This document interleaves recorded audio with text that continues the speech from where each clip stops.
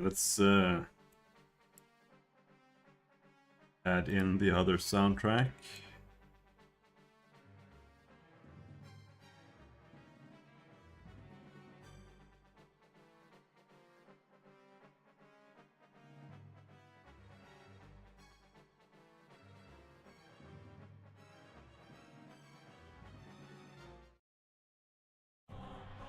I'm just gonna go with Breath of Fire again.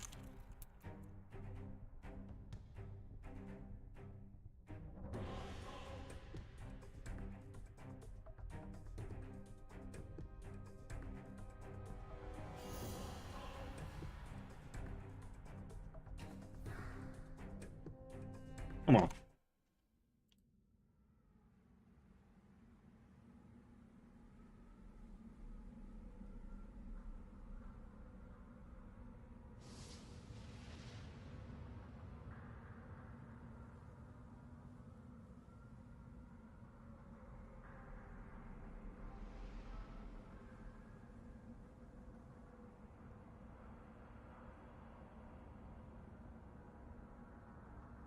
EBB there.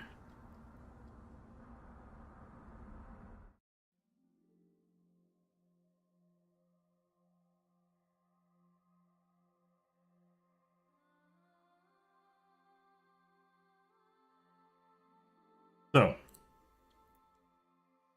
what should we do?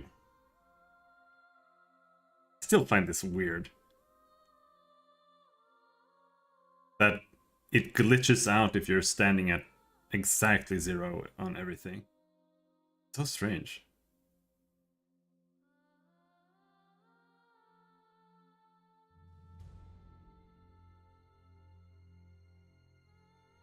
Like, literally anything and it's fixed.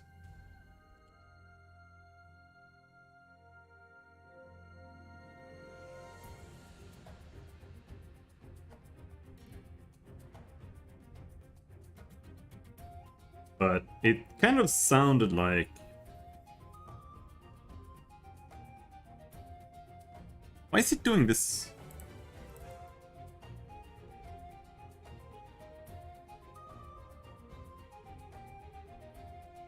Disposing of compute buffer. But I don't want to dispose of it. Fuck off. I want to keep it. Is that because I'm making a new one every single time?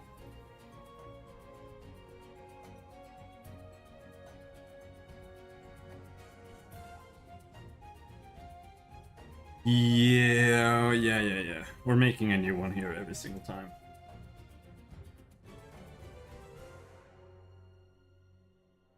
We need these native arrays at the top.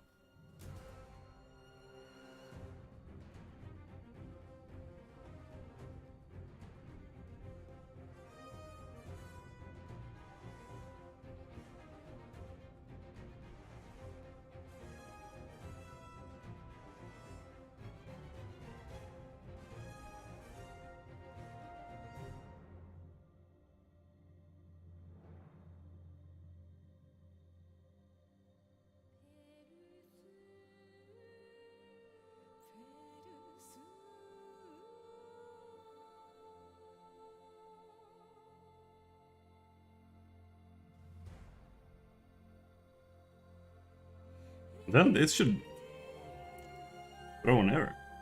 Isn't it doing that?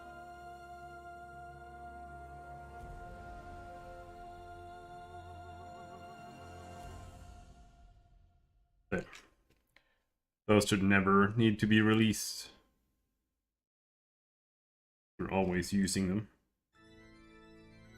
Not that it makes a difference, but I mean it might.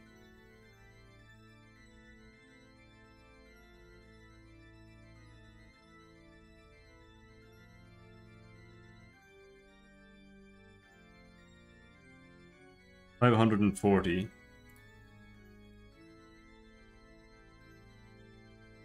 $520-ish. Didn't really make much of a difference. But it's the way it's supposed to be. More or less.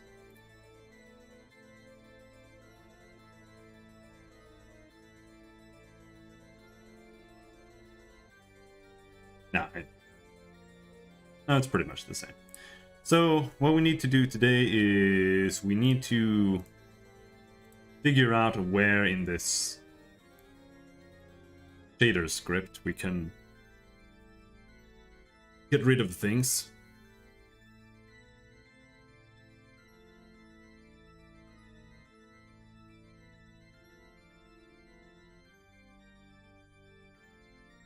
See, I wish I understood what this is. Side distance. Like, what the fuck is happening here?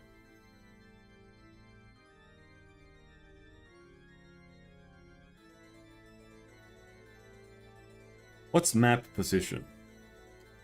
int3 floor array position. That's what I was trying to do. So that is, it's flooring it to the integer value of the array. That's what I was doing, and that's what didn't work for some fucking reason.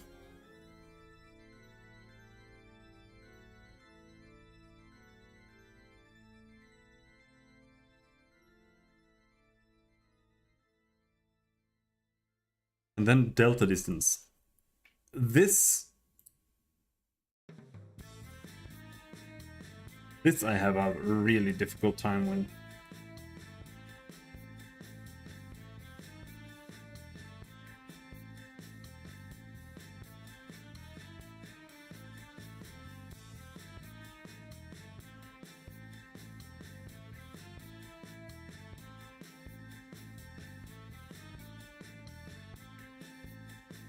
Abs float 3 length ray direction dot xxx.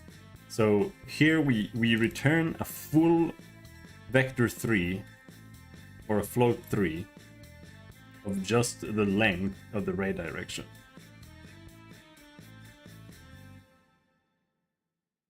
And then we divide that by the ray direction.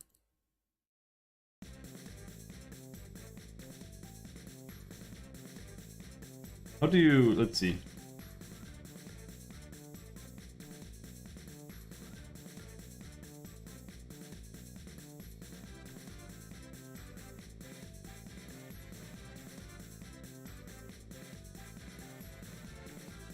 Dimension of a vector, 3.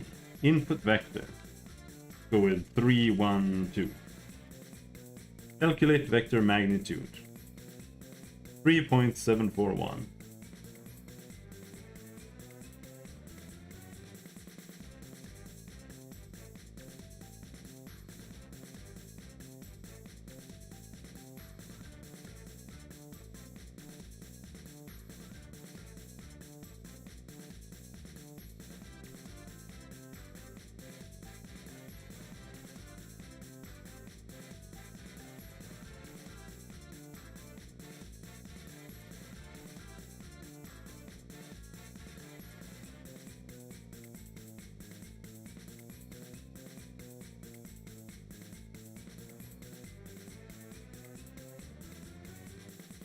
I don't understand what this means.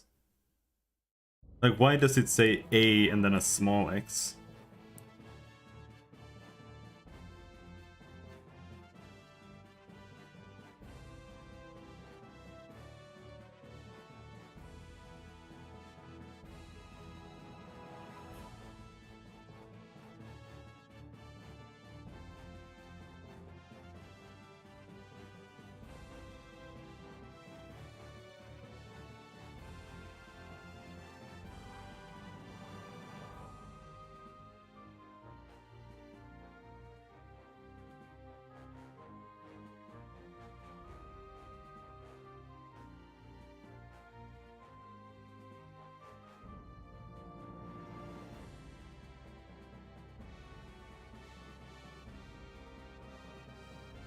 So you kind of just ignore that. It's just there to confuse you. In reality, you just replace it like X.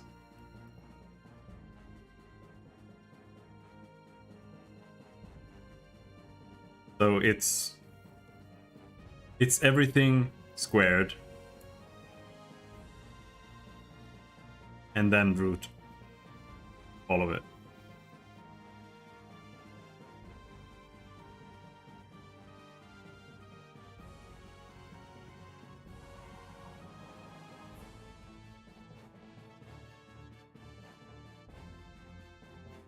and you get the length.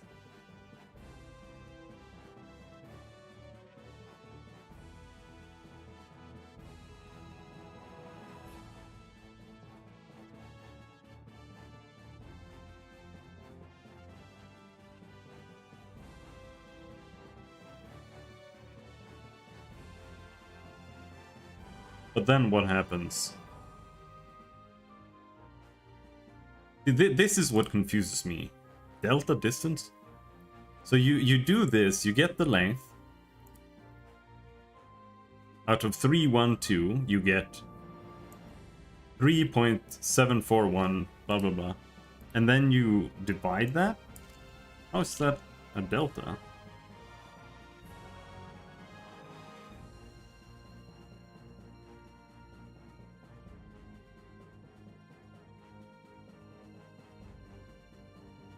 Divided by 3. 1.247.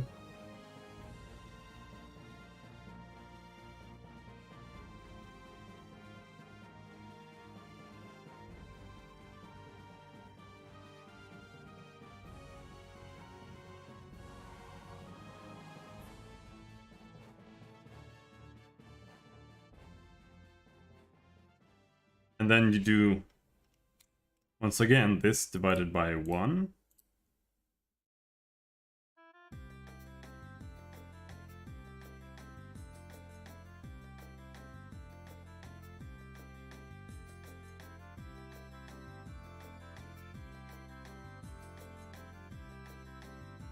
And then once again, this divided by 2.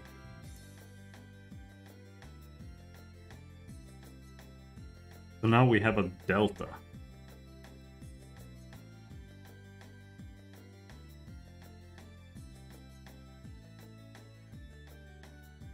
Was this a delta? Delta distance.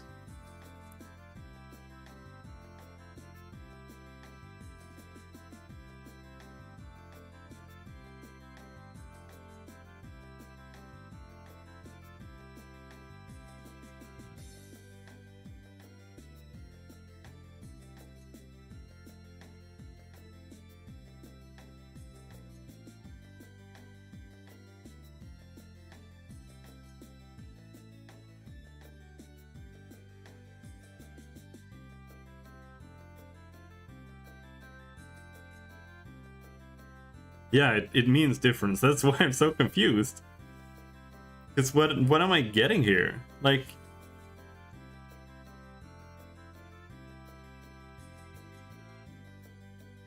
we end up with float 3, or let's say we have 3, 1, 2, right?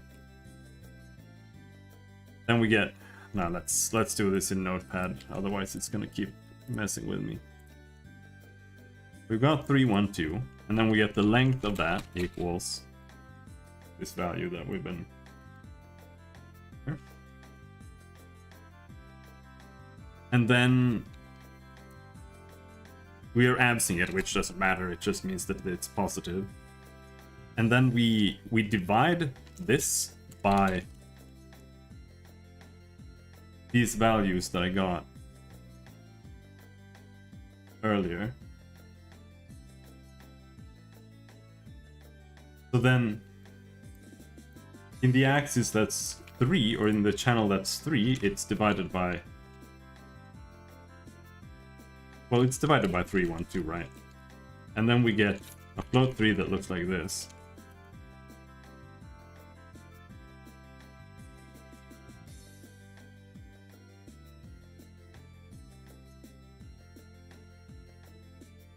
Right?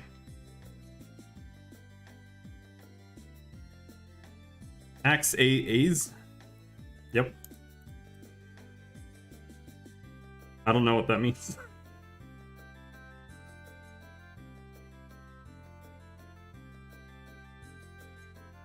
So, what do I have here? That's what I don't understand.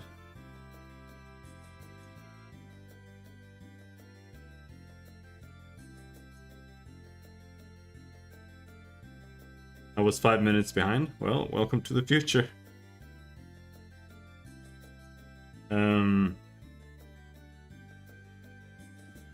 Because what happens with this, the delta, is that it's so weird. I don't really understand.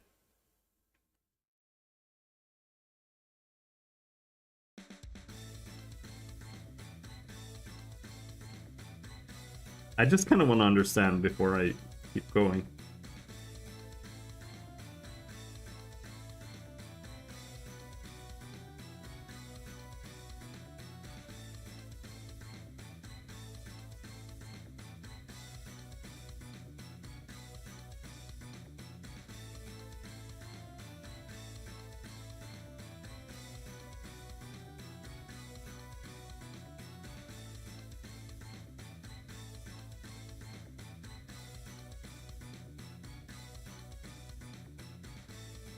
Yeah, it's doing something like that, but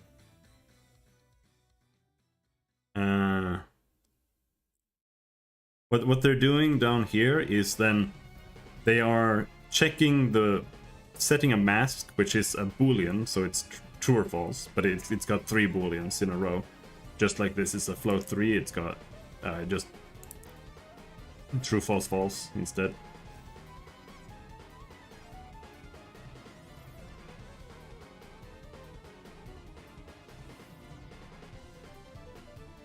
So less than equal side dist means side dist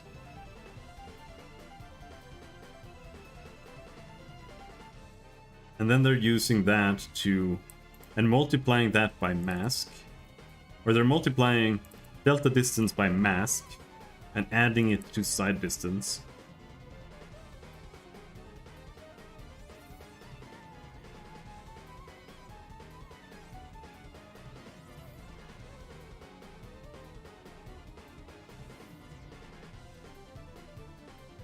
And they're adding the delta distance here.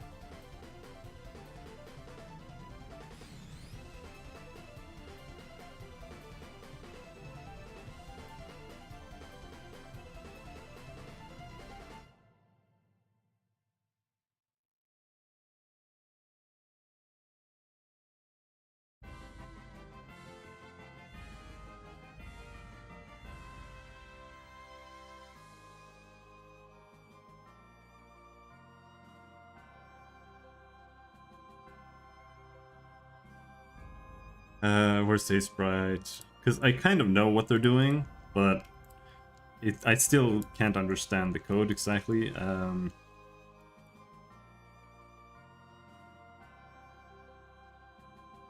If I understand right, it works.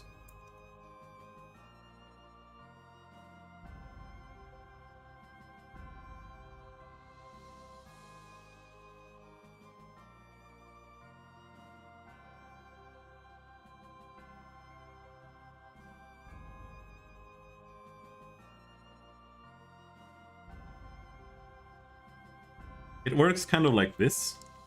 Let's say we start. We're green, we start there. And then we cast a ray over here. Right? What it's doing is it enters here, and it might jump far enough that it's like here. Maybe. Think.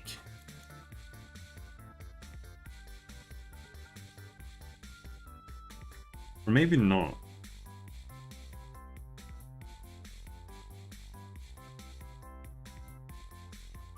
Well,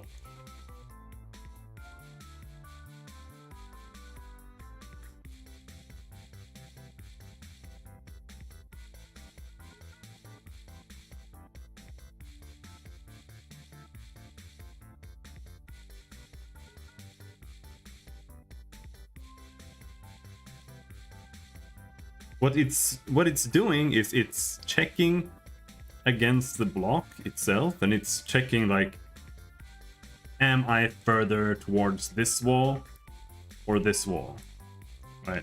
And it's checking basically that. And then if we're closer to this, then it sets the mask to be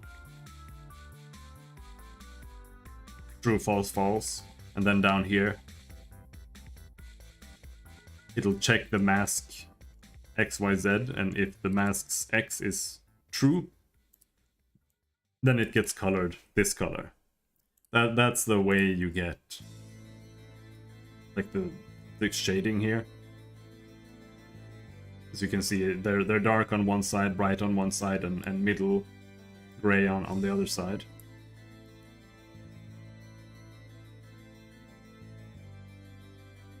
I think it's something like that.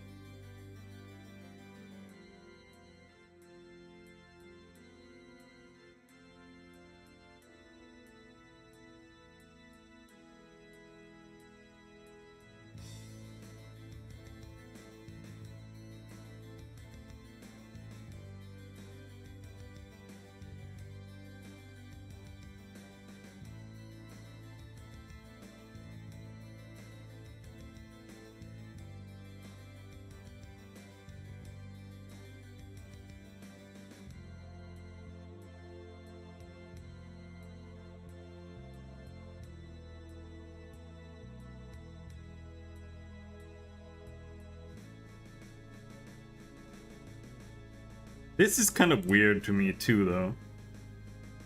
That they're dividing it by the ray direction, because can a ray direction not have 0 in them?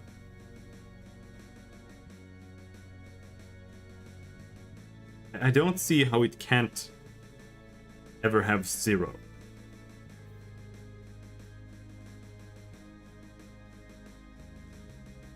Like if I'm standing exactly in one direction, that should be 0.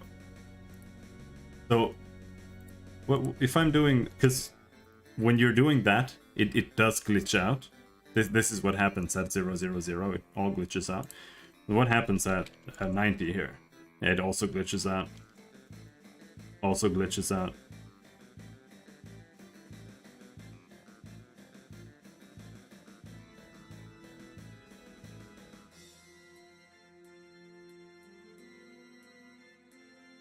But now it's not all 0, is it?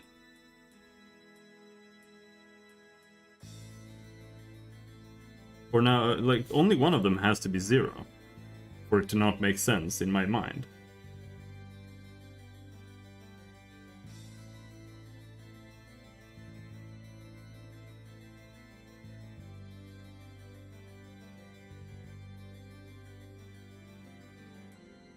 Yeah, but because it divides by float 3, that means that it'll divide x against x, y against y, and z against z. And that's what I mean, like if only one of them is 0, that'll give you a divide by 0 error. Okay. But I don't... Like, I feel like I understand directions, but at the same time, I don't feel like I understand directions. Ray direction is a normal vector, right?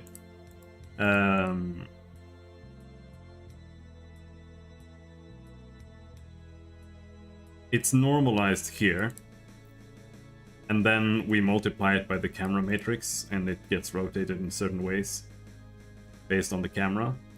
But yeah, it should just be 0 to 1s pointing in a direction. Right.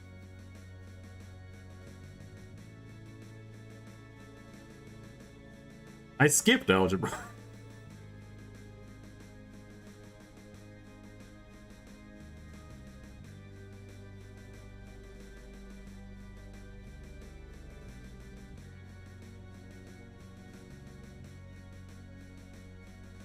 But what I don't really understand is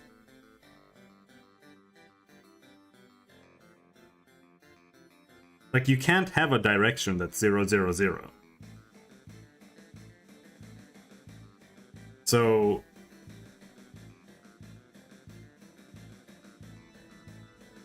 because that would be no direction. So if I'm looking straight forward, that would be 0, 0, 1 or 0, 0, -1.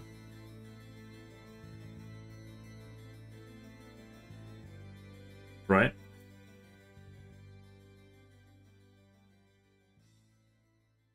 You're dividing by the length of radius? No. I mean, maybe that's what it should be. Let's go take a look, because I know there were some comments. It's called branchless.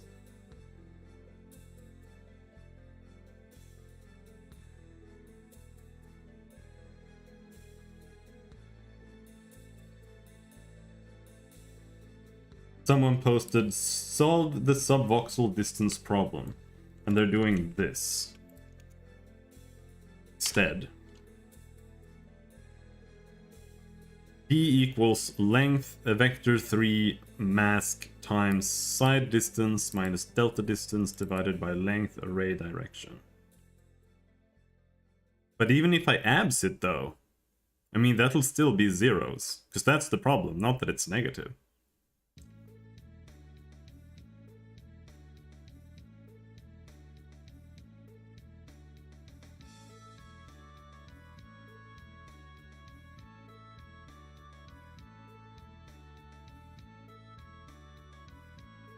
This is somewhere else. I don't know what this is. D. Where do you think you're doing this? Here's one D. There's another D.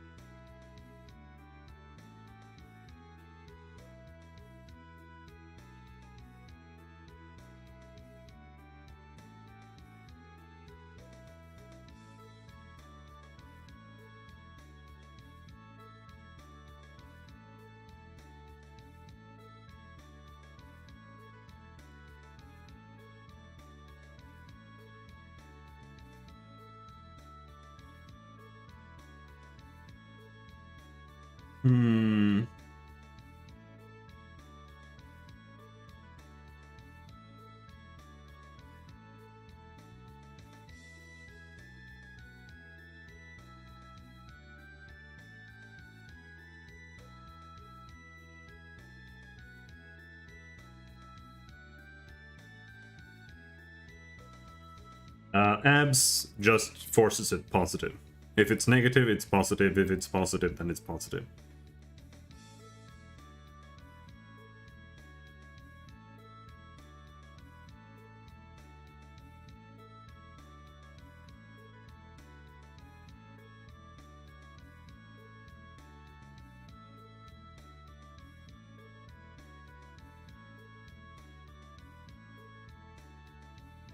This is what length does. Vector magnitude calculator, this is length. From as far as I understand. AX squared plus AY squared plus A2, AZ squared. And then you root that. That's what length gives you. It gives you this.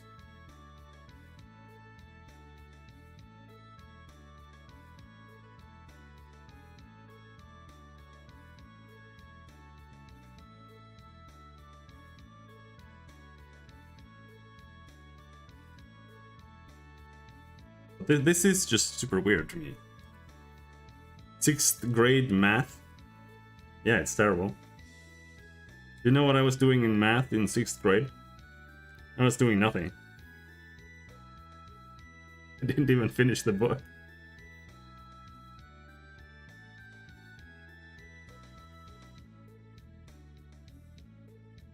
I wasn't skipping, but I didn't do anything.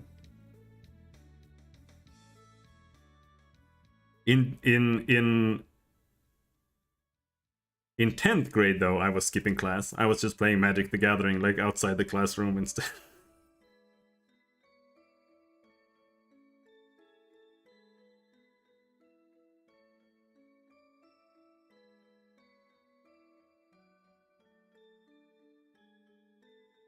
But what would a real direction look like instead?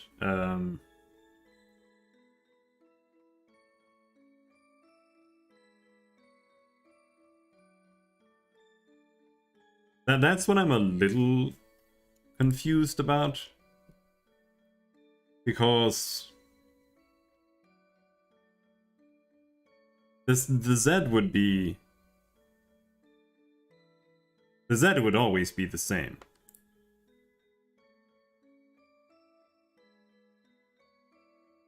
Wouldn't it? No, no it wouldn't. Because the Z is what helps you turn around.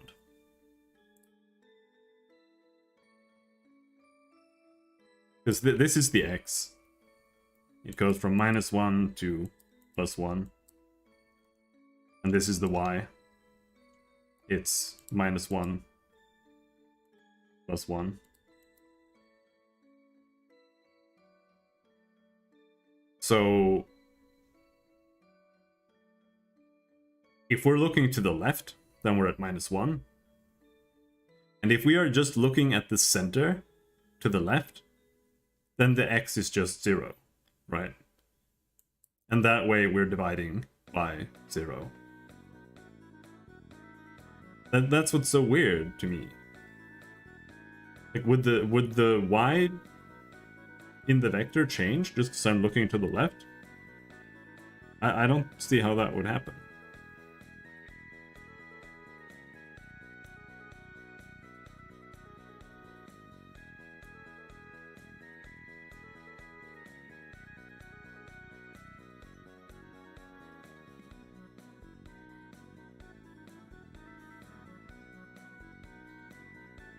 I'm just confused. I'm confused by the results here, and I'm confused by what we're doing. But I was also doing it by an improper value, because this is a normalized here. And that changes things, because what I was doing was I was dividing 3.7 or whatever by 3, while in reality I actually don't really know what that would look like normalized.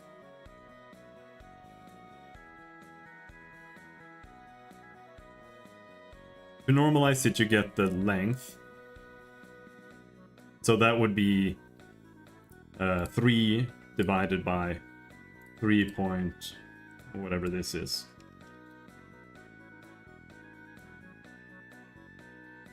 So this is the X length.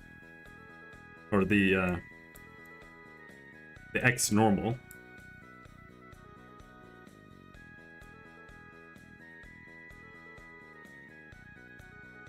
Like that. And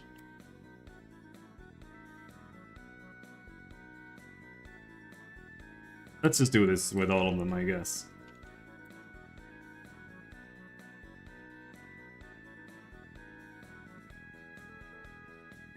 One divided by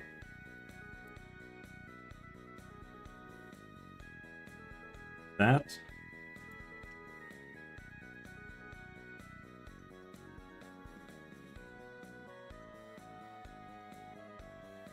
And then now we get 2 divided by that. Okay, what the fuck?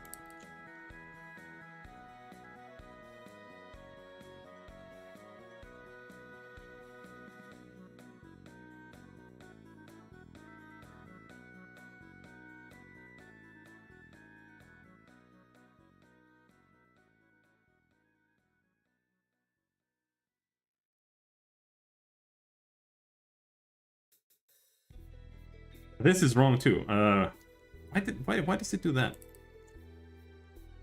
3 divided by... No.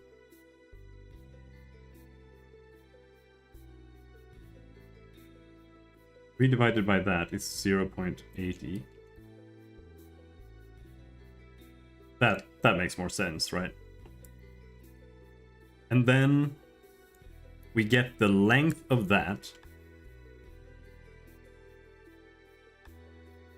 which is gonna be 0.80 squared plus 0.267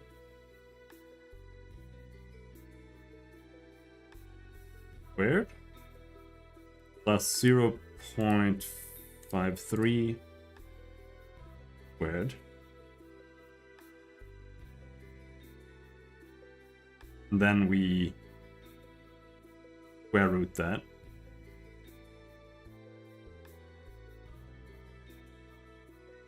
Then we have the length there.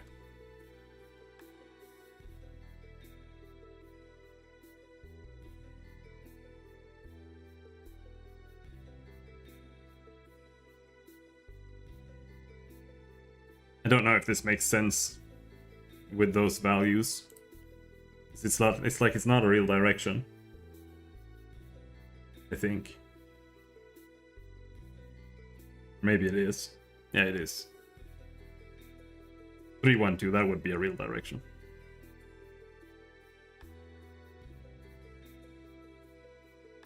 And then that's divided by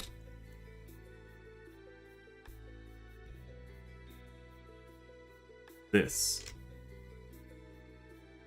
No.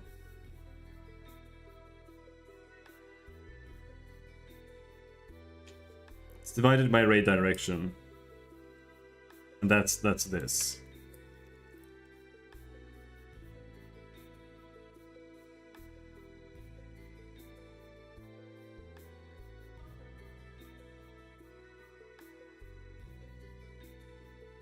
Scales the vector up or down, keeping its direction until it has length 1.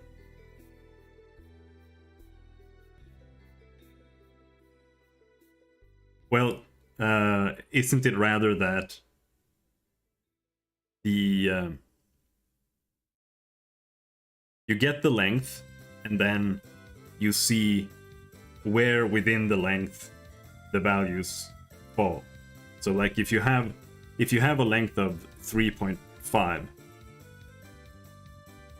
then the x that's 3, that's going to be like 92% or whatever. So that's going to be 0.92.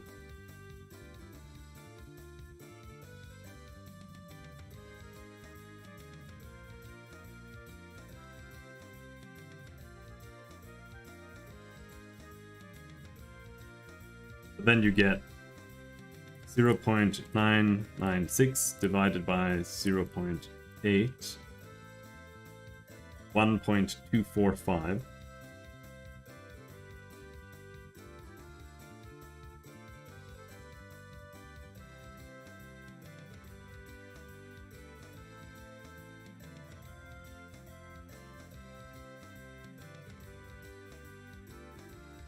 Well, yeah, I mean, it's just the same thing, right? Like, it's a direction.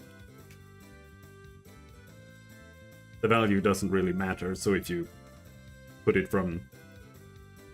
Like, I know what normalization does. That's not the issue.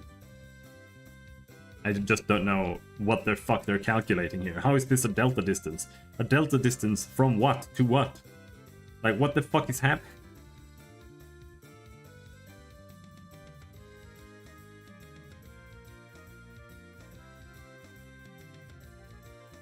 So now we get...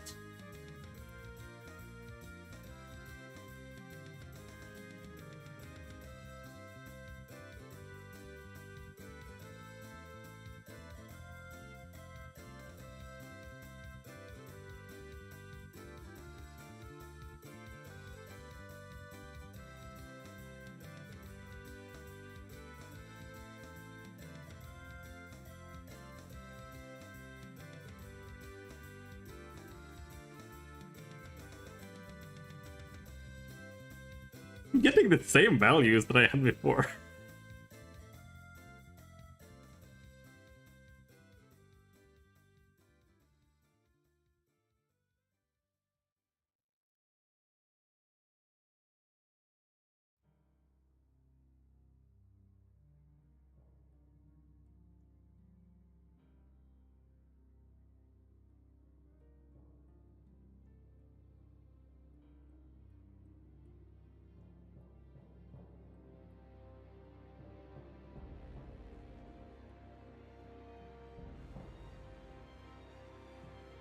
I was hoping this would enlighten me a bit more. Because I don't understand.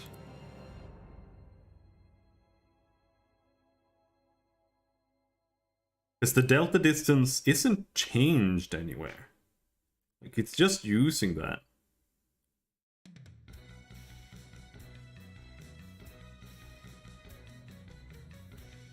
But it's adding it to the side distance. But what?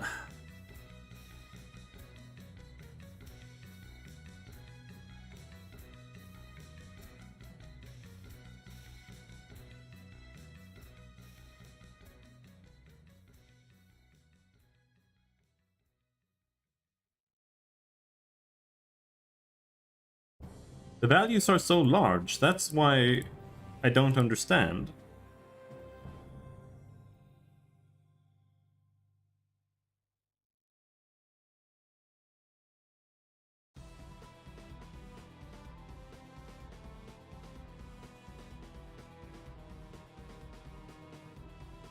Maybe that's what the issue is.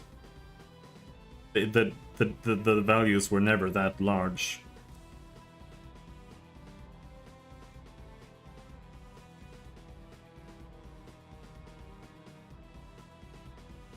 Because here in the camera direction, this is 0, 0, and this is like 0.8, right? And the camera plane as well is 1, 0, 0. Camera plane B is 0, 1, 0 times resolution divided by resolution X. And all that does is it kind of stretches it out a little bit.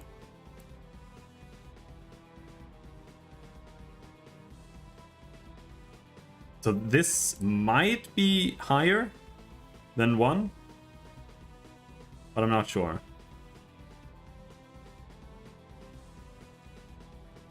And then here we have the ray direction, and the ray direction is camera direction,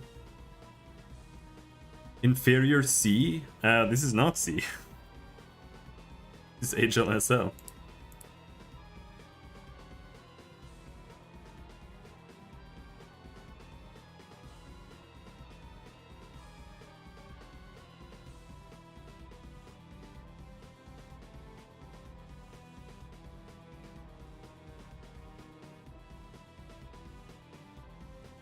Yeah, the CS is, those are C#. That is true. I'm not ready to switch to Rust, because I don't understand programming, or I don't understand graphics programming well enough. And then here, I don't really understand what's happening here. It's like super weird. I don't even understand. So the multiplications happen first, right? So screen position gets multiplied by camera plane U, which makes no sense because it's not doing anything. Like, it's literally just 1, and then it gets multiplied together with screen position X, so it literally does nothing.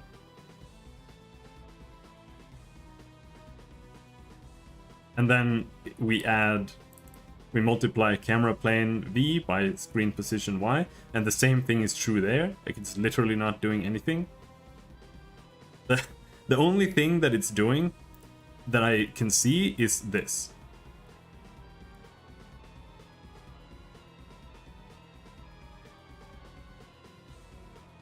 It's just adding the altered, the aspect ratio altered camera plane B. But see, all vectors. In this case here, the screen position X is not a vector. I mean, it's getting multiplied. The X is getting multiplied together with camera plane U, which looks like that. It's 1.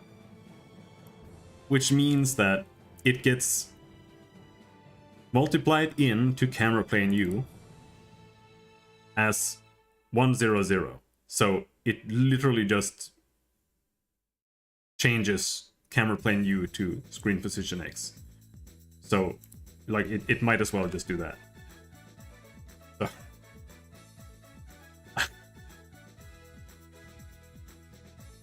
It's just so confusing.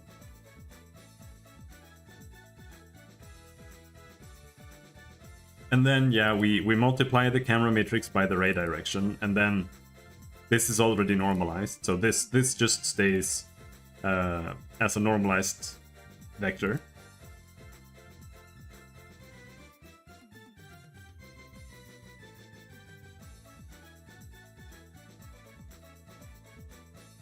And then we're back here again. So what if we use this, right? Let's try this again.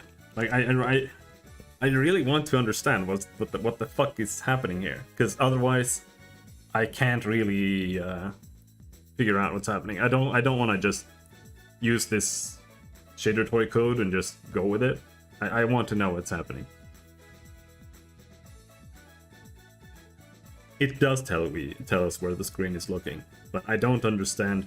Well, that's what the ray direction does.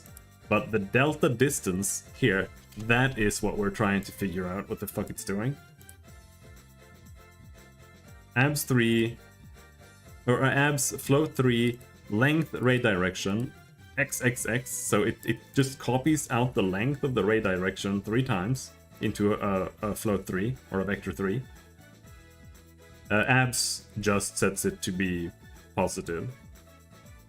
Or at least returns the absolute value of the specified value.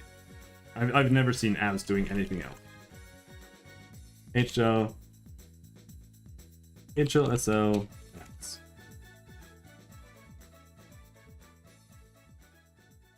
The absolute value of the x parameter.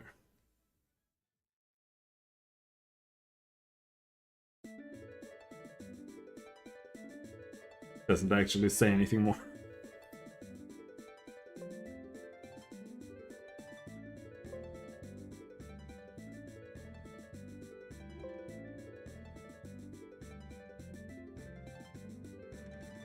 But yeah, that's what it does. If it's negative, it's positive.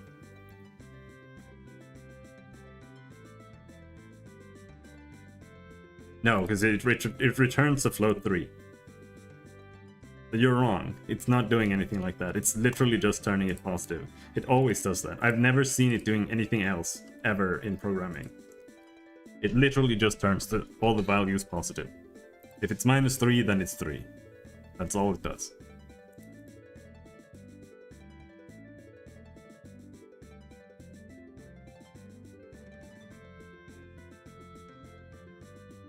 XXX, see, you get the length of the ray direction here. And the length is just one float, because that's what a length is. And what happens is that it's making a float 3 out of the length. XXX just means we're getting the x. And since it's just one float,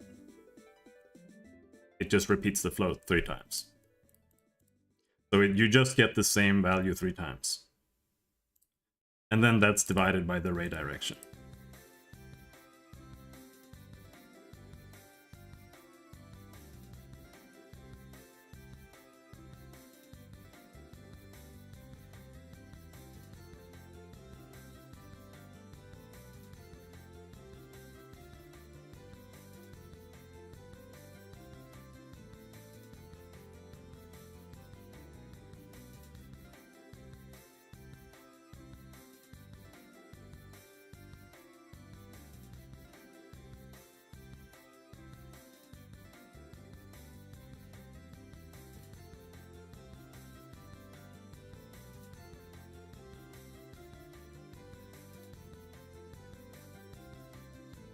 Yeah, if you look up absolute value, they're just describing a length.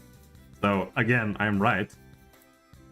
Abs literally just turns these into positives. Length does what you're saying that abs is.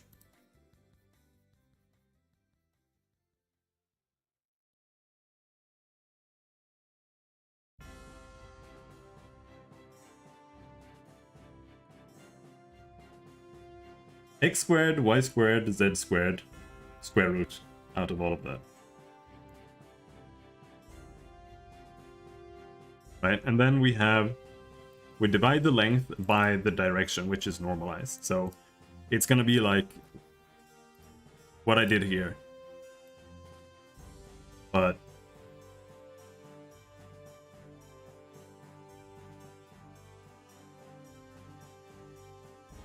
what happens if we get the length of a normalized vector instead? It's gonna be the same length. It will, because we normalized it afterwards. So this is what we will get.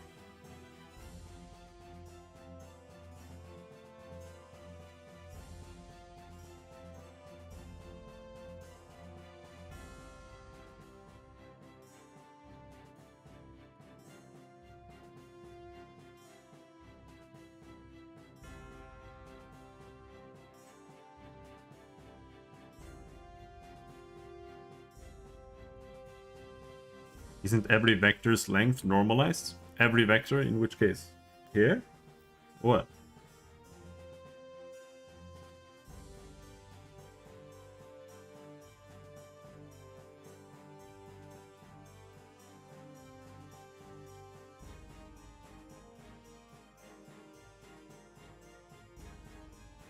How do you make a vector with negative length? I don't know.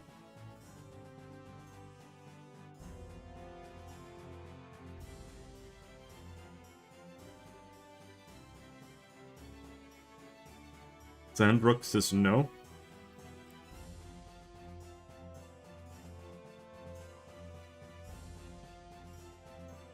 You can't?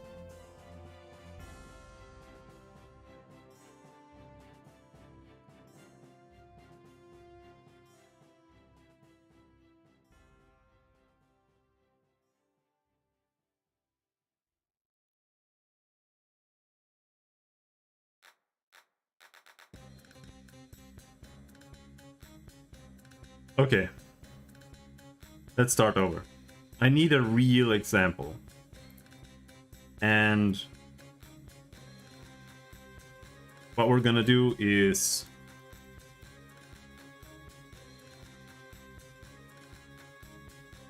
let's have a square here.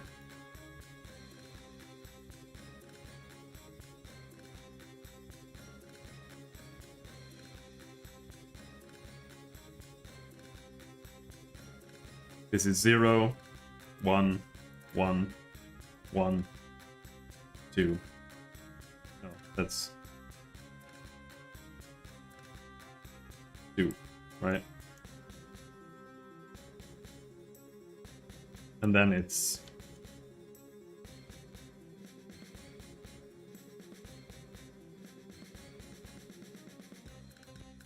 a cube.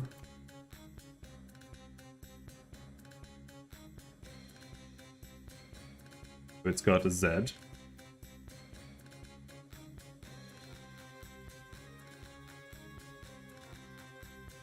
That's one there.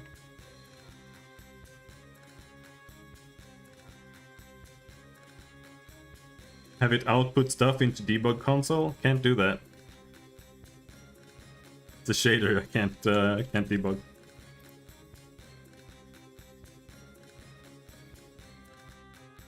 At the best, I could like write a color to a texture.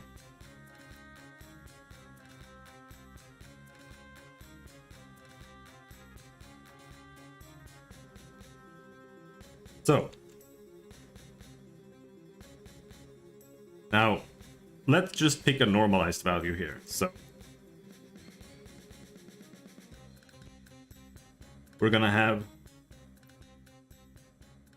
0.23 0.8 and 0.6, right? So that's gonna be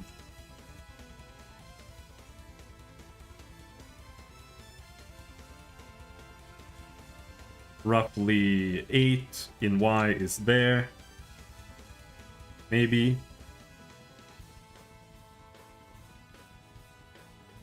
2.3, that's like here. And in 6 here, it's gonna be like there.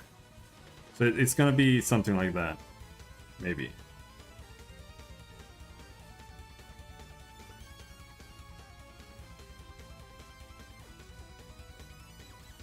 That's our vector there. Or our direction.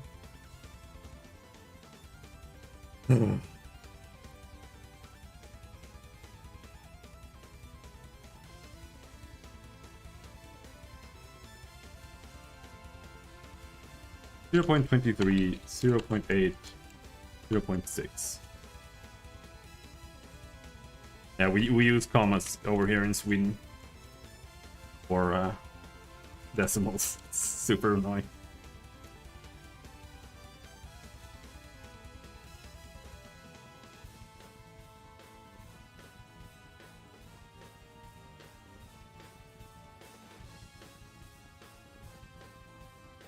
And then what happens?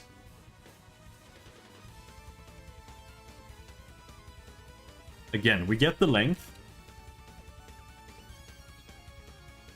And to get the length, we do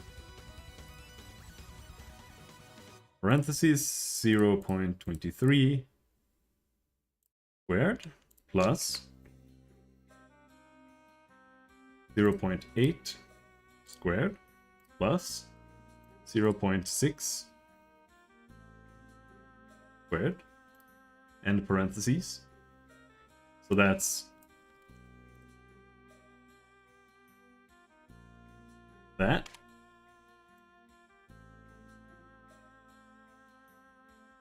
So then we take 0. Oh yeah, did I not root it?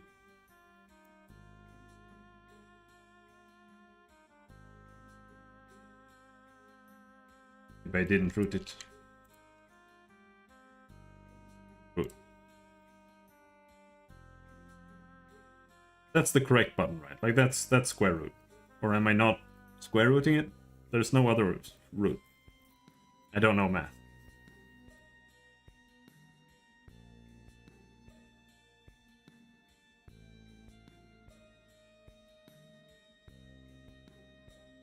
Like that.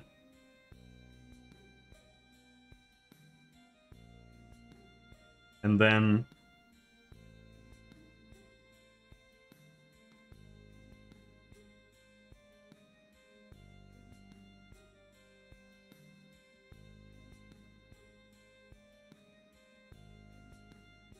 we take that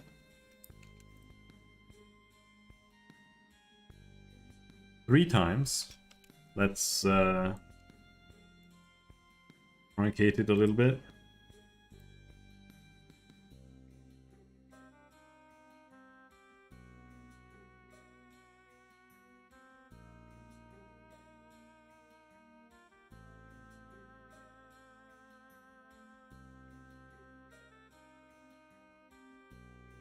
Oh, calm down.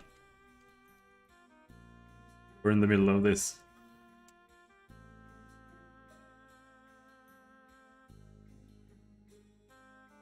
So that's the length ray direction dot xxx. That's this.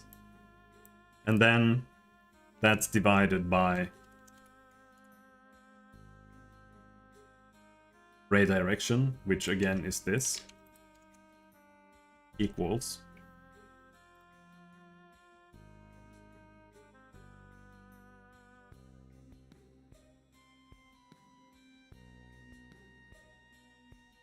divided by 0.23. Oh, stop. It's why.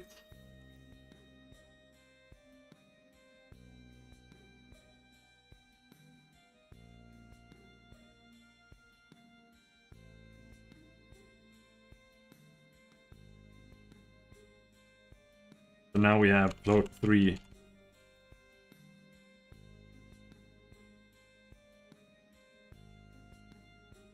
.461.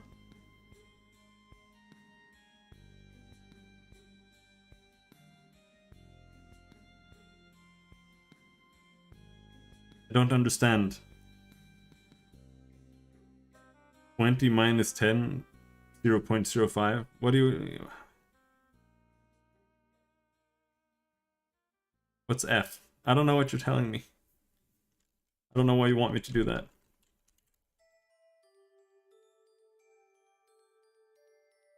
$1.0261 divided by 0.8.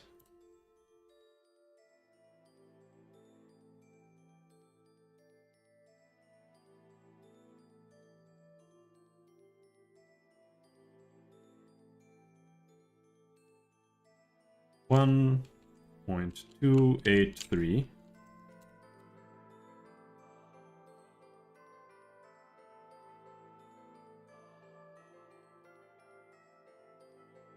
$1.0261 divided by 0.6.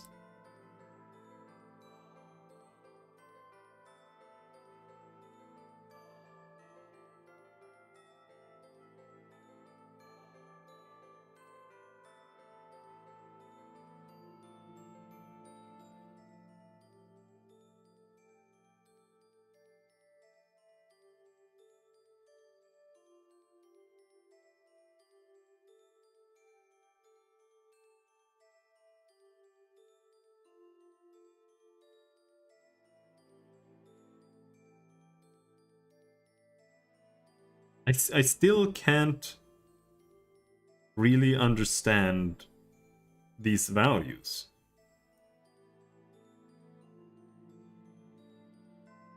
Delta distance. The delta distance of what?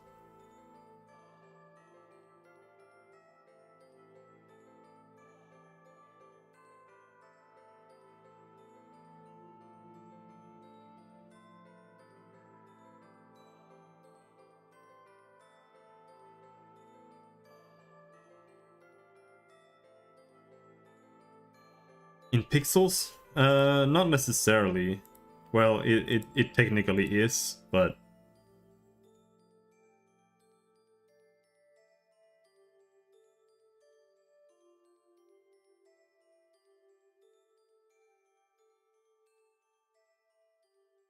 Since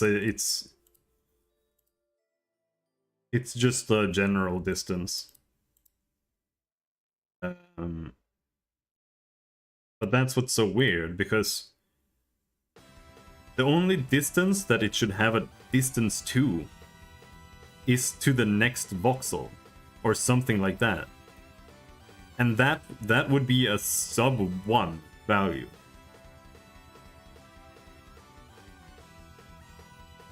Because 1 is the first voxel, 2 is the second voxel, 3 is the third voxel, etc. So, what the fuck is this?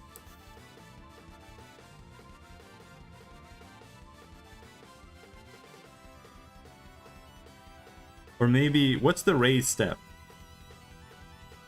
No, it doesn't. It has a max step, but it doesn't have anything else. Here it has something called a ray step. I don't really understand that either. But then here, this is the side dist, and that's being multiplied by delta distance. So maybe we have to do this to understand how this is interacting with this.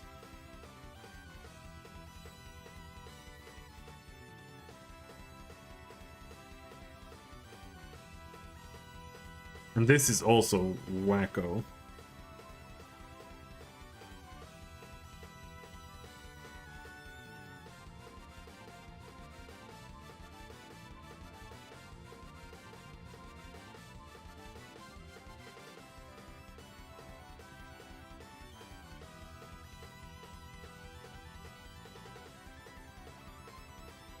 Oof.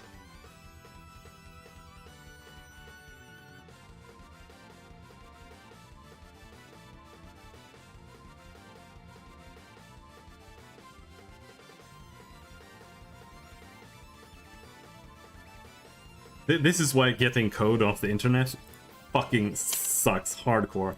Because they have some way of doing things that just, it makes no sense unless you know the whole thing inside out. Like, I did try making my own ray tracing before, and it kind of worked, but it also just didn't work. Like, no matter what I tried, it just would not work properly. So that's why I just went and grabbed this to see, like, what the hell am I doing wrong and what are they doing that I'm missing.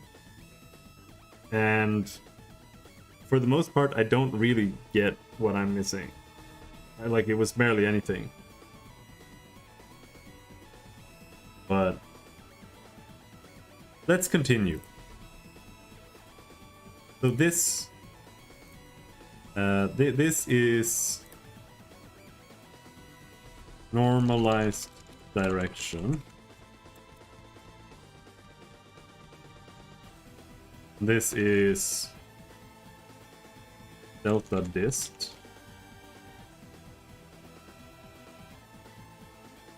So then ray step, that's an int3 sign, and what that means is that it returns -1 or 1. Well, I've seen it work slightly different in different languages, but from what I understand, it's gonna be 1, 1, 1 here. Because the ray direction is, it's just positive, so it's just gonna be 1, 1, 1. Otherwise, if any of them had been negative, it would have been a -1 there instead. And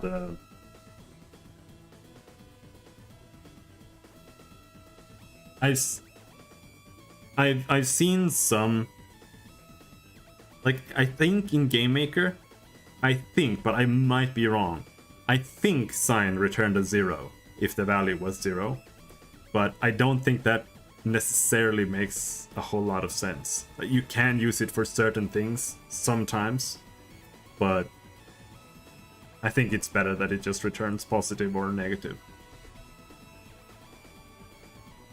Yeah, phones suck a lot. He's just stuck in his bed just being lazy.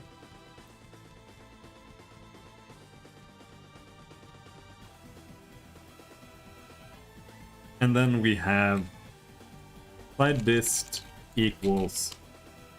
Now, so sign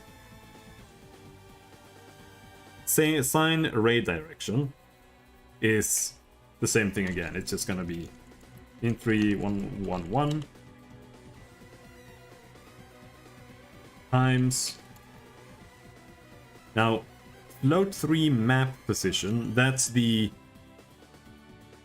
ray position, and that's where the camera is. So let's say the camera is at,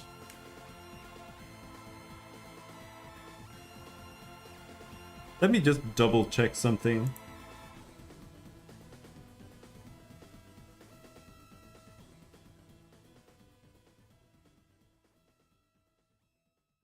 Delta dist, ray direction, yeah.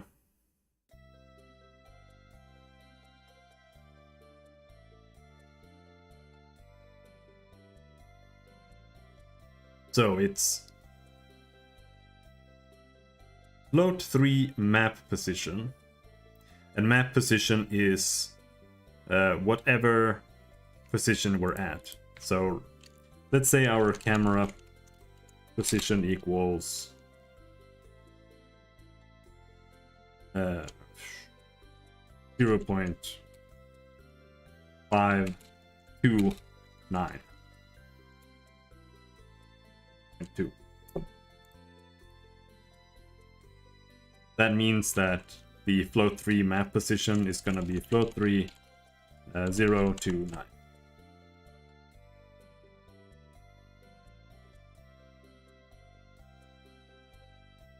Minus ray position, and the ray position is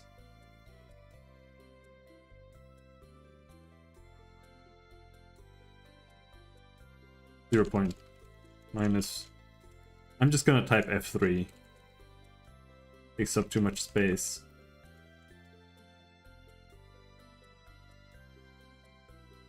So that's 0.5 to 9.2.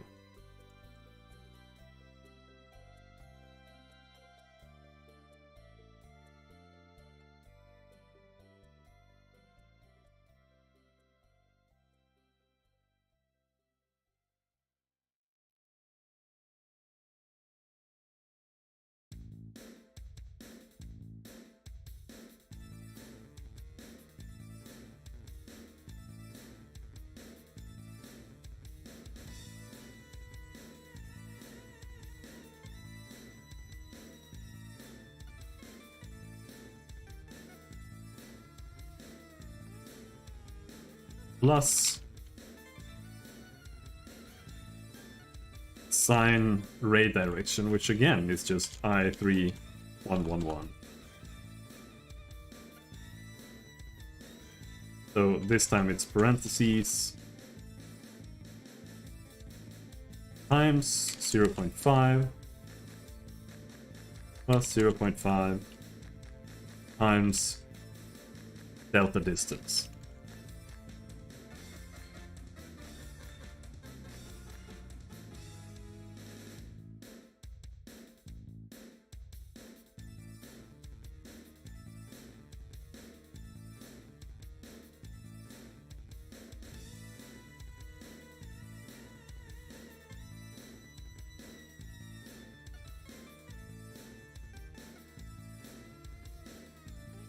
So sine ray direction times this, that just does nothing, it just multiplies them together. So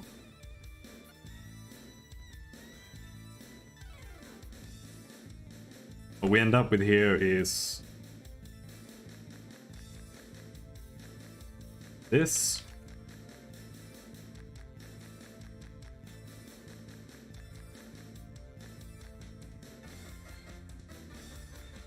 So that's gonna be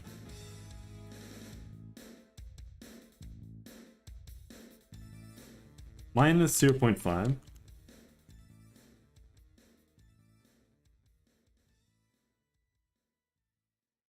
0 minus 0.2.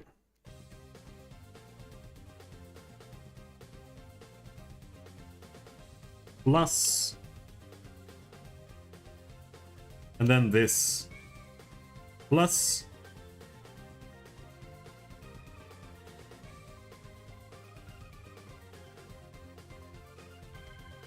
I3 0.5 0.5 0.5.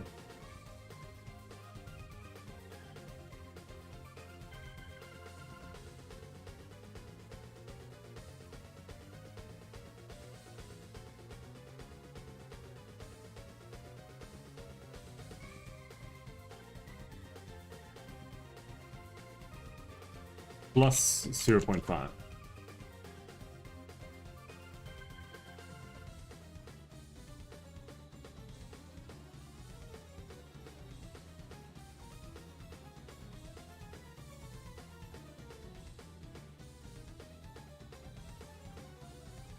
This is some fucking bullshit, dude. So this is just 1. Alright?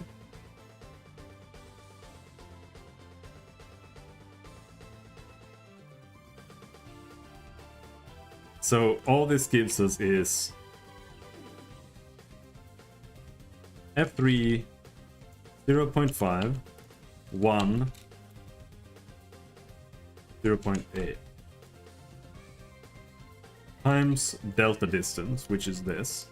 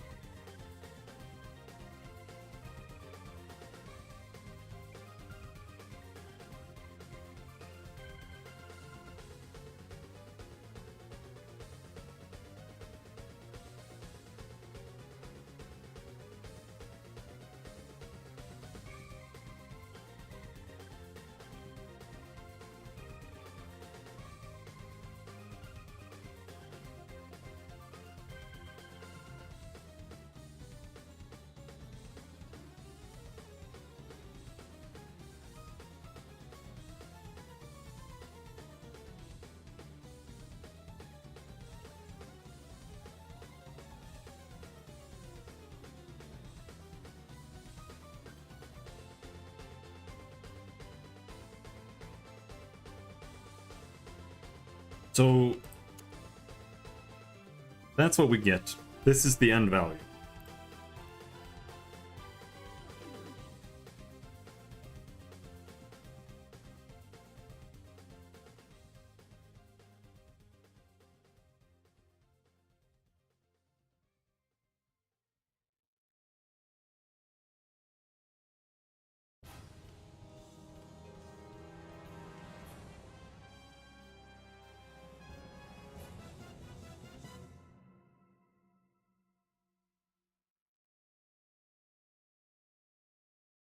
Like, am I retarded? Like, I don't know what's happening. Like, this makes no sense whatsoever. This is so stupid.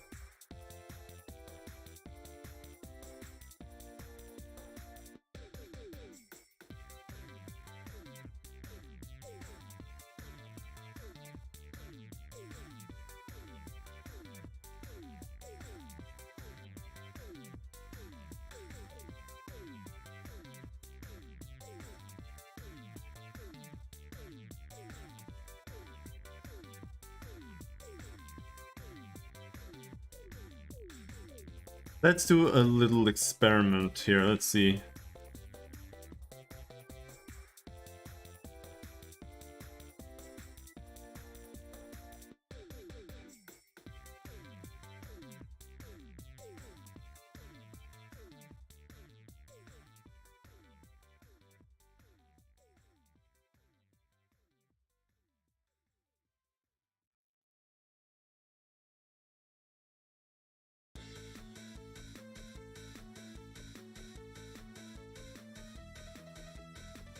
Yeah. One X is 1 voxel. Right.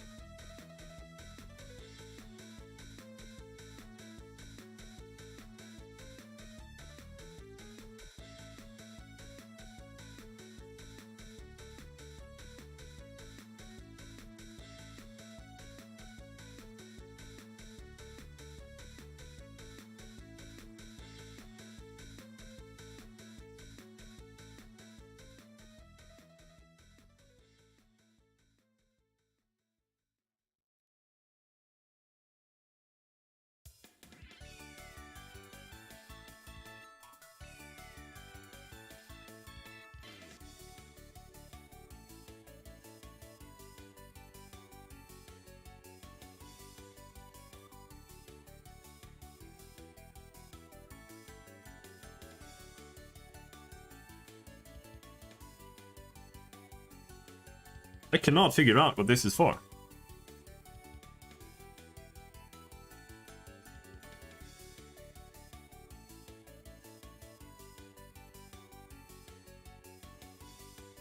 But somehow it works.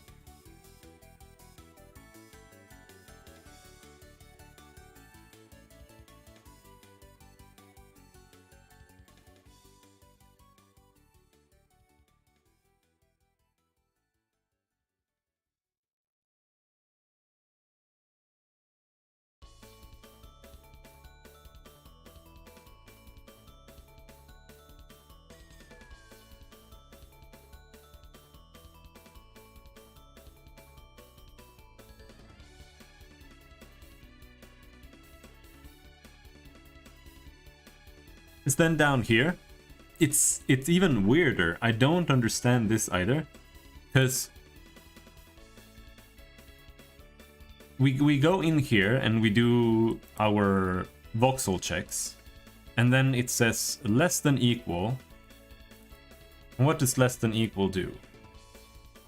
It checks if x is less than or equal to y. Right? So if this is where things get really fucked up. See, we now have our super stupid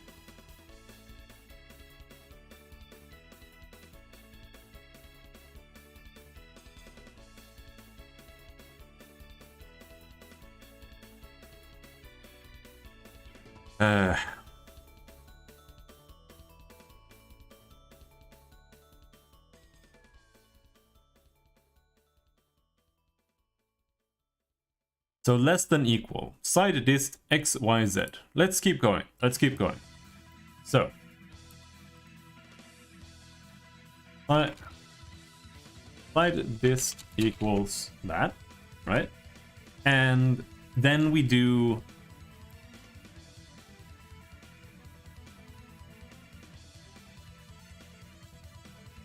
less than equals.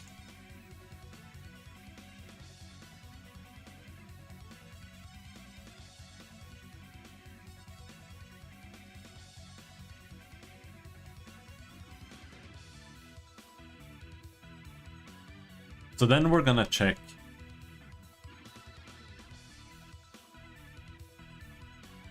if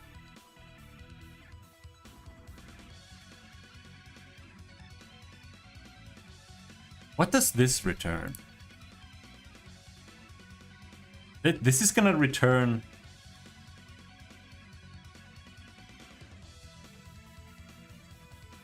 the lesser of both and create a new vector, right?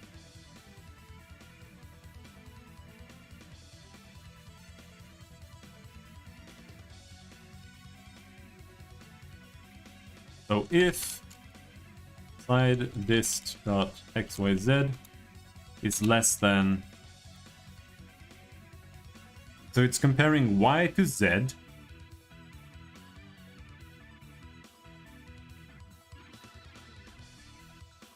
Or does it compare the lengths? HLSL min.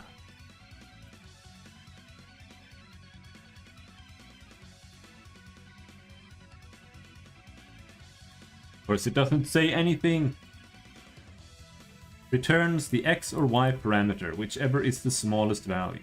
Okay. How do you figure that out, asshole?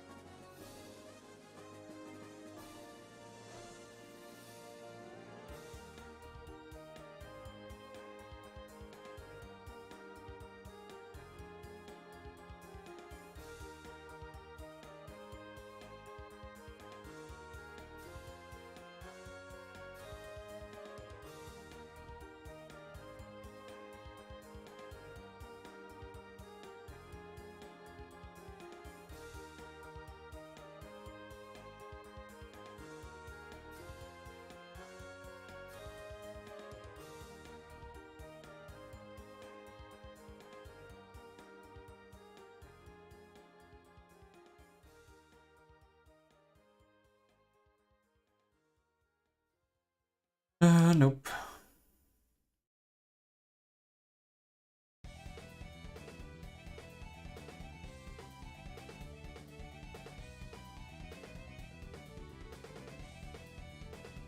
Anyway, I'm gonna operate on the assumption that it just returns the minimum value of each. So again, it's gonna be float 3, side distance y compared to z. Then it's gonna be returned 1.283, z to x. Then it returns 1368, x to y. And then we get another 1.283.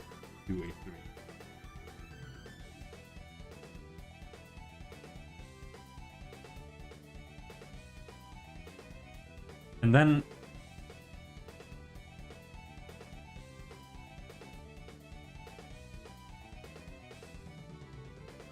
that's gonna return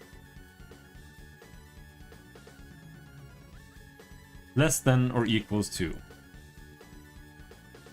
false, false, true.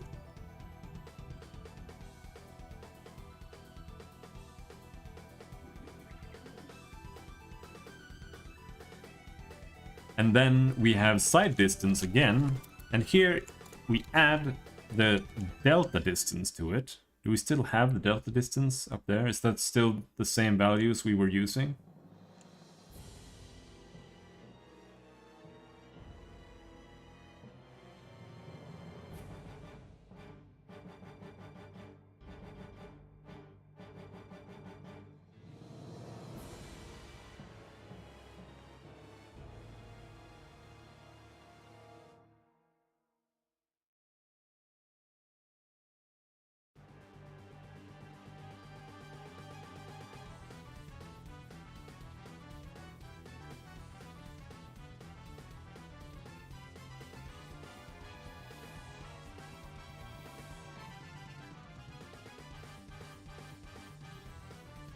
Let's see, 0.230806. That's what we did here. And delta distance. So yeah, this is our delta distance.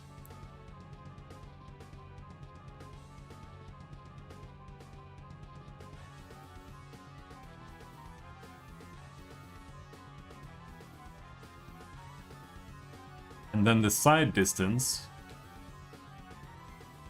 is gonna be plus mask times delta distance. So that means it'll be plus float 3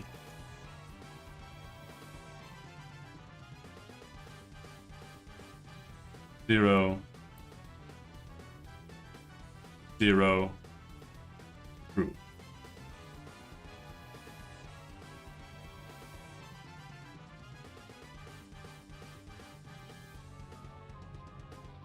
And map position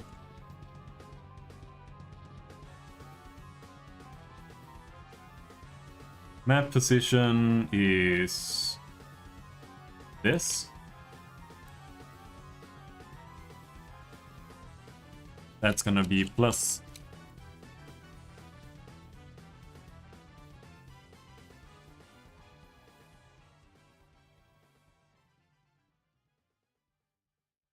gonna type it like this. Plus equals mask times ray step. That's gonna be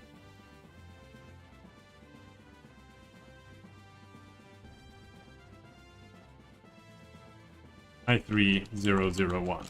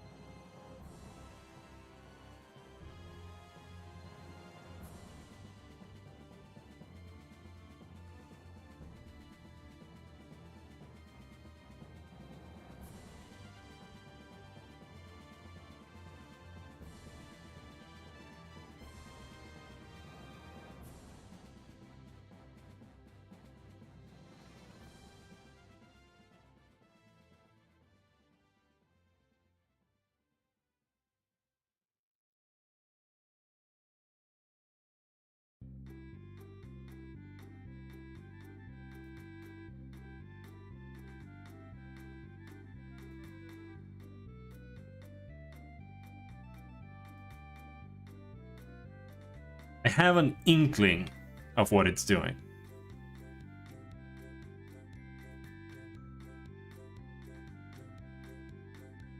Or a theory.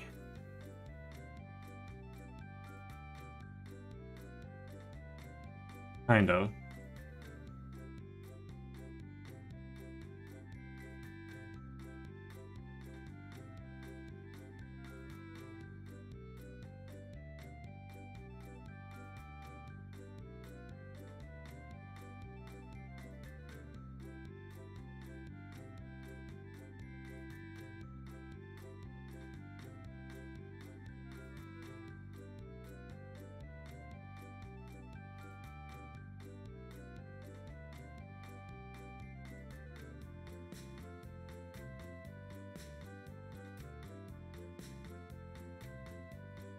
I'm thinking it might...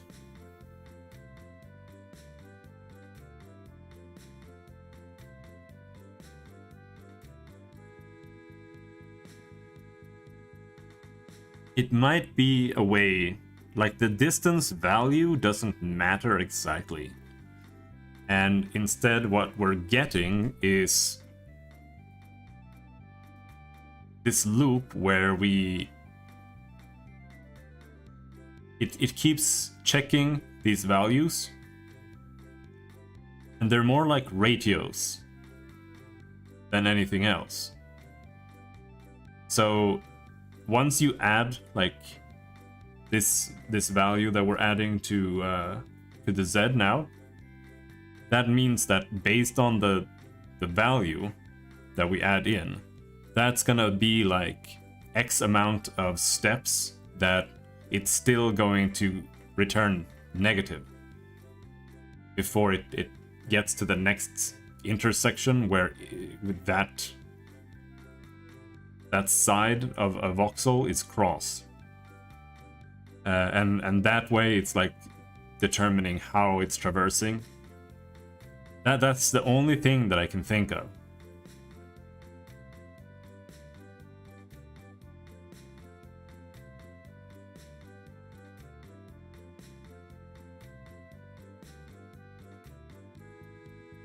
So basically, instead of...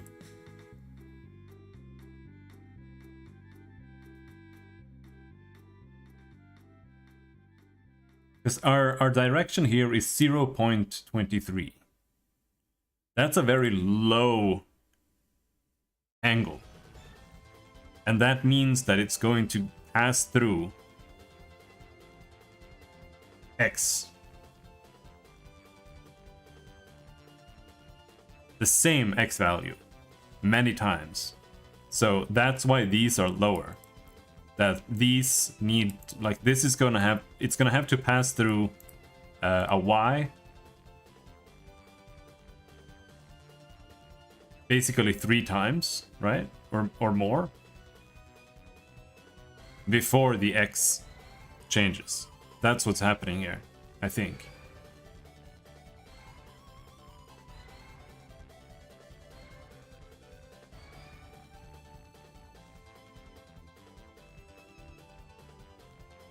And then once you get there,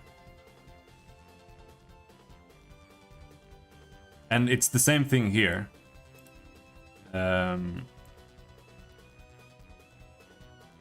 Like they just keep checking like this, and then because 0.6 on the Z, that's also a relatively steep value, but as you can see, this is higher, which means that this is going to more often be less, and it's whichever is less, that's what we're stepping through, right?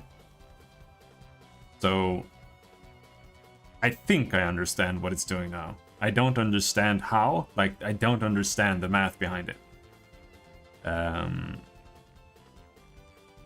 Not really. But I'm pretty sure that's what it's doing.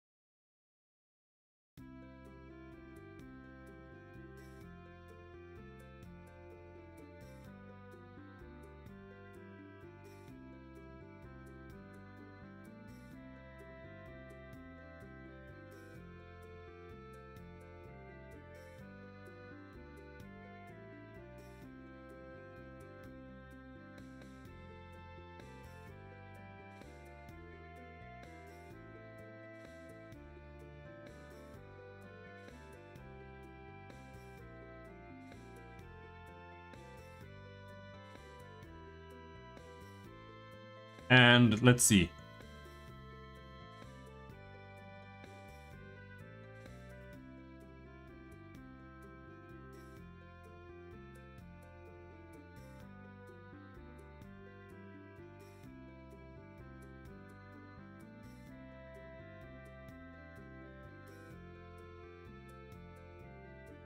Yeah. Here we have a delta distance of 1.283, right? And on the side distance, that's still the same value. And the reason for that is because the side distance, the delta distance is actually the real value, but the side distance is a starting point or a starting offset. That's what that is. So, because our camera starts at 0.5, that means that we're halfway in already of the traversal of the ray in the X. So that means that we have to, when we start, we have to offset that value there.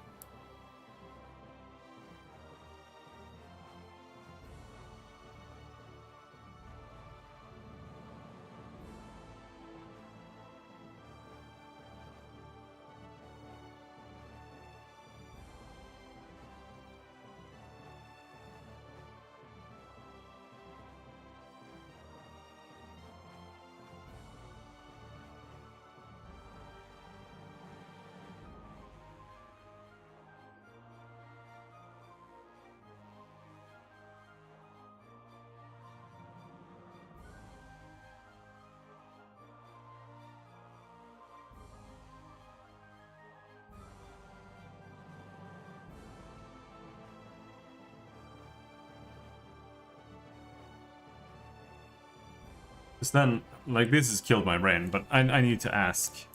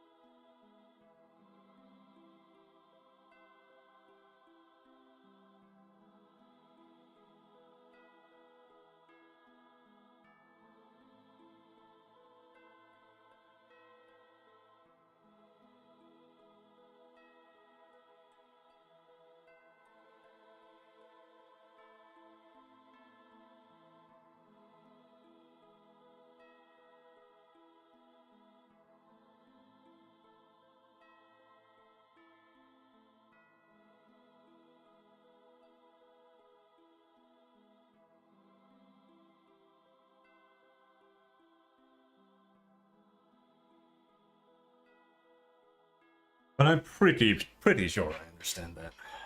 But how...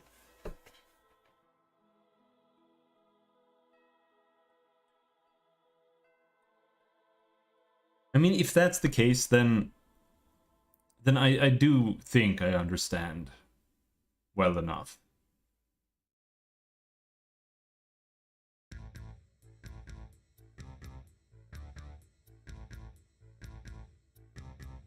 The problem then is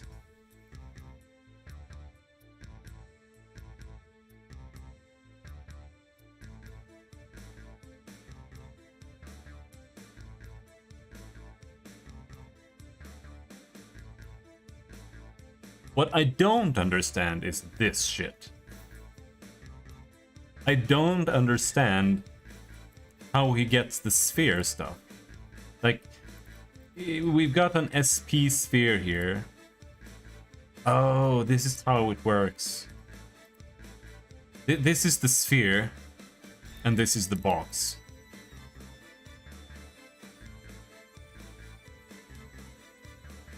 But get voxel map position continue.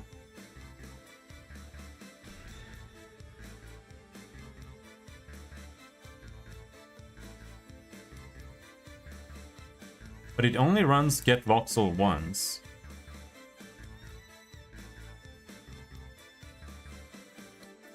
Oh. Continue breaks out of this, right? And then we go here. Oh, yeah. Now I understand. This is why. If we start it, when you run out of steps. So if I back away here, you can see the walls start coming in, right? And that's because when we run out of steps, the loop just stops running. And when it stops running, then it hits this.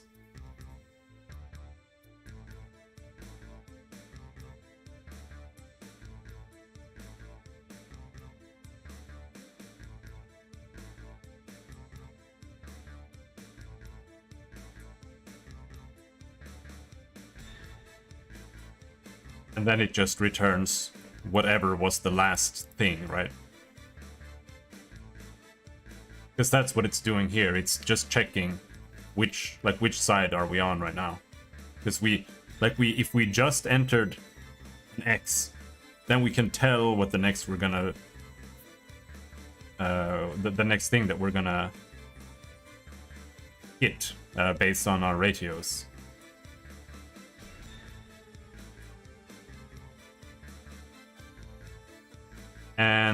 But the one thing I don't really understand is, let's see.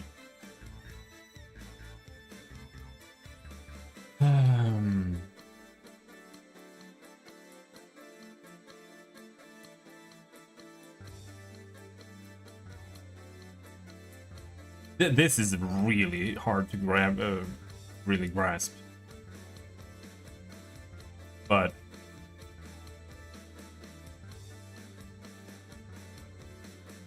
from what I understand, what it's really doing is it's checking every side against every side. That's what it's doing here. So first it checks these against those, and then it checks that against whatever is lowest here. And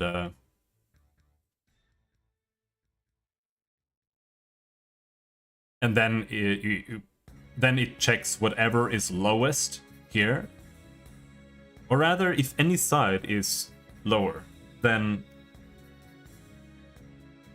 we get there. Because technically you could probably cross, like, straight in between.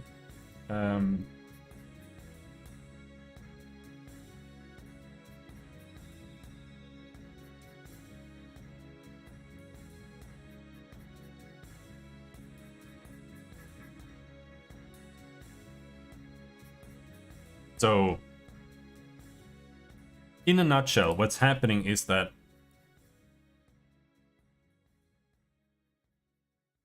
this is added to whatever is lowest on the side distance. Well,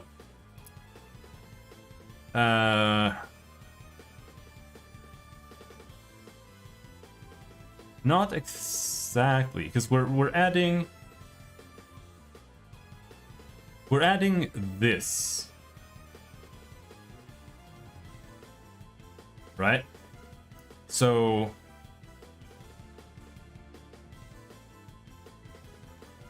it's the starting side distance here. Obviously, the y is lowest, but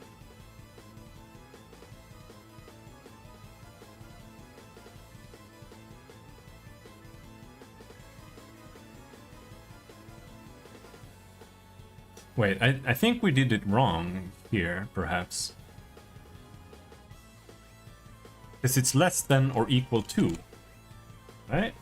No. Well. Well.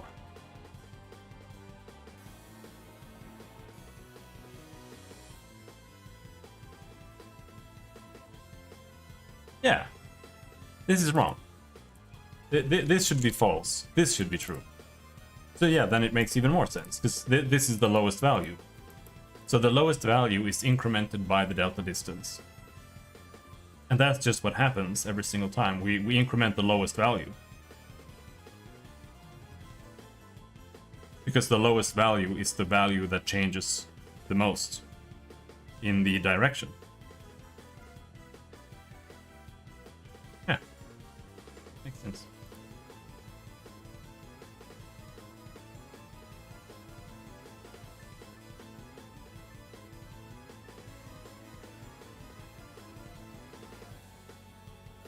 That was a lot for my brain.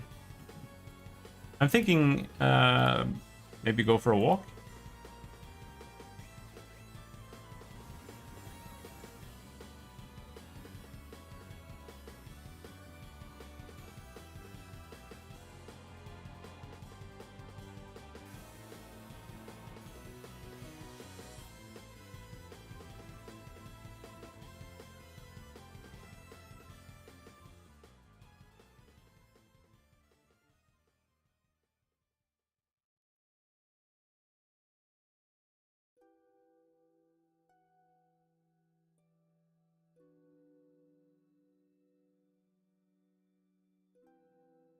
And then basically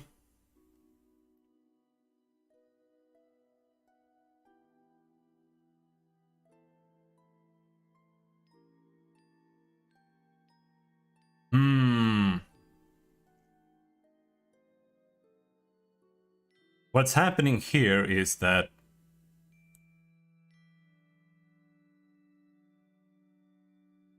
okay, I understand now.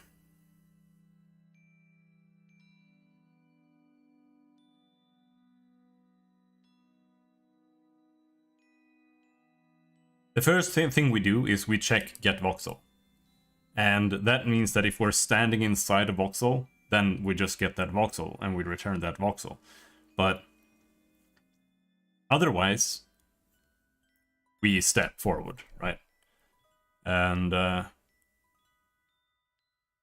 then it's basically all we need to do is replace get voxel with something that will it needs to check this, right? Get voxel map position, and that's an int3 there. So all we need is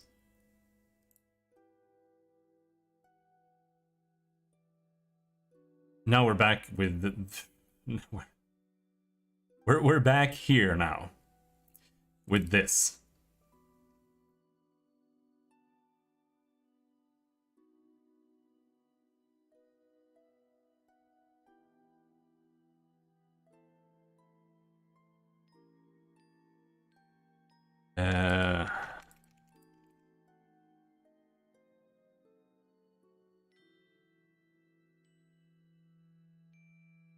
Well, it's this that's the issue. Because we need to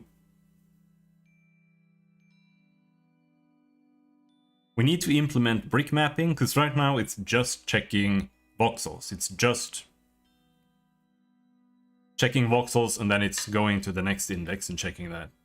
But we need to have a brick map, and the brick map needs to just be a big empty square, and it's gonna be checked, and they're gonna be like, no, this one is empty, and then it just skips it entirely. And if the brick map is not empty, then it enters it and it starts marching. So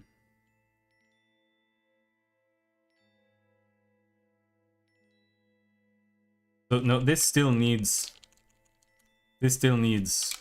int brick, I think.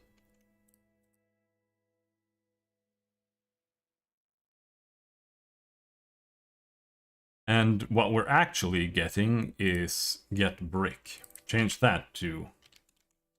Didn't need to do any of this. There. So we can keep this as an integer in 3.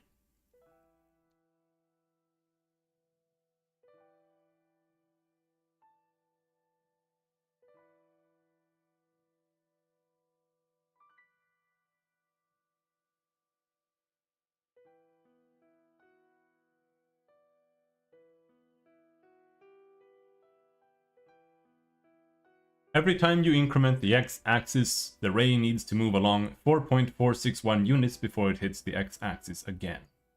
Right.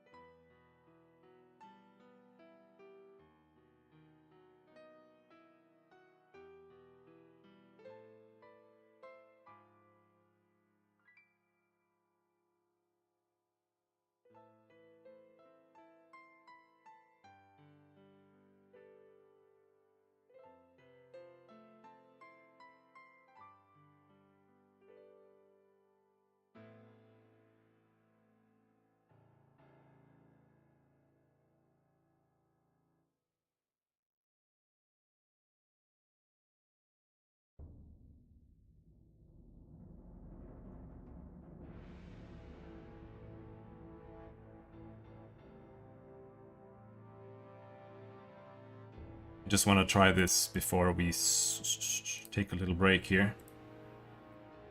Get brick. We still have a brick grid size. So let's see how fucked up this is.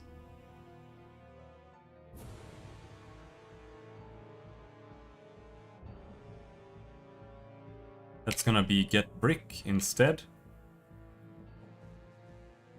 And then we do equals 0.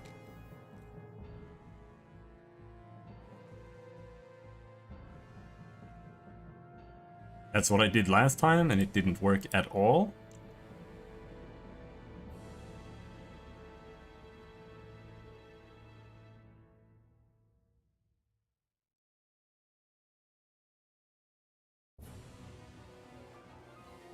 And this, we're doing this. We're not doing this at all. This is true. This is always true.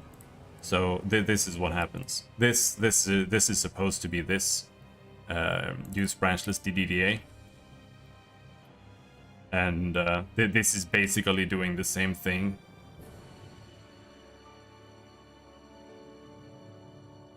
So we can delete this, to be honest. It's not really there. And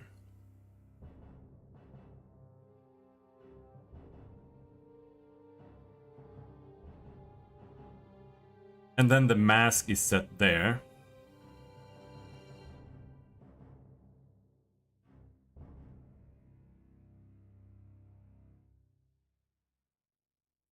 And we can keep this for now, but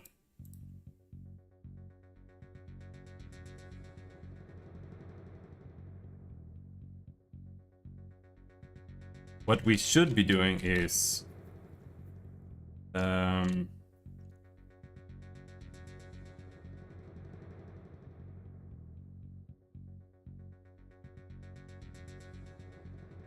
Well,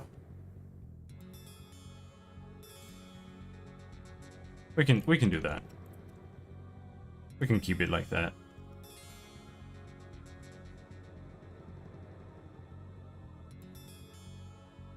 And then we just see what happens.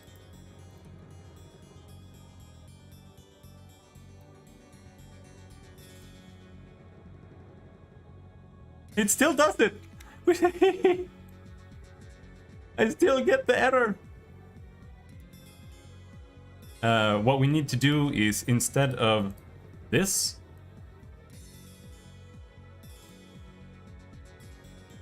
when this runs out, it needs to be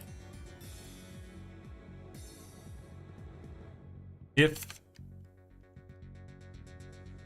I is greater than or equals to 63.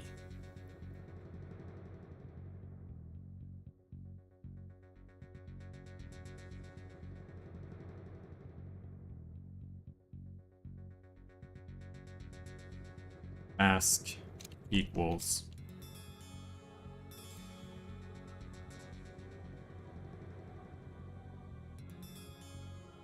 full 3 false, false, false. Then here we do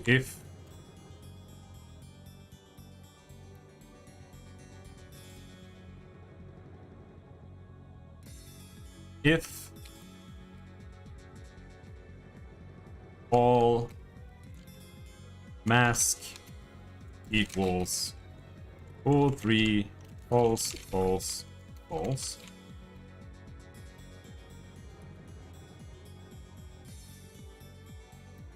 Color equals load for 0, 0, 0.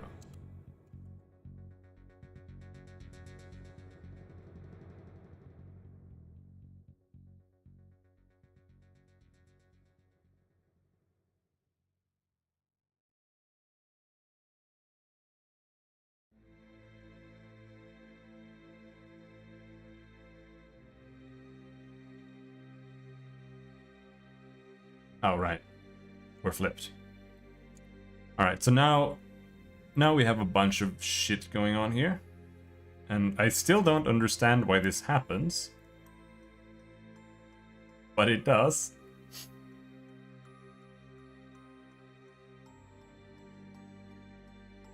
So weird. Why does it do this?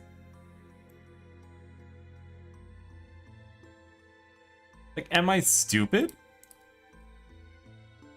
I cannot understand.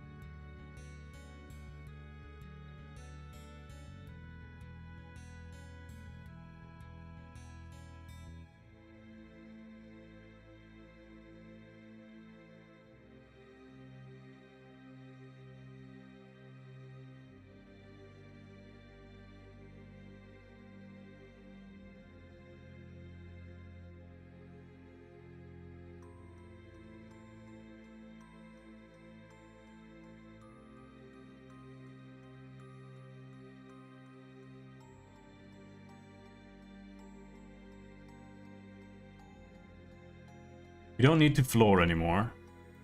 So we don't need to do this. We can just do that.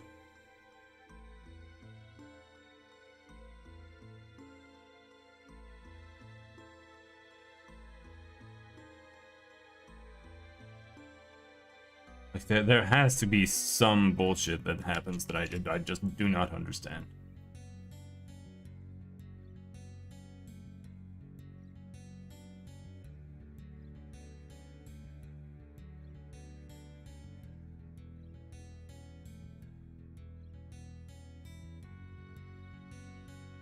Because the math just doesn't work like that.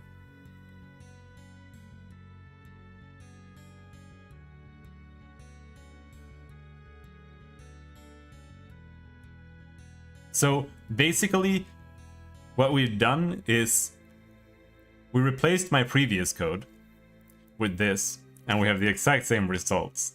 So at least we have confirmed that I was not doing anything wrong with the camera or the camera matrix or anything. Like, I was not doing anything wrong.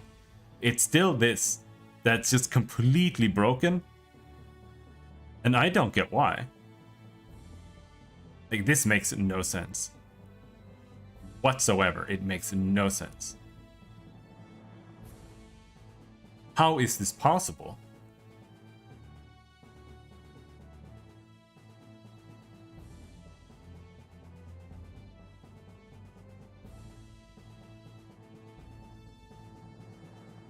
Because the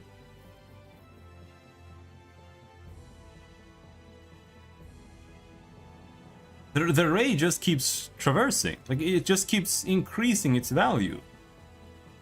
So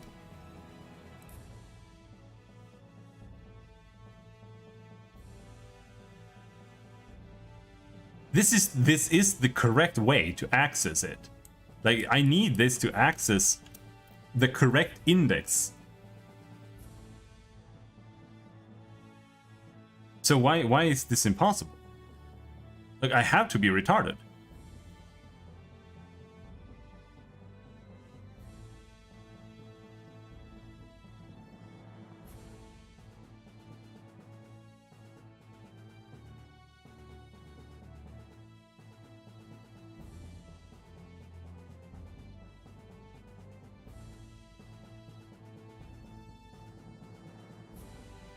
Ray position X, right? So already there, the X has to be 0. The X has to be 0. Otherwise, this should not be able to return 0. Ever. Because the X, no matter where it goes, it's always going to be something. 5, 6, 7, like 63, like, it doesn't matter. It's going to be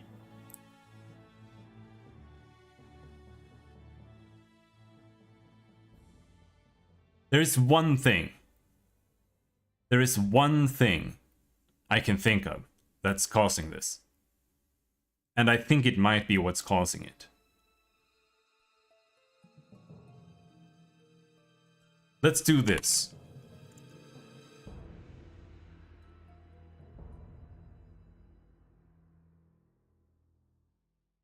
Let's get our ints back. I think I know what's doing it. Int x equals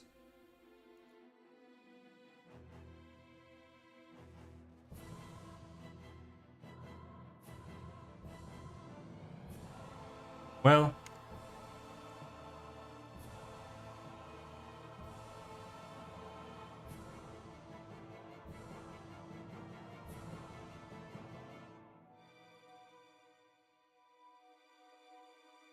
because what's happening is that I understand. Because the x increments forever, that means that because I'm not properly checking for the y being negative, that means that whenever the y is negative 2, that means that whenever ray x is positive, it'll return.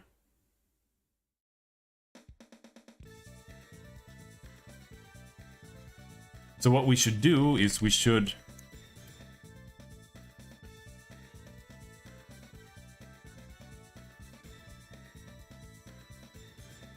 bool is ray in world.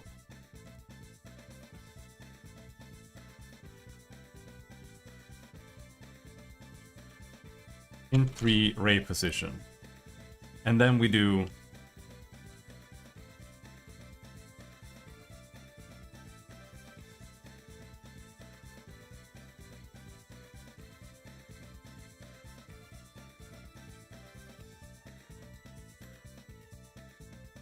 what we do need, like, it doesn't really matter.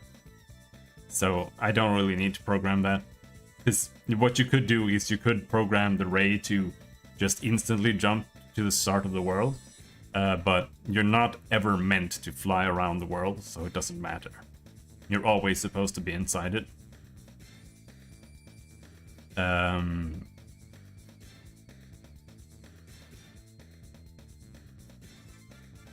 But we can do... And we can't stop the ray. Well...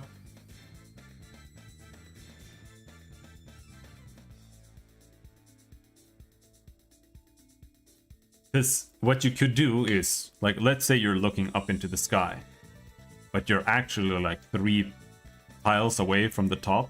That means that you could interrupt the ray once you exit world space. But that means that you, first of all, you have to draw something, which is going to be the skybox. And if we are flying outside of the world like we are doing now, just looking at the cubes, you can't see. It's just gonna render the sky cube like or the skybox, and it's just gonna interrupt the ray. So I would need to have another check to see, like, am I outside the world, yes or no?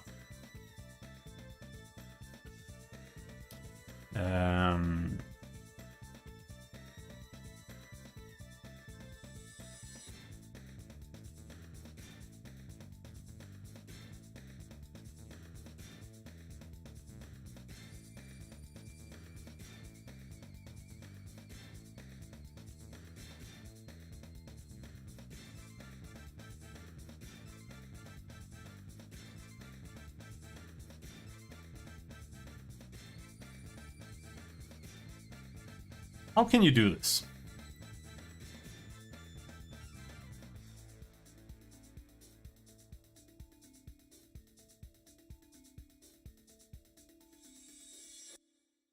Is ray in world?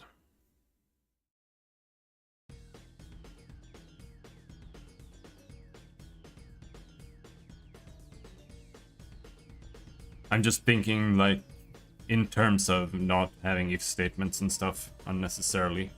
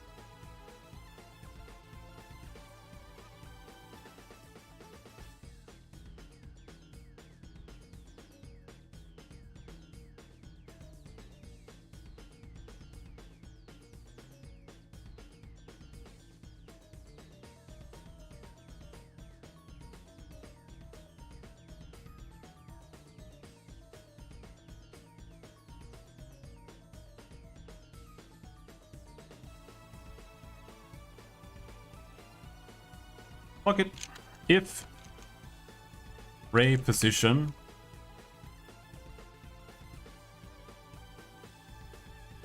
well, we can do if all ray position is less than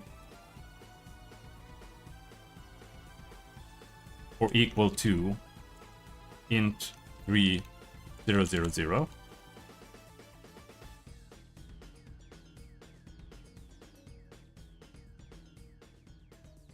And all ray position is, well, let's type greater than or equal to, and then all ray position is less than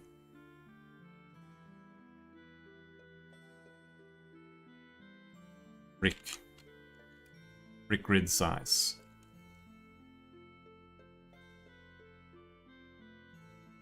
Then we return true, else return false.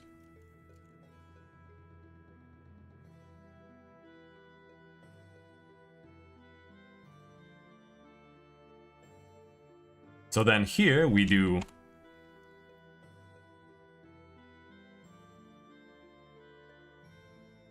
if is ray in world map false. If it's in world, then we get the brick. Else we do this.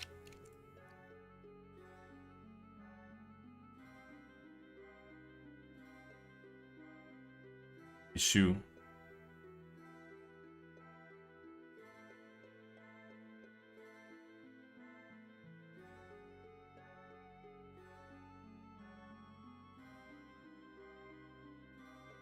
What's the problem?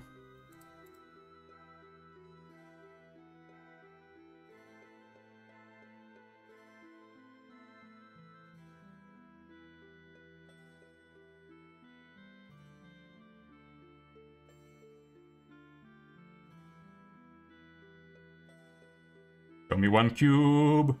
One fucking cube.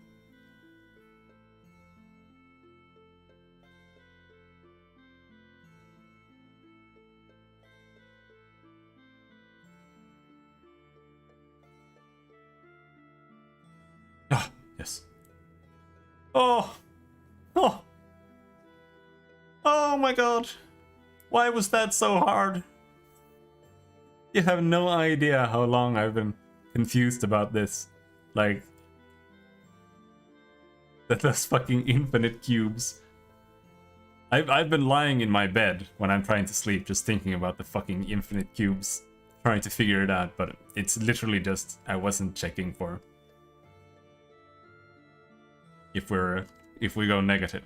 I did think of like it scaling infinitely, and I was like, there shouldn't be any issue at all. It shouldn't matter. So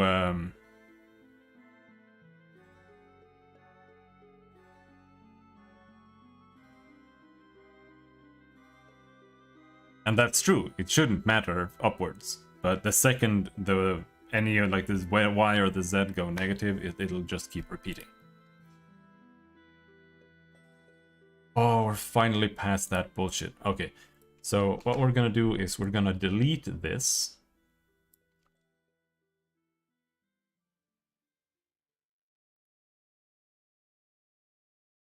There. Now the code looks a lot simpler all of a sudden. This also has to go, because this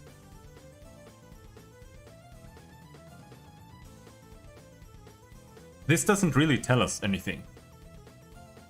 And this, the mask, yeah, the mask needs to stay, because it's doing this. And it might still be good to have. I don't quite understand. And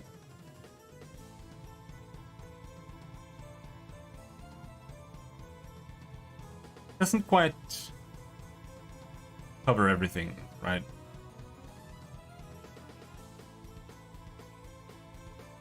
Because it says that we're like on the side. It says if we're crossing the X or the or if we hit on the X side, right? Because it's telling us like this was the last one we hit. So that means that we're on that side. But it doesn't know if we're on. Well, it does know that. Because it's telling us if we hit the X. But technically it doesn't know whether we are on X plus or X minus, right? But we know that just based on the camera position and the ray's direction. Because if the ray is traveling in a positive, that means that we hit the negative side of the cube. Because we can't see the positive side of the cube with a negative ray. And that's the normal, right?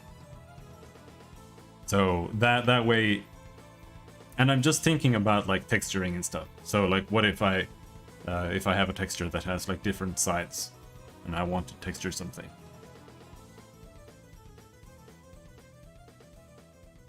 But I want to do kind of advanced stuff, so I'm hoping we can figure that out. But this was really heavy, and my brain is mush. So I'm gonna take a little walk around the block. It's gonna be like 20 minutes, and then I'll be back, and then I guess we can try drawing some actual voxels.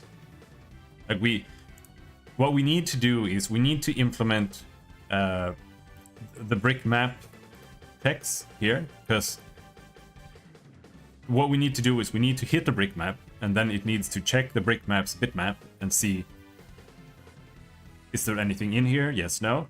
And then it needs to proceed to the next end. But I don't know how to do that with this. That is a little bit tricky. So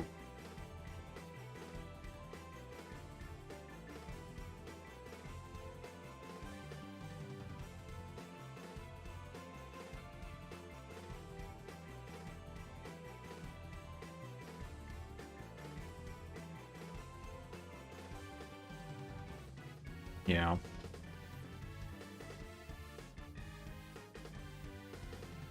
Because this is the delta distance between voxels. And we might need to figure out a delta distance between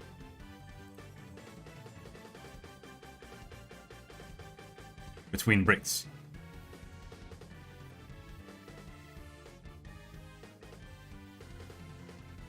This but that should be the exact same thing. It's just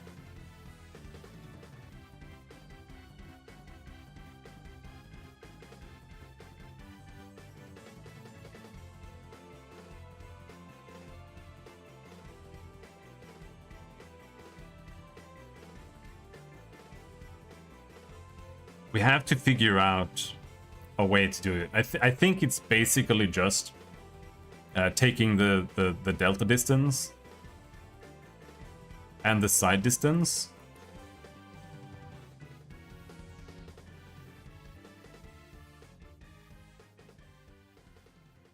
No, I think you just take the delta distance.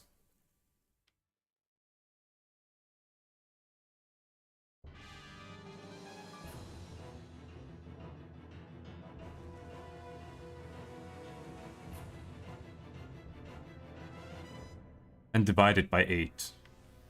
Because a brick is 8 by 8 by 8.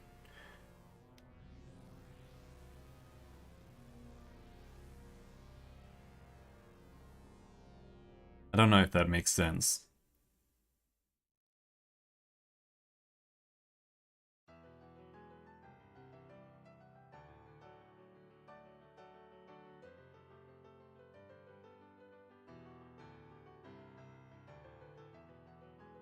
But it might.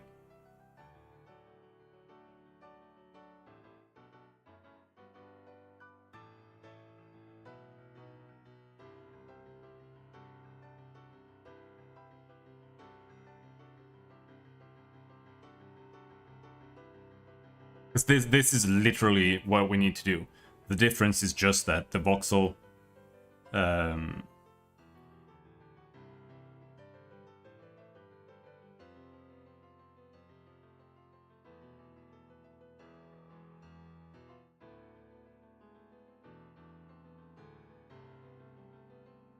the voxels are at a smaller scale. And it needs to still work the exact same way, it just needs to have smaller steps. Each side there. And that means just divide it by 8 by 8 by 8 in every vector, or every channel of the vector.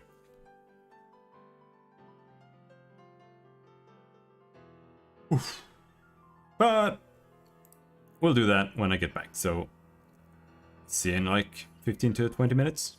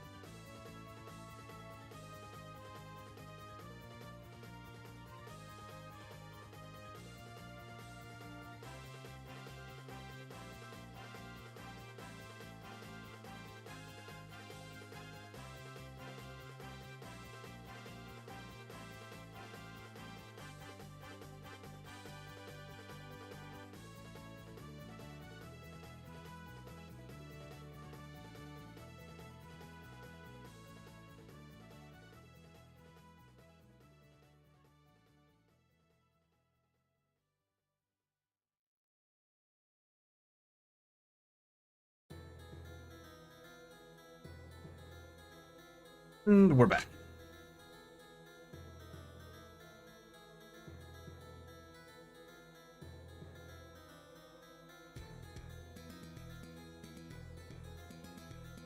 Okay.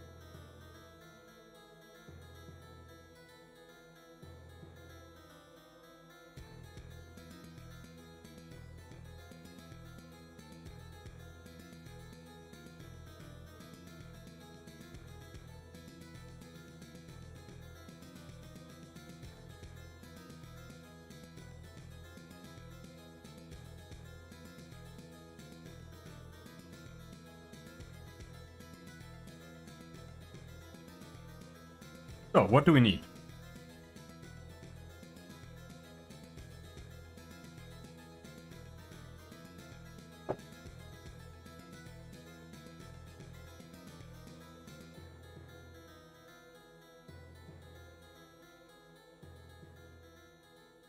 Right now, each brick is 1. I don't know if that's stupid. Might be smarter to have each voxel be 1.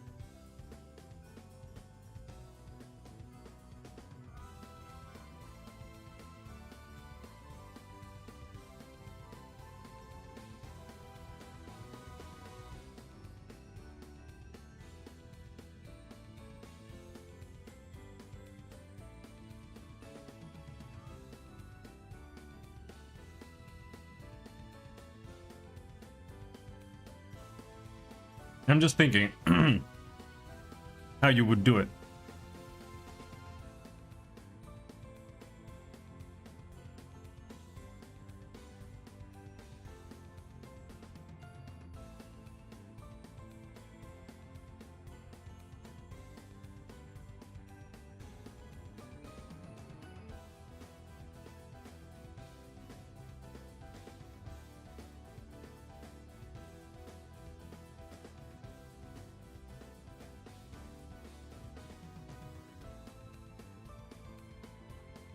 How would the math work? Because the way it works is that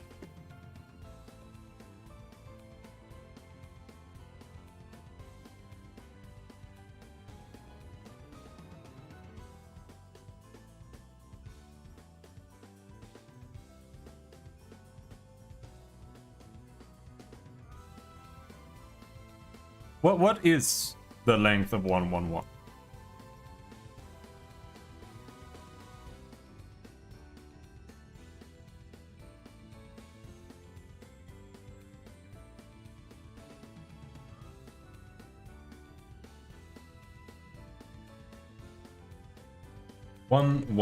One. That's 1.73. That's a lot more than I thought. I thought it was gonna be like 1.3 or something. Holy shit. That's insane.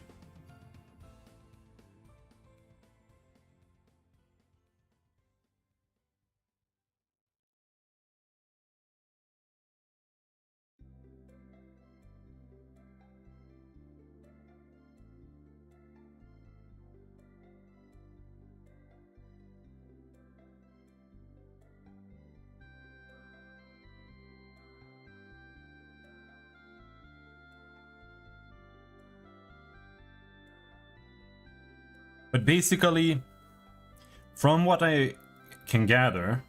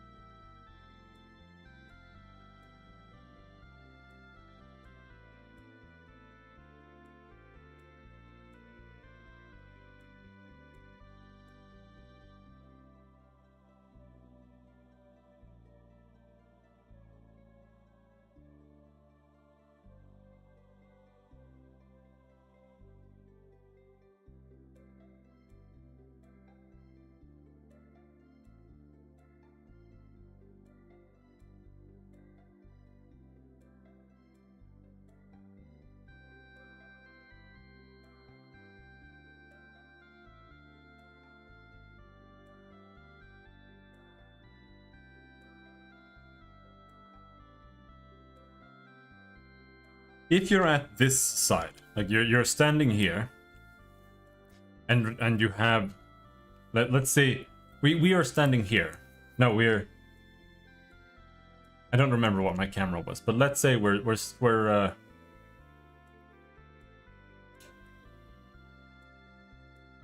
no, let's say we've raycasted and we are here at this edge of this cube. And then we check the next cube, and it just says that no, there's nothing in this cube. Skip it. What's gonna happen is that you have to take the vector. I don't know. Channel doesn't feel like the right word. Like what's the what's a component of a vector? Anyway, you have to take whichever channel is the largest in the delta. And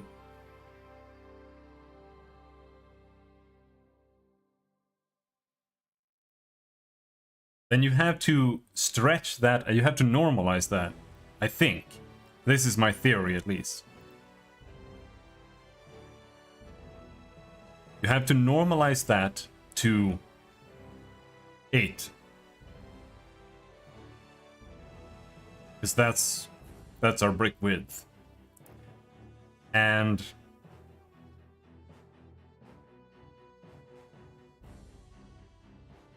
you have to figure out how do I make that value be +8?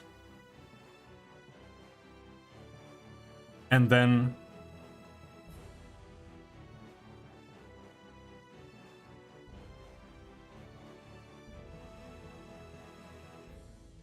I don't know if that makes sense, but that's basically what you kind of need the length too, don't you? Well, not really. I don't know.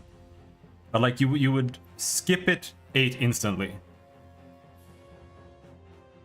And the other values that might be like 1.2 or 2.3, those need to be increased an equal amount.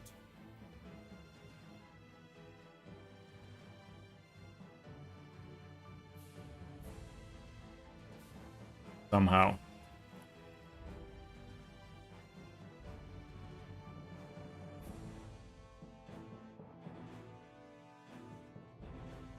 I don't know if that makes sense.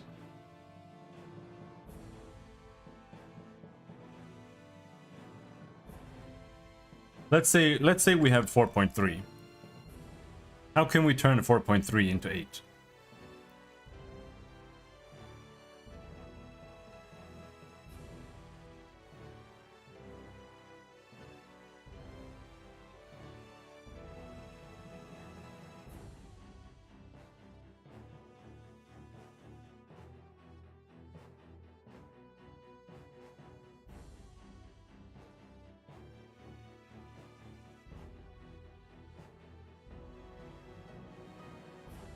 we multiply 4.3 by the length that we need to go divided by 4.3. And then we also need to multiply the other values by that, I guess. Does that make sense?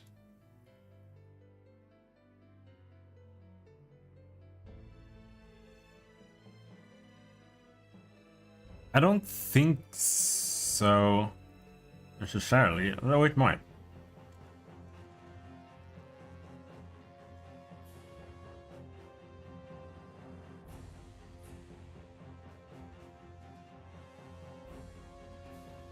And then we have 1.2 divided by 1.86046. No. Times 1.86046.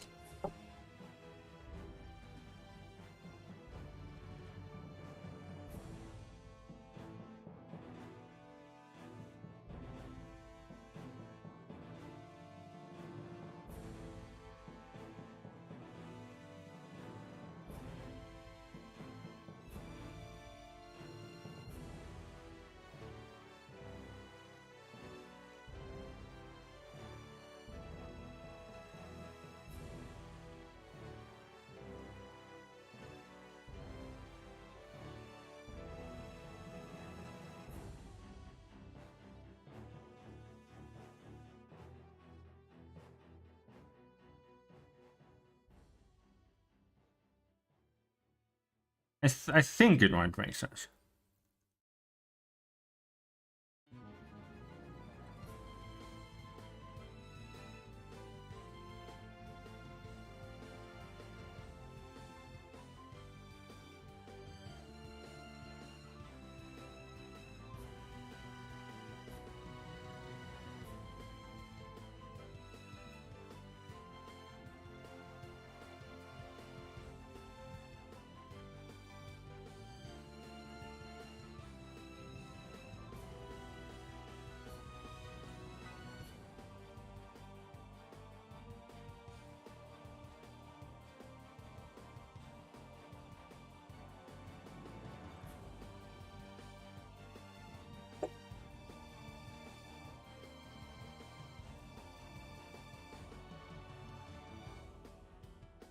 So yeah, let's...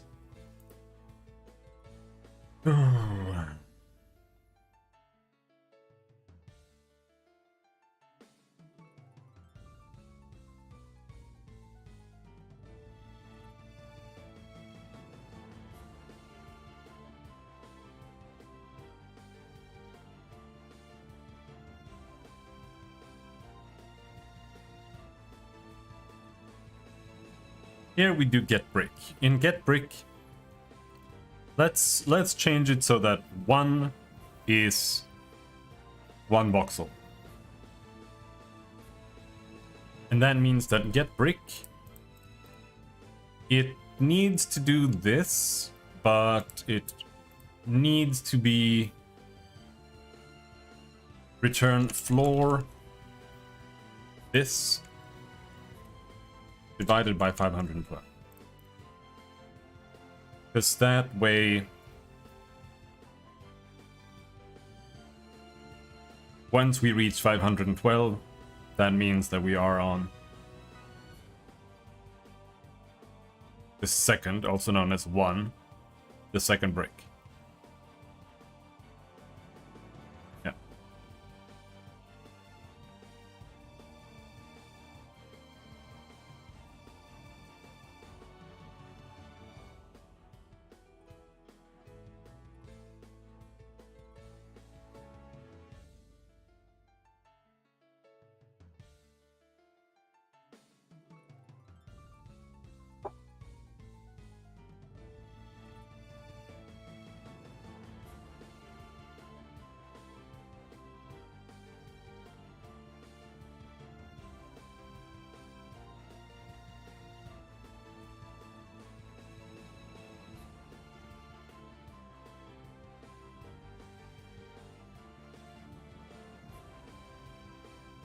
And then what we need to check is bit mask.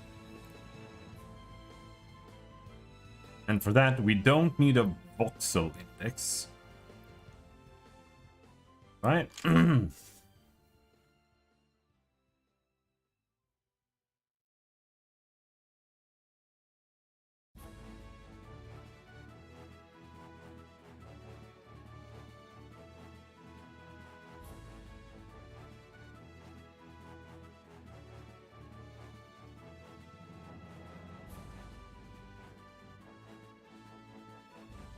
What we need to do is we need to check bool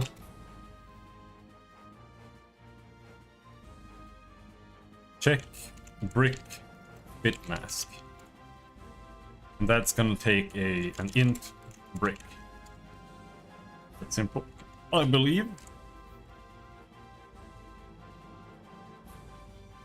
And then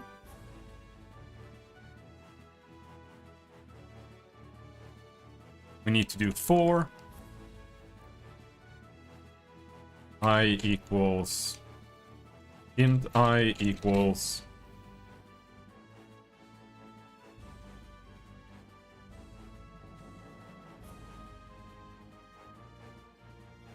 brick times 512.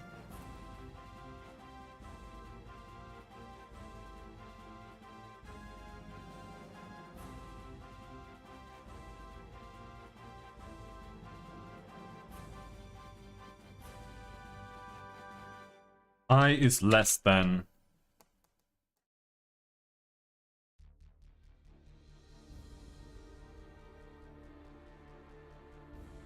you need to do pow here. Pow brick grid size 3 times 512. I plus I plus plus.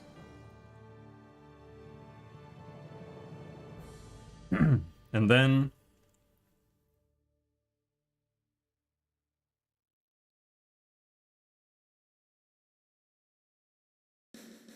what we're gonna do is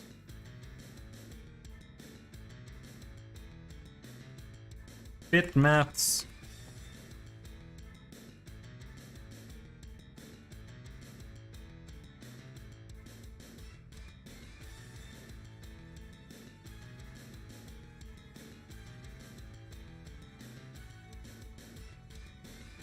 we have to do this.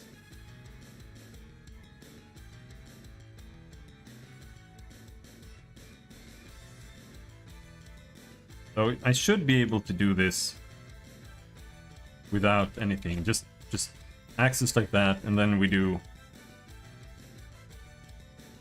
need bit index there. Whatever, just do this.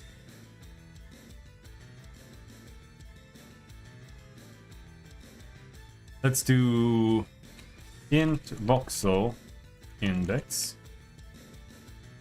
equals brick times 512.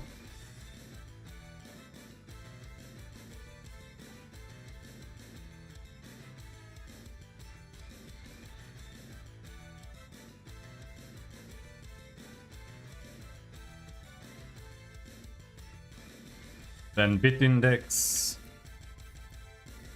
We just need to do this. No. What we need to do is we need to check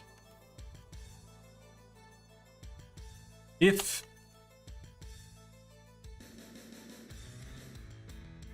bitmaps bit index dot bitmask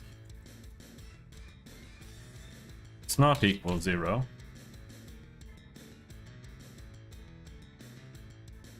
Then return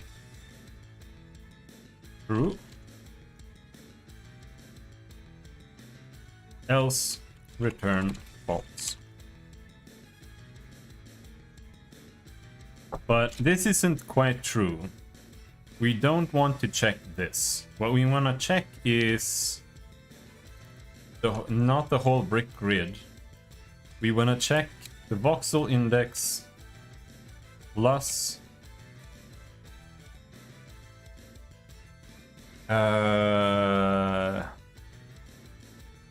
16.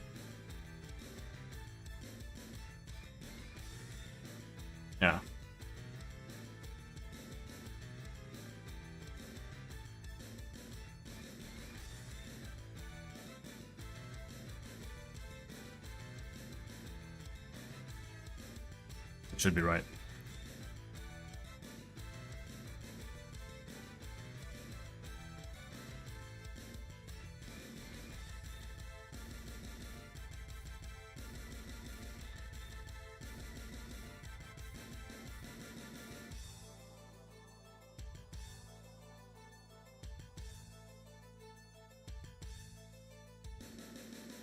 There is another way. We can do this without doing an if statement. We can do...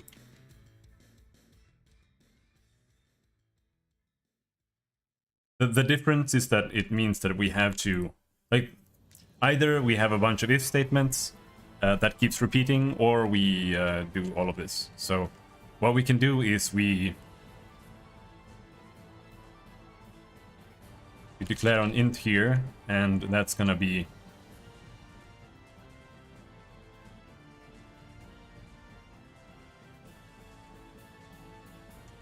Let's call it an accumulator. I don't know how you spell that. Then accumulator plus equals bitmask. Because what that means is that it's just gonna add whatever is in the bitmask to the accumulator. And then down here you do if accumulator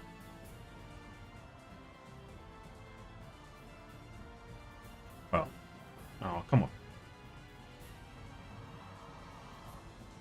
Return accumulator is equals 0. Then return false, else return true.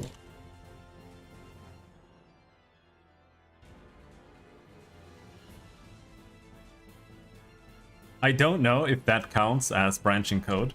Also, I've talked to someone who's a graphics programmer, and he said that it doesn't matter that much anymore. Like an if statement is fine. It doesn't matter. And and I've seen someone else say that doing this is not the same as branching code. If you have this kind of else or statement, or it, you know, which makes no sense to me, but I guess.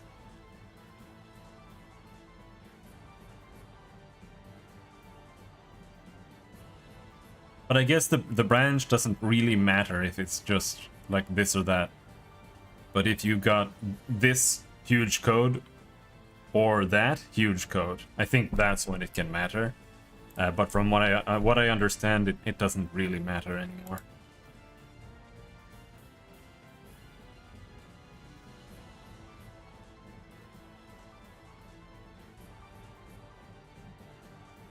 There.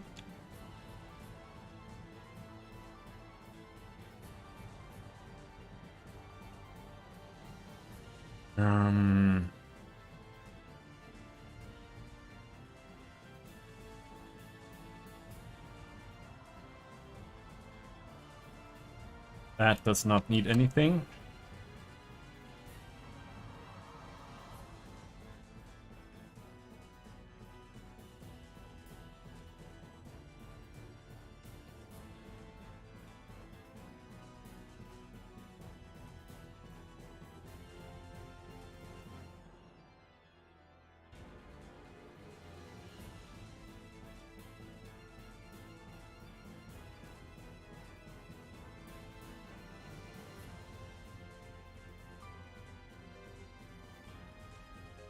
So the trick here now is we've got this I here, and I is less, it loops while I is less than 64, right?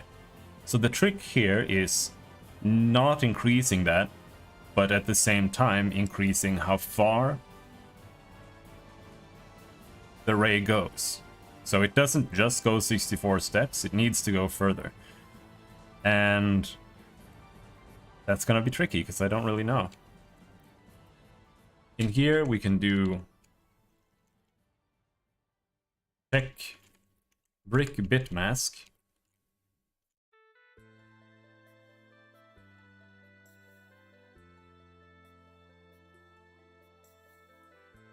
Get brick.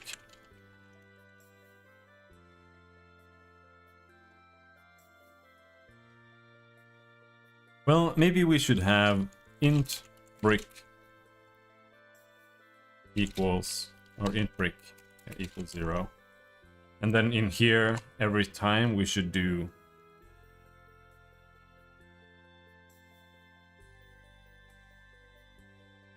if ray position in world,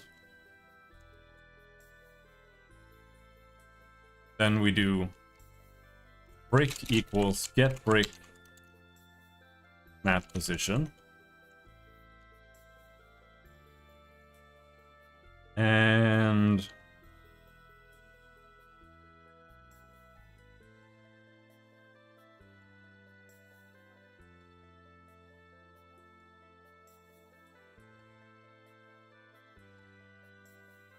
should be in here.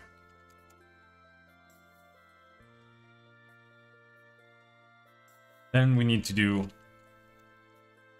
if check brick bit mask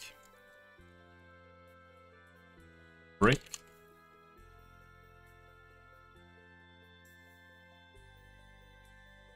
if that is true,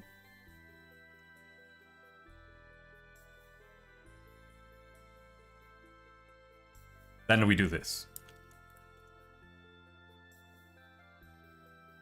Think? Well,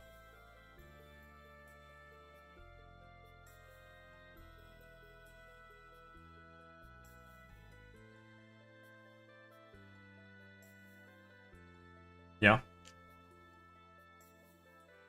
So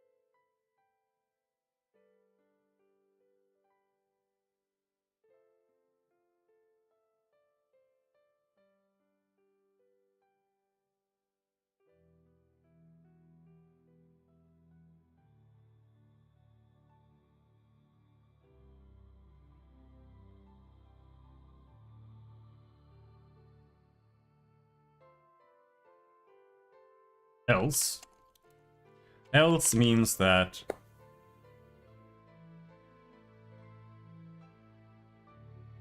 no.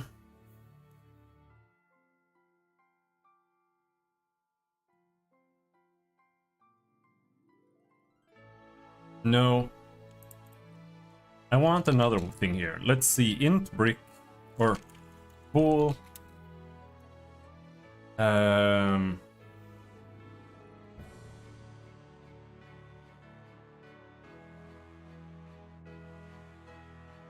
traverse brick. Let's call it that. Equals true.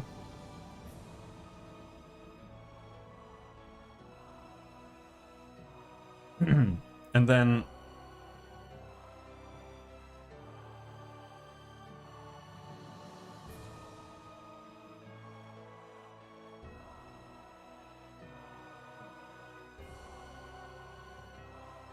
if rain world, then we check brick.getBrick. And then what we're gonna do is check brick mask. This is going to return true or false. But instead of that being an if, I want traverse brick to be equal to that. Because that will save us some checking.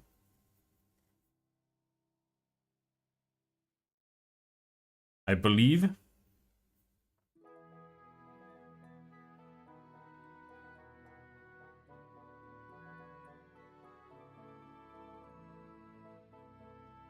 Well, not necessarily.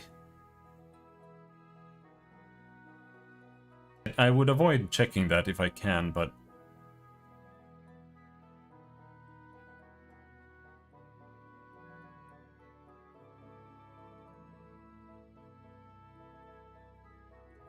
that seems rough.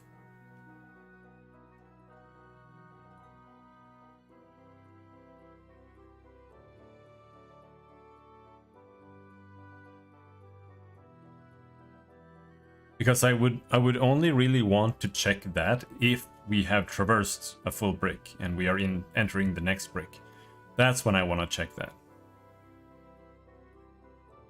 I don't really want to check it every single time that I jump a voxel, but we can start like this. If traverse brick.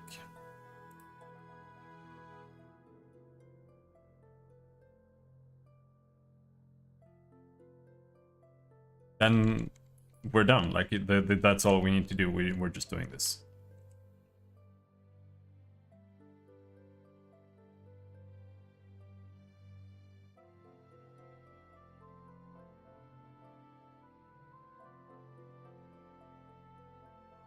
I'm kind of wondering. No, I don't know. Because what I could do is I could have like another while loop in here. Like a while loop inside the for loop that iterates I and uses the same limits as the for loop. Because that way we can loop until we hit the next brick without rechecking all of this trash inside the for loop while it's still incrementing the for loop internally. I think we'll probably do that.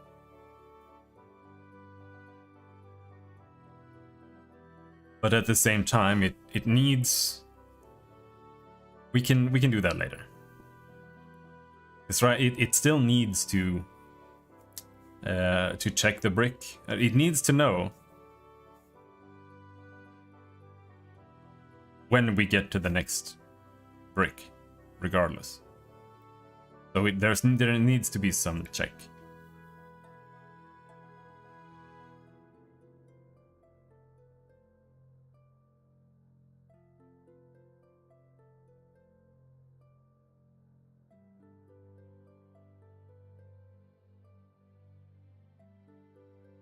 But I could also have, because here when we're incrementing map position, if this was a while loop, what I could do is I could, every single time that we increment map position, I could add that to a new vector.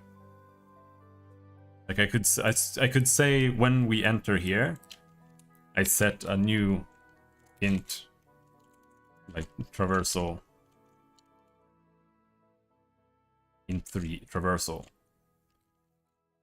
vector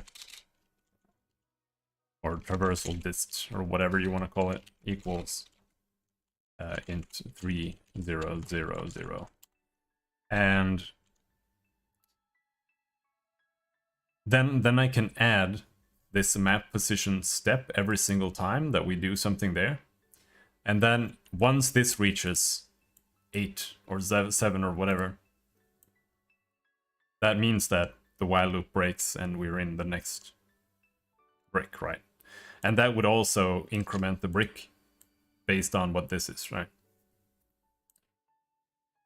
So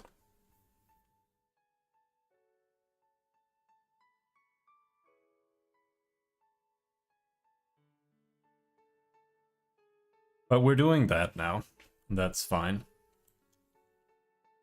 Comment this out for now. The tricky part, again, is now that we're not traversing the brick, we have to determine what to do. And I think I was right with this.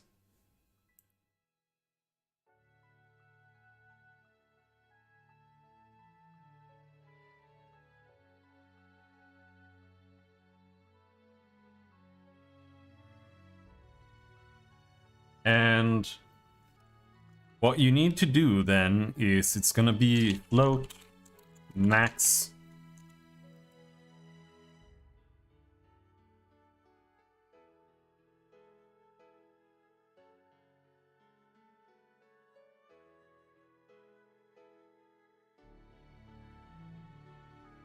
Yeah, because whatever value is the highest, that's the value that we're heading straightest towards, which means that's the one. Is that necessarily the case?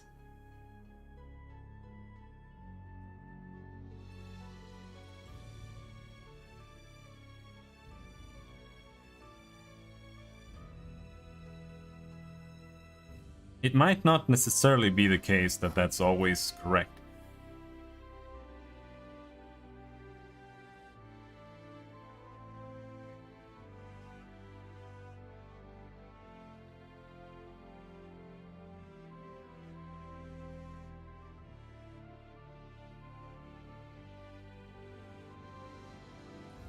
But we're skipping space here. What I'm worried about is, say we enter a square here. Here.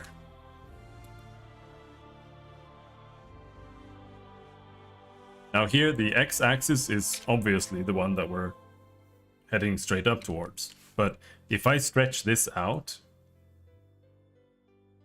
like we're crossing over there, well before we're crossing here.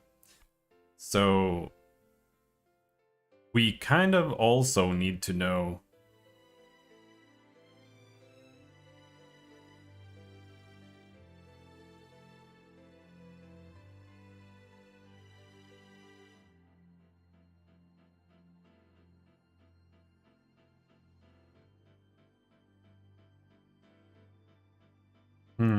this became a lot more complicated now.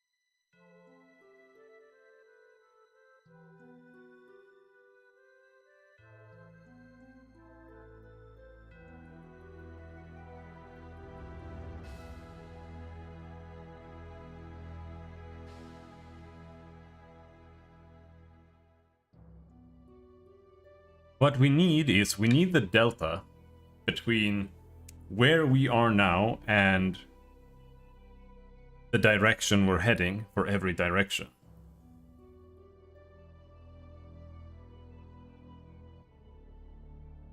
Because we need to figure out which side will exit first. That's what we need to know.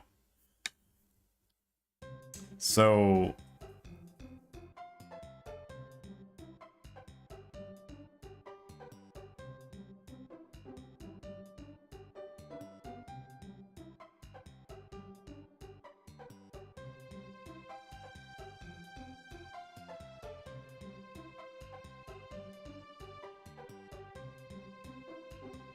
the side dist is the traversal. Like that is how it traverses. That's where we are.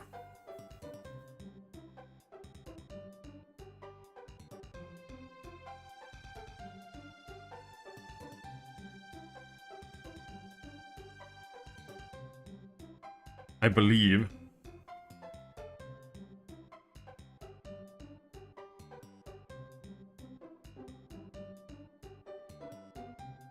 Yeah.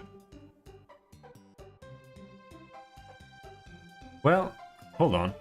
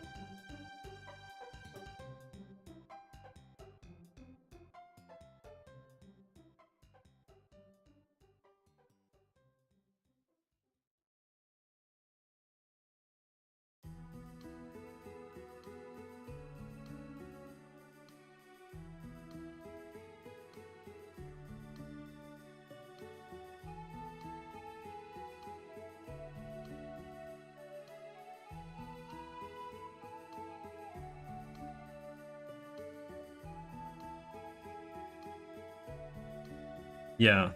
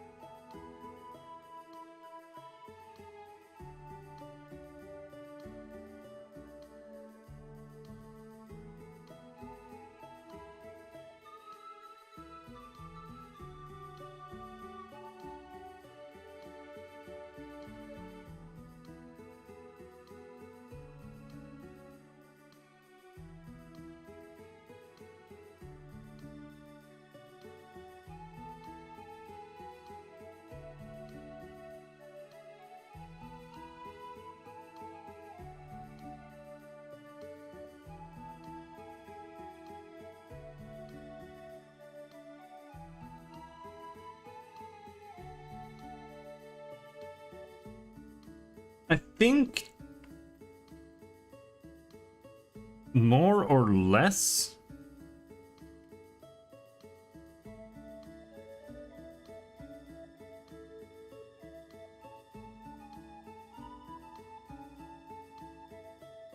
The value of side disk is irrelevant.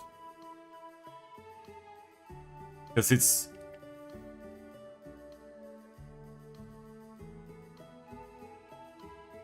in a sense.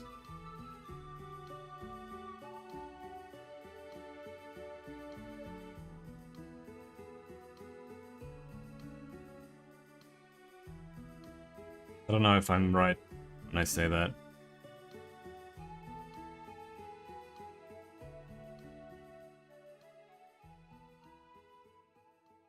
Because it's like, regardless of what,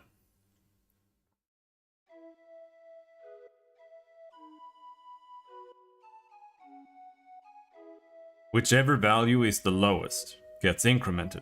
And whichever value was incremented last, that's the side that we're on. Right?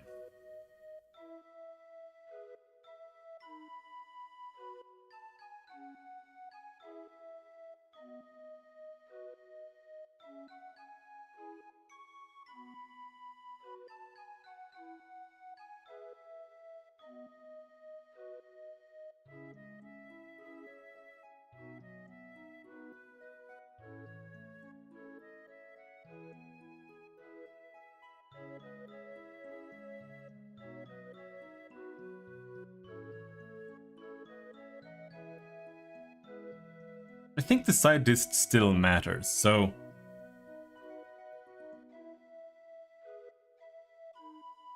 what we need to do is we need to get a side disk delta equals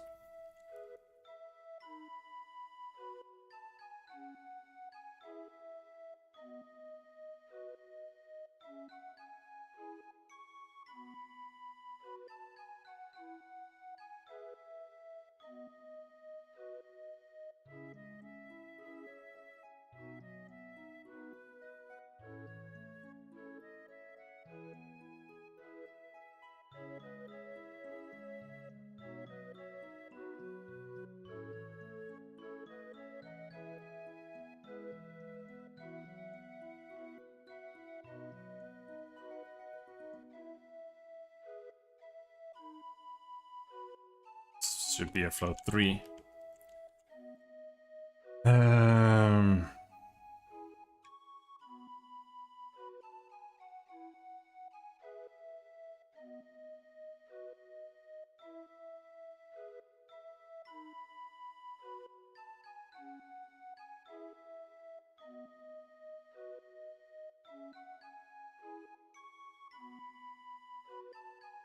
That's brick times 512.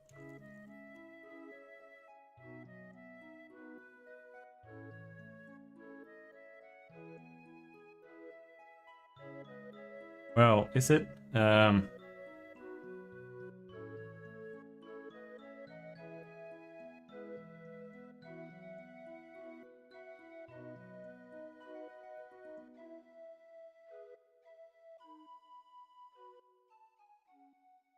Okay, we need to do equals float 3 x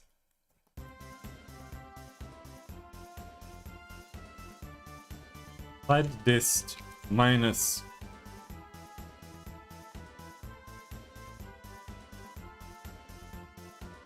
so brick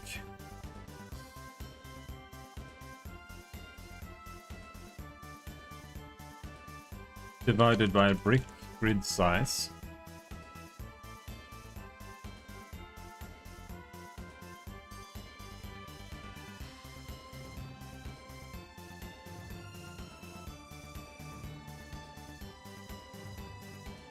And didn't I do this here?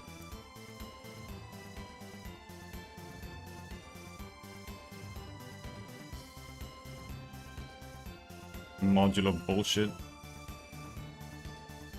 Yeah.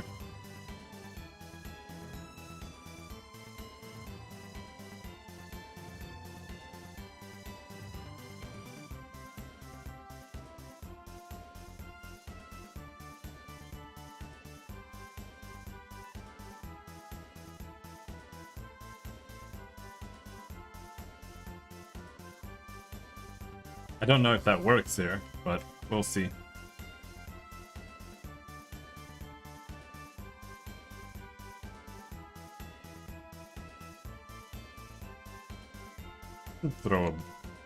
Doesn't throw a fit.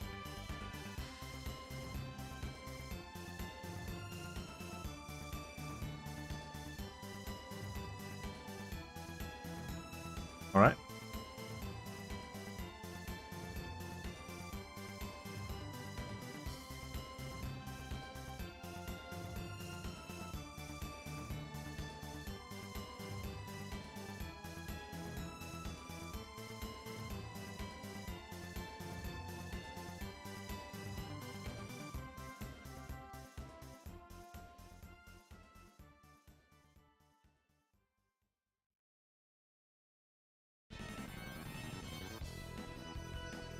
Here we have I divided by, or brick divided by brick grid size.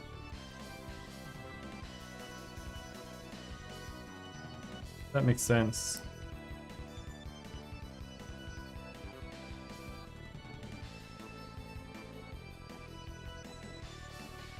Times 8.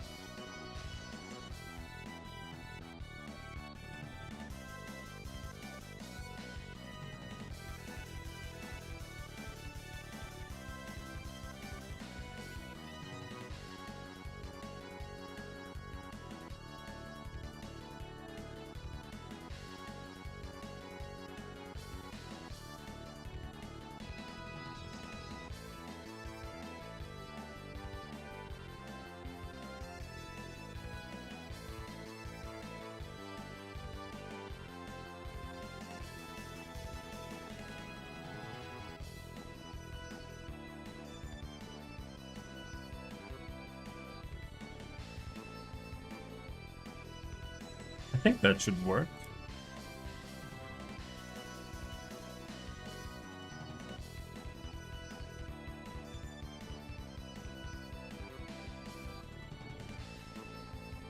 Looks like shit though.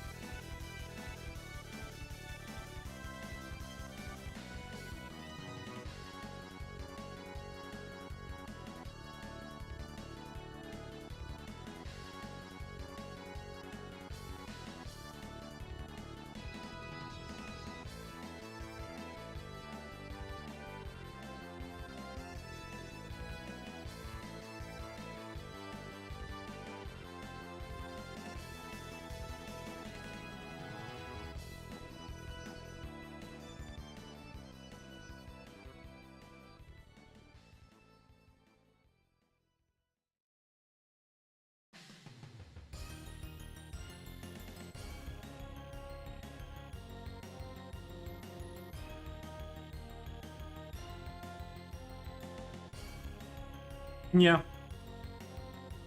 Yeah, it makes sense. Yeah, that's correct.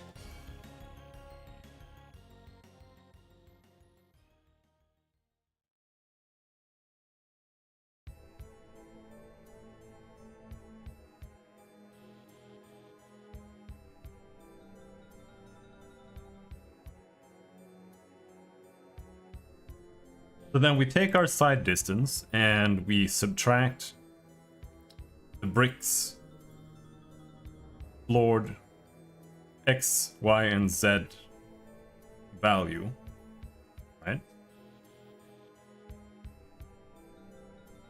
Because the brick is just an integer index in a 1D 3D array. We have to convert that into an X, a Y, and a Z, and then multiply that by the length of each dimension, which is 8. And it's always going to be 8 as far as I know, because that's the maximum we can do.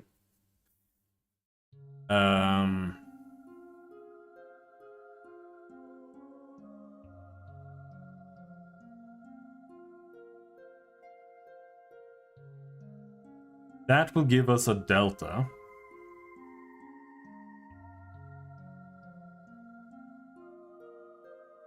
What did I want to do with that?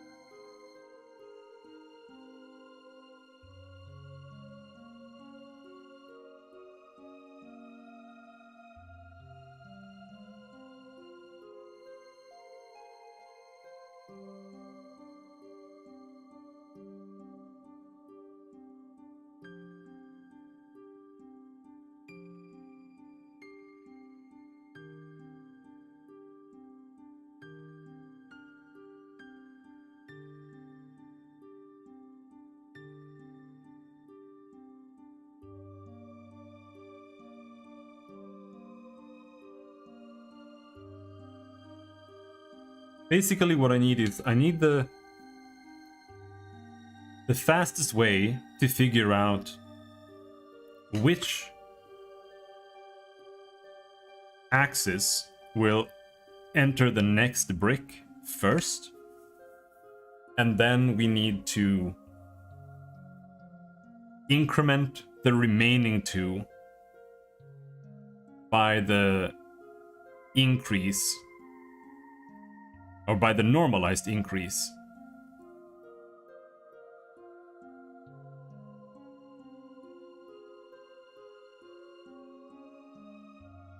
I think. It's like, what happens if you have 0.4 and you're divided by 0.6? Okay, that doesn't make any sense.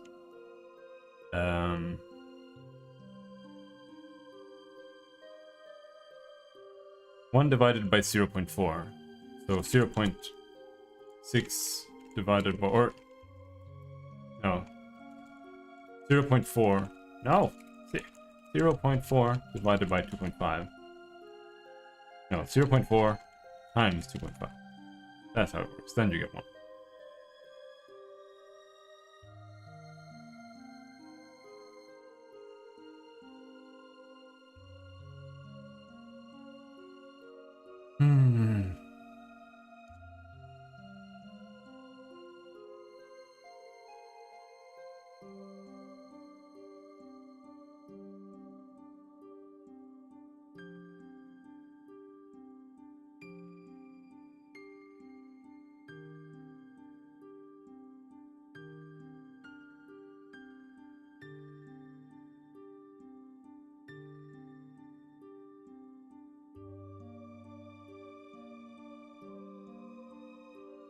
The only real way I can think of doing it is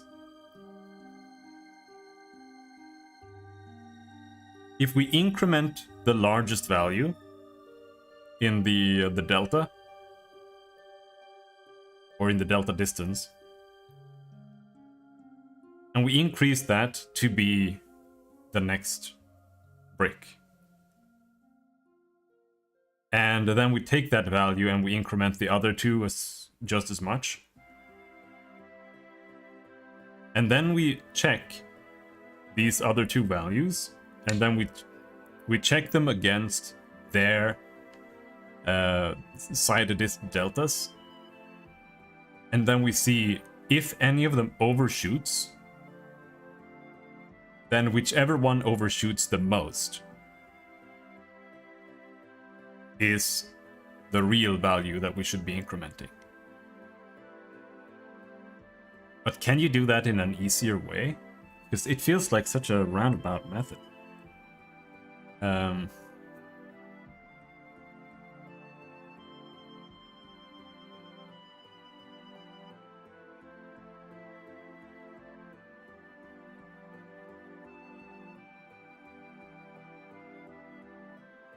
I need a real value. So let's say we've got float.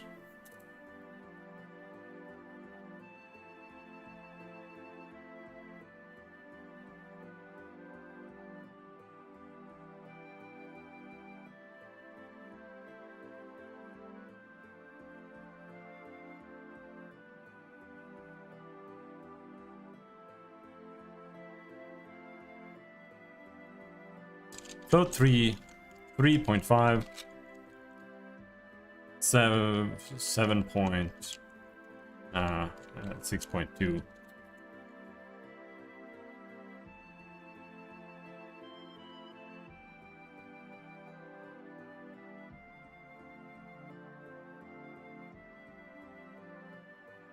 $1.2.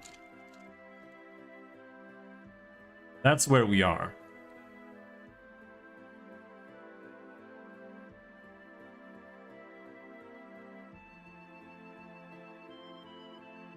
Well, you can do it like this, can't you?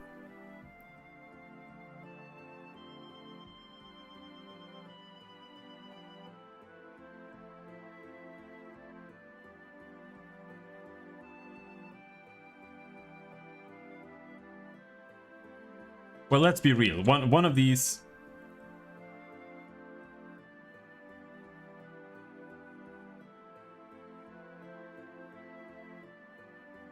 One of these is going to be 8.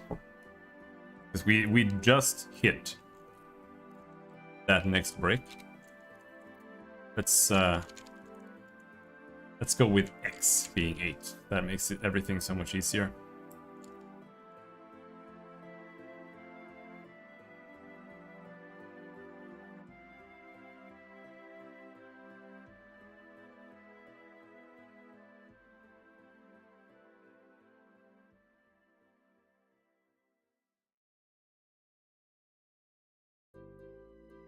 Oh shit, no, it's even more complicated. Because we have to know which side we're from as well, so... It's not as easy as just taking the index, multiplying it by the size, because then we get the right side. So we need to know, are we heading left?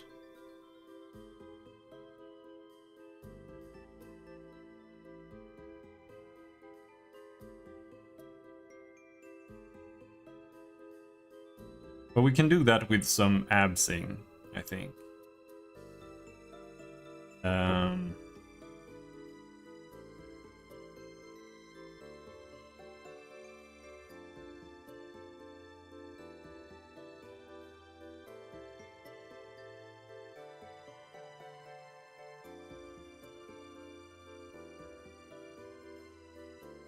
Well...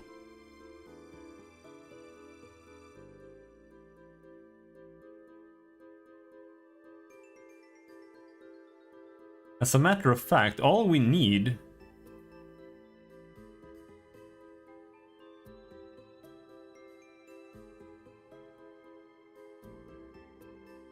is to divide, like we just need to round it down.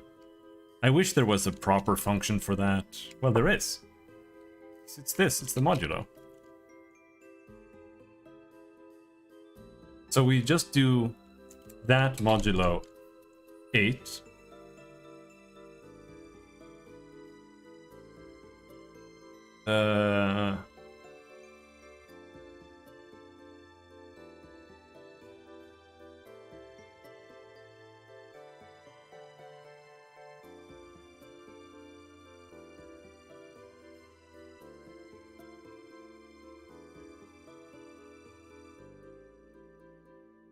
Yeah, because then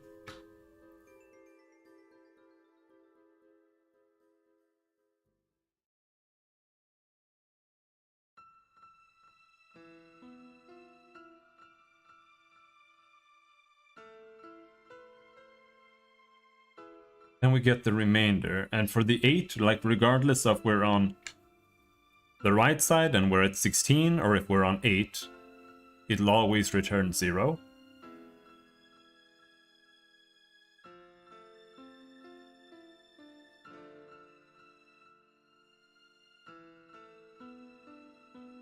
So then that equals 3, 0, 6.2, 1.2. Right? And what we need to do then is we need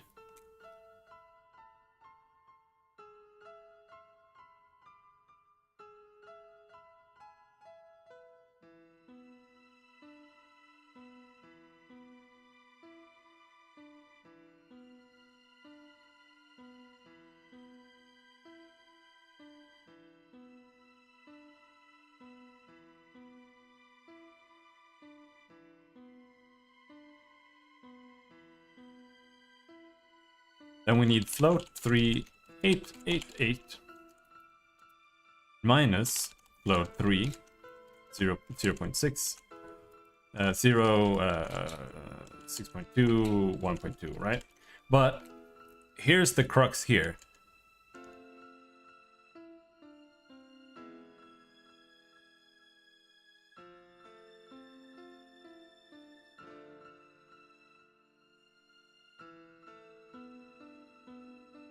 If this is a negative ray, then we don't get the right value here from 6.2, I think. Because what we'll get now is we'll get 8, 3.8, and 8.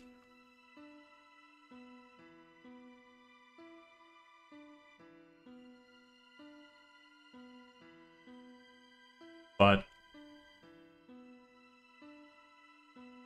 this is the distance to the right side.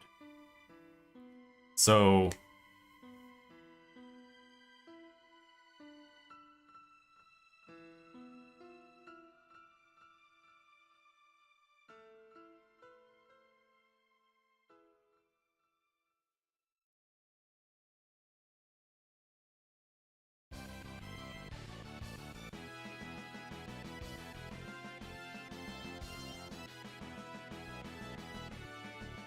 you need to do something like, how does minus work? We have 5 negative minus 8 negative. Now we got 3. So what we need to do is we need sine ray direction times this, right? Because then let's say our y is negative, then this becomes negative 8. And then we take negative 8 minus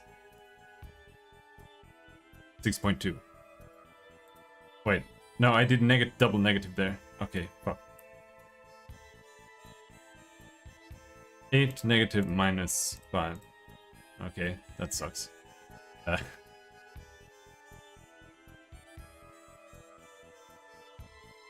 But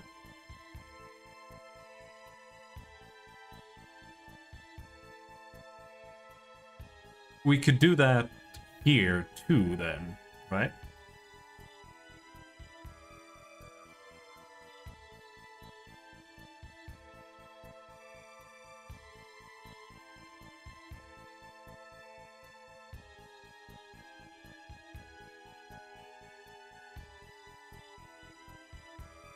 Because then that becomes negative 6.2.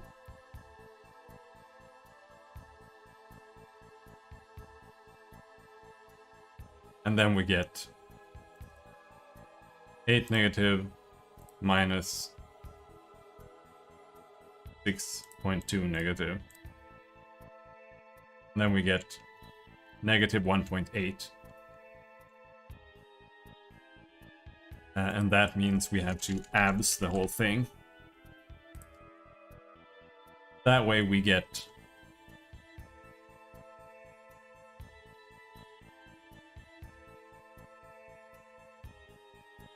get 8,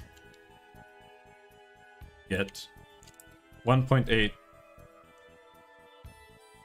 and we get 6.8. All right, so that way we now have a distance, right?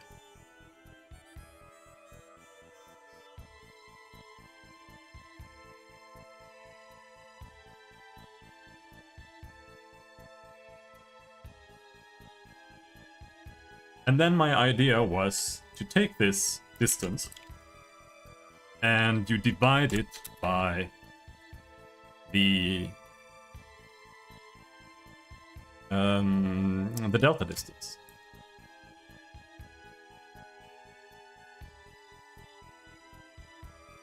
Because then here, for example, you would get 8 divided by 4.461 equals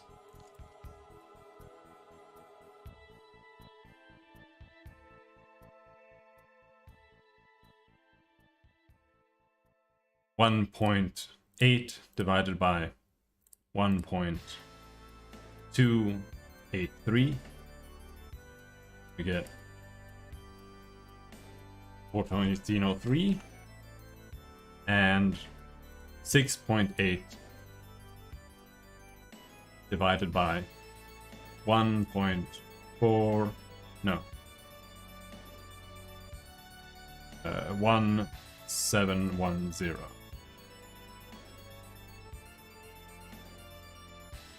And then we get 3.97.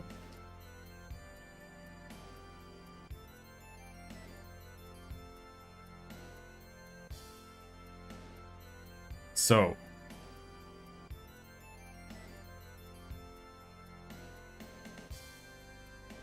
that tells us that the y is closest. So that means we increment y. And to do that, in this case, we take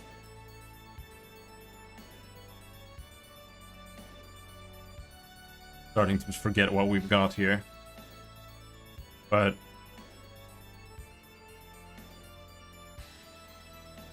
we've got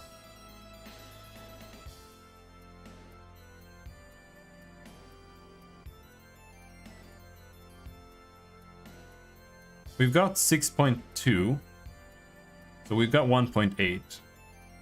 So we need to increment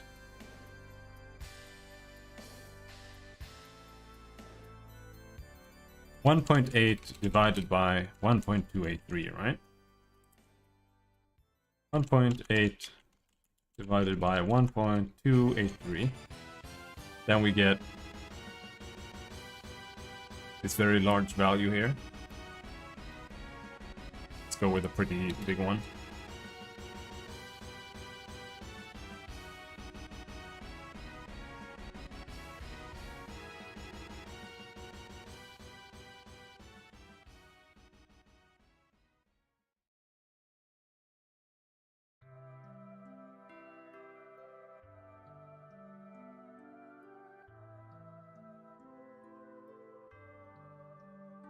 No, we need.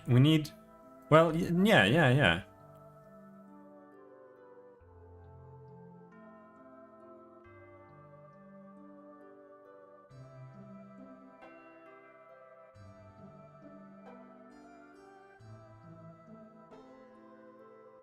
And then 1.283 times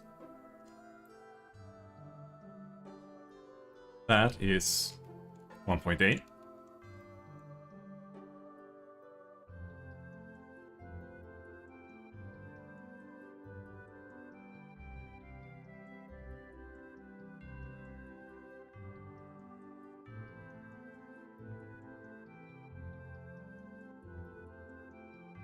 And then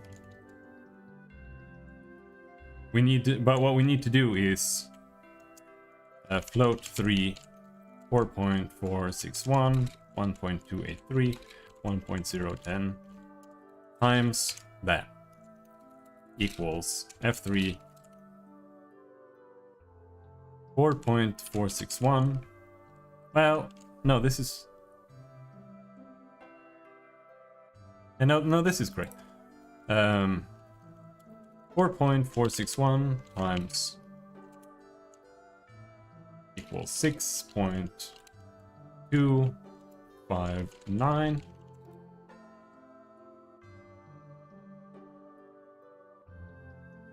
$1.710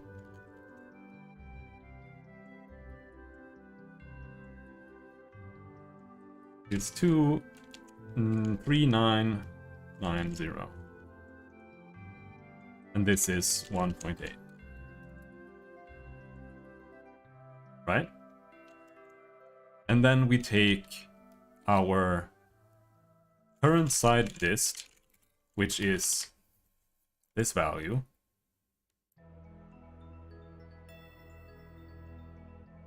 plus equals this.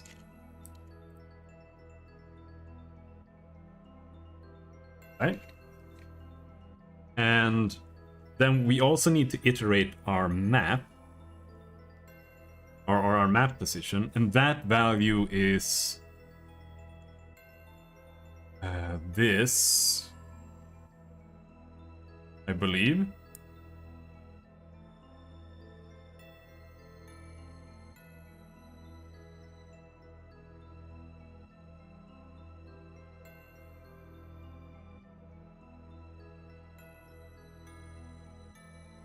Map position plus equals all of these floored.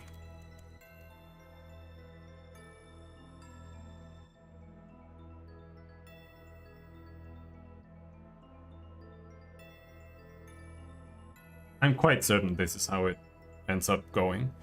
And then we set the mask to be equals false, true, false. Because we iterated the y. I think this is what should be happening here. Oh.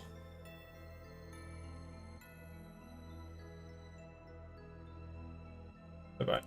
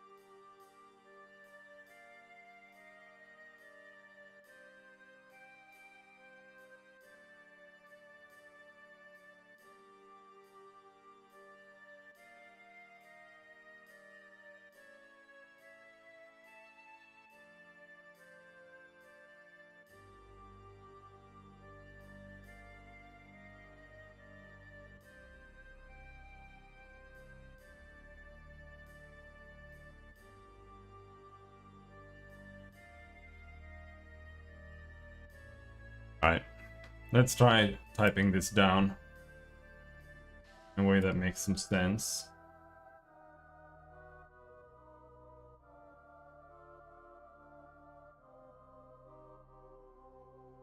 We get our side distance delta, and we already decided that this was retarded.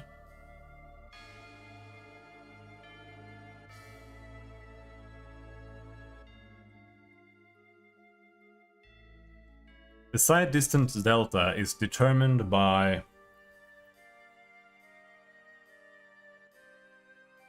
taking the side distance delta and then taking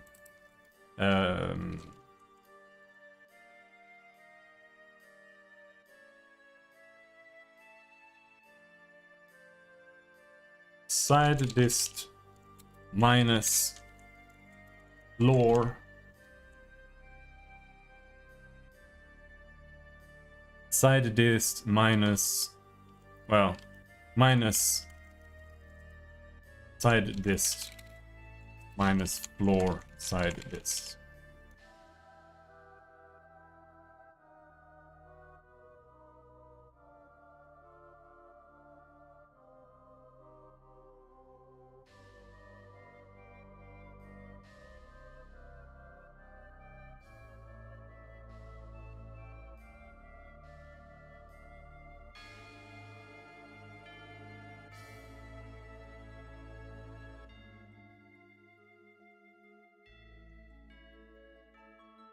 Oof, my brain is shutting down.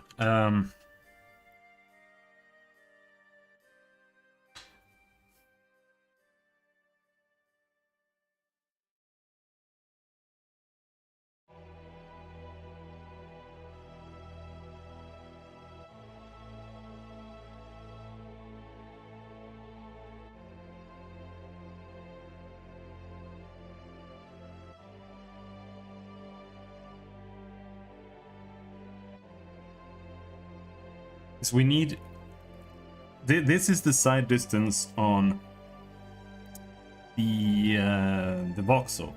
What we need is the side distance on the brick. So in other words, this is going to have to be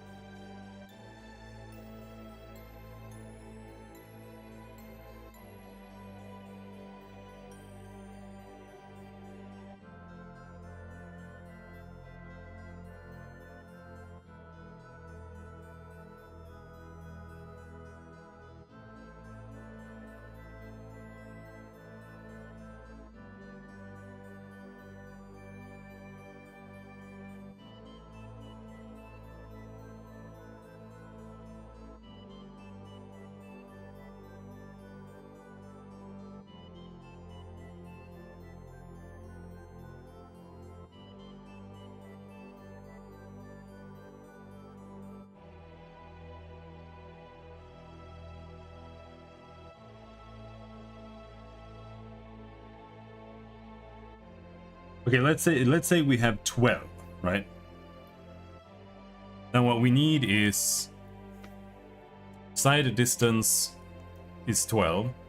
So we need side distance divided by 8.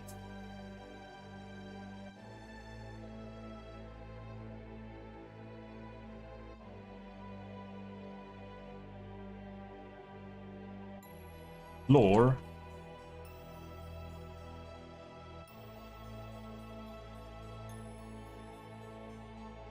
and multiply them up by 8 again. That way we get it floored to the brick.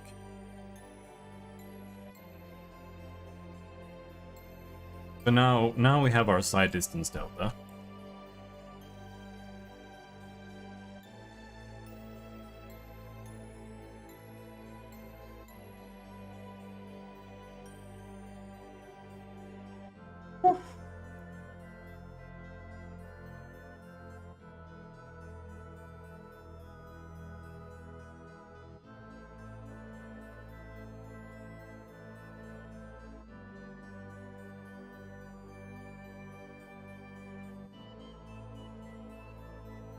Wait, that's not what I did. Let's see.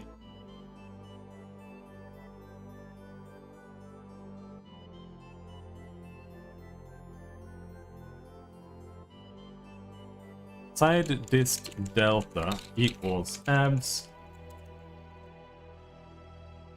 sine radier times float 3888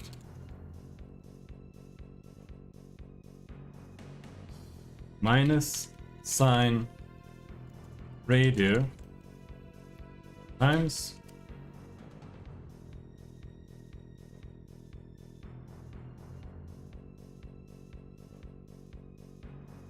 side dist. And this, again, just needs to be modulo 8. Assuming you can return that. Seems like it.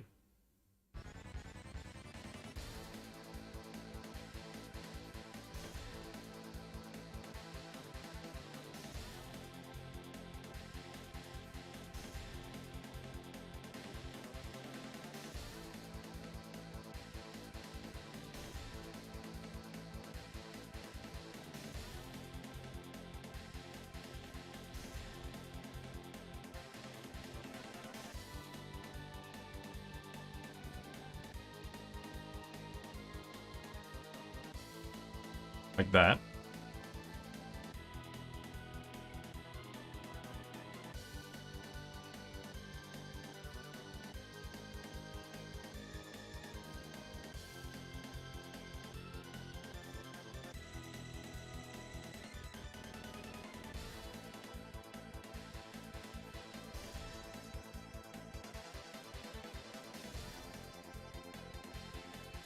And then we take side dist delta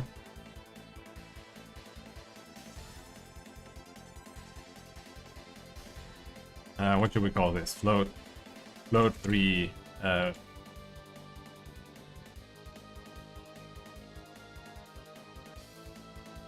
length check equals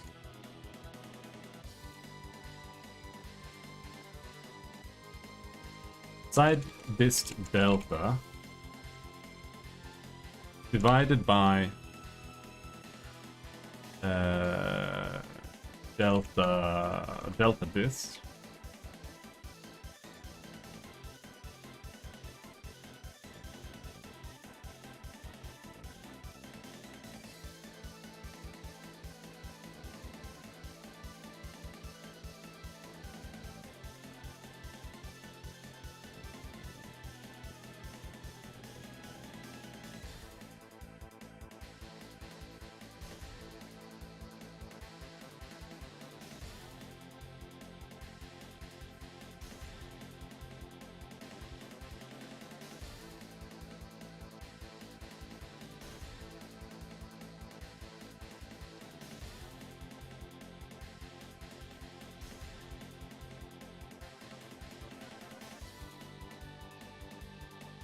and then we need a min.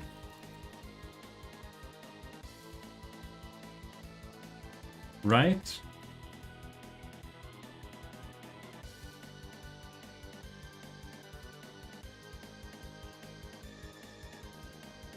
Oh shit, how do I write this?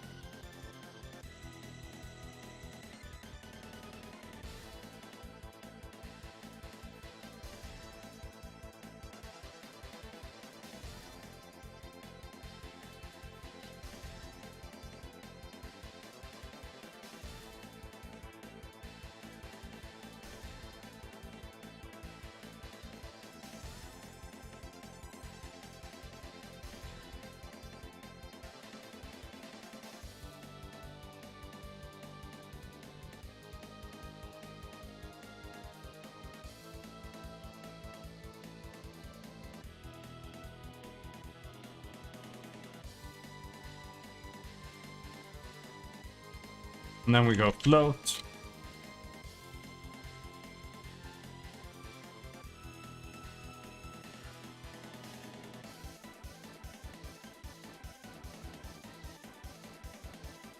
dist multiplier equals, and here this is a little weird, so we have to do a bunch of if checks here. I think.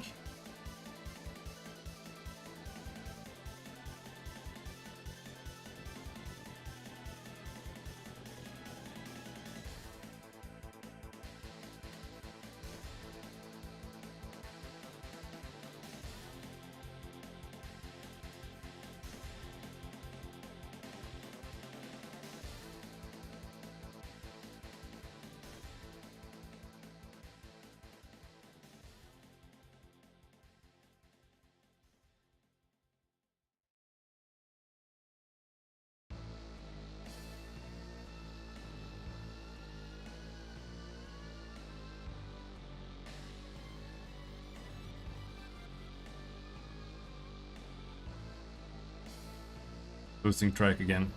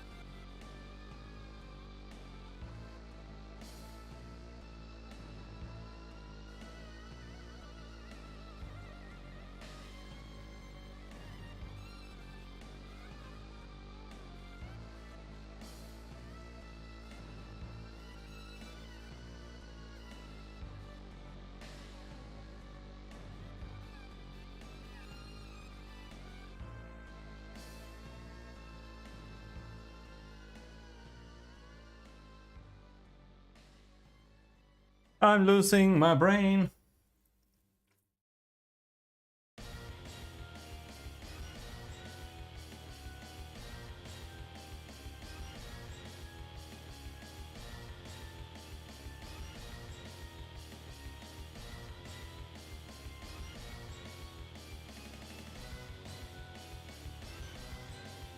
So what we need here is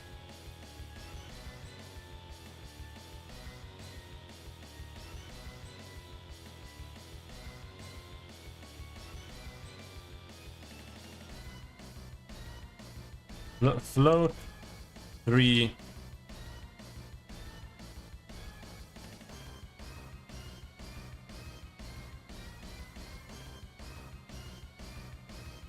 scaled delta dist equals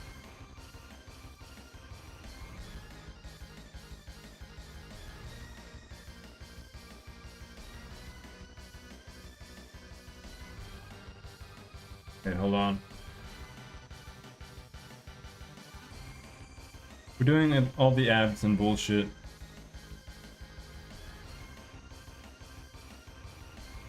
And then we're dividing that by delta distance. And then we get the smallest value there.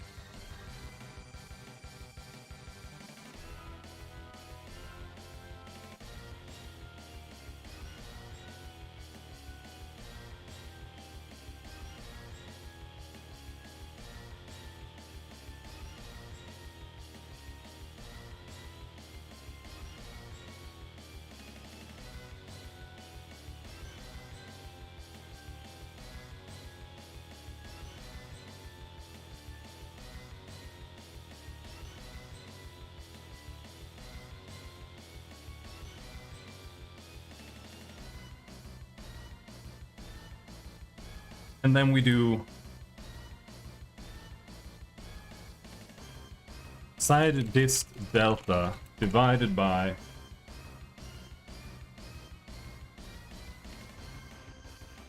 no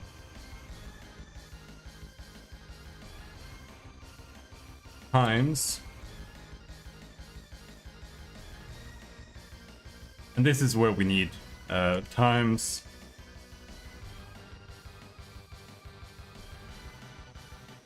get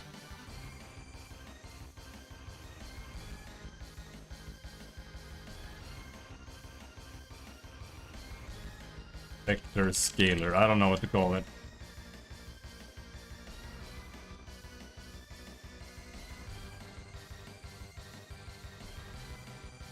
And for that we need the length check.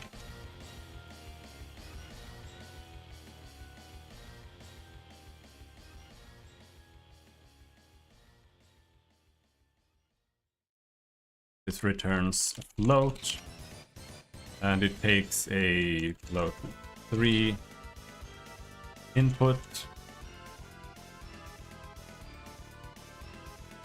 And then here we have to do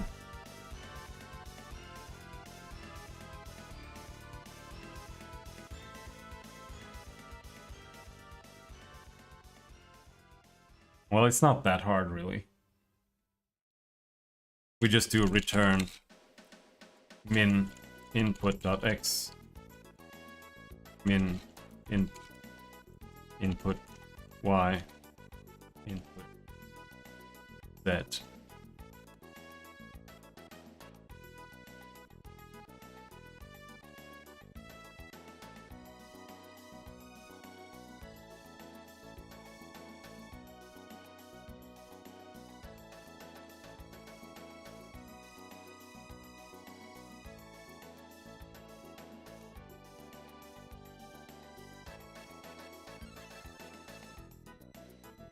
And then they all get scaled up. Now,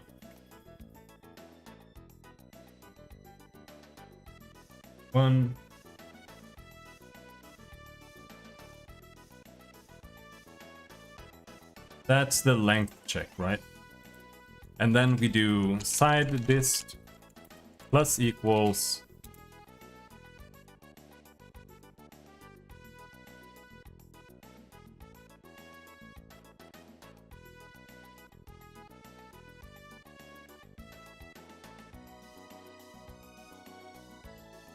scaled delta dist, and map position equals plus equals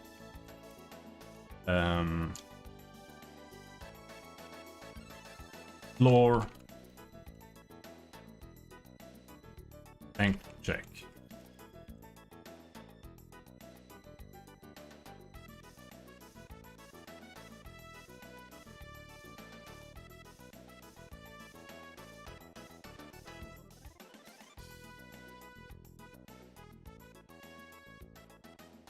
Now, it's a little bit tricky there, though.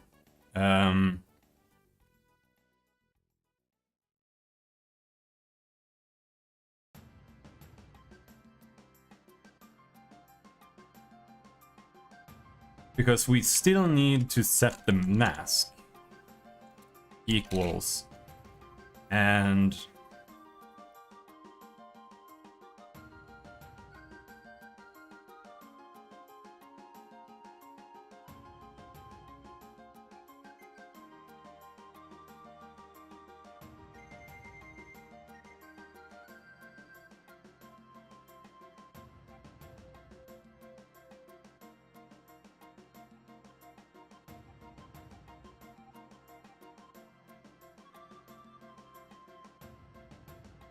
we basically have to make something here.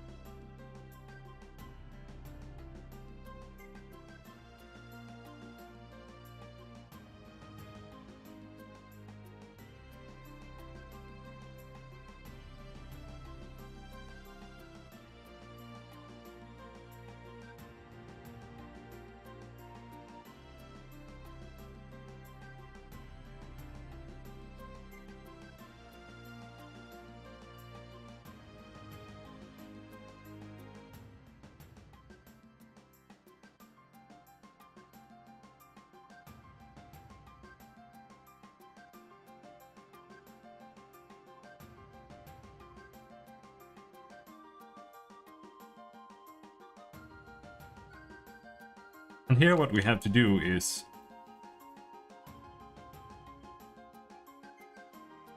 return full 3.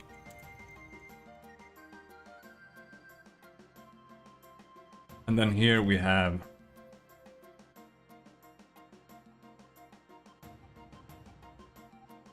input.x is less than input.y, and input.x is less than input.z. Then true, else false. And then we repeat that.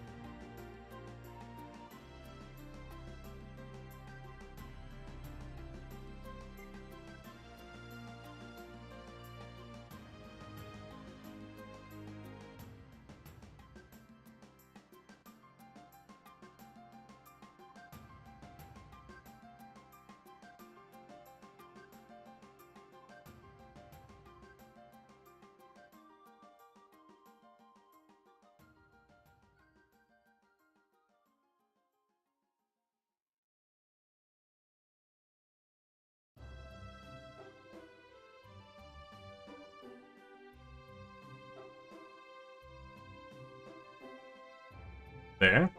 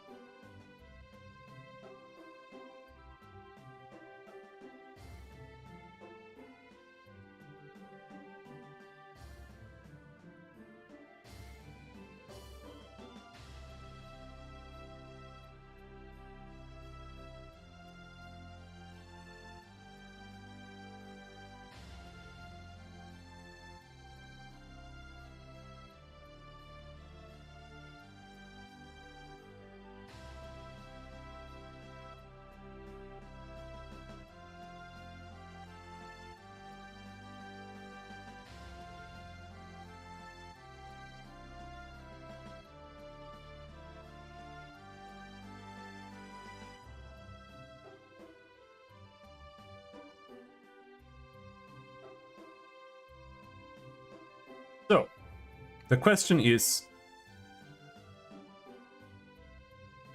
where do we grab a voxel? And I think it's here. If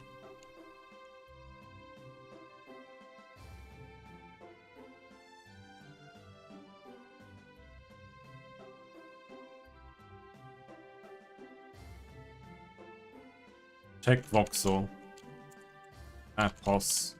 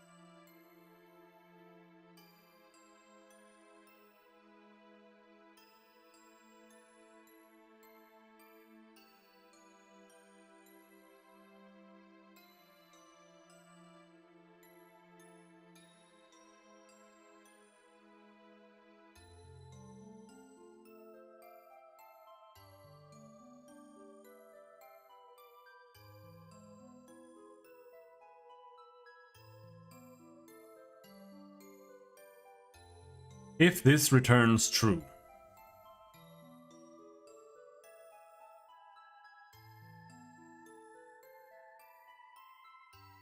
then what? We just... I don't know why he does continue instead of break.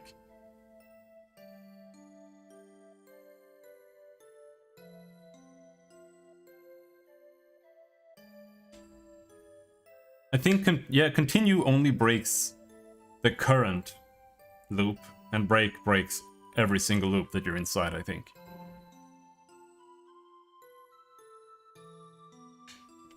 Let's go with break.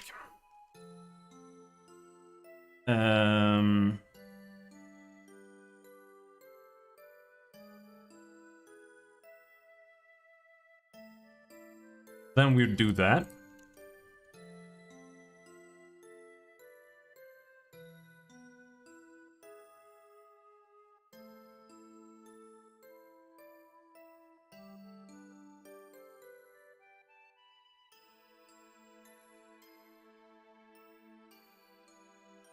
So here now we need to set a color, and that color is going to be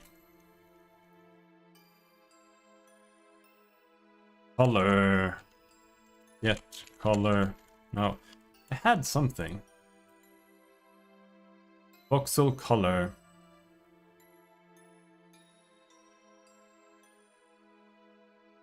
Get voxel, but that's an integer. Check brick bit mask. Get brick blick. Void raycast. Did I delete something?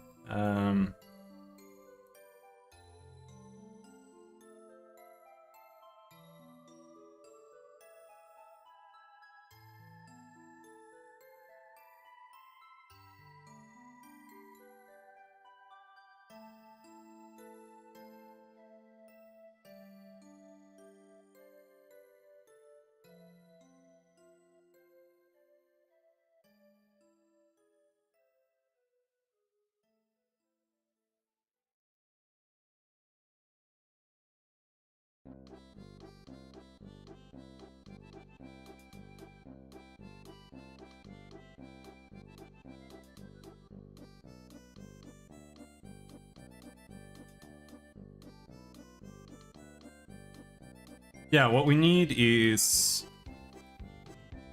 color equals color buffer. And then we need an index in the color buffer, and the index is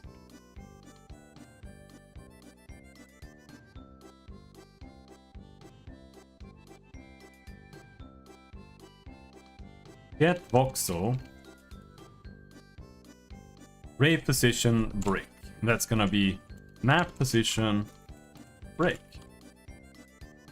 And then here we unfortunately have to do this several times. Look for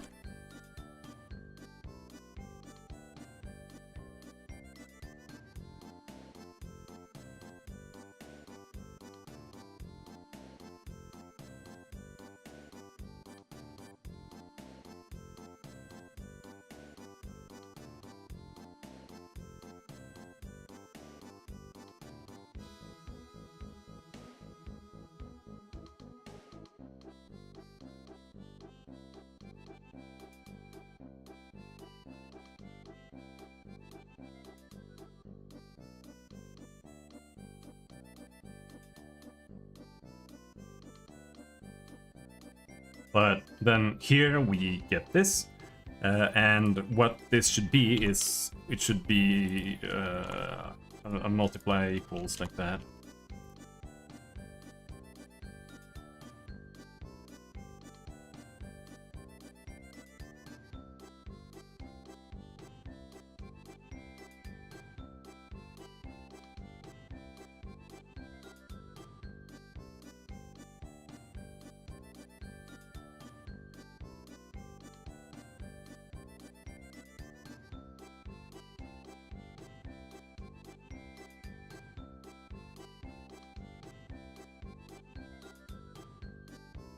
If get brick mask.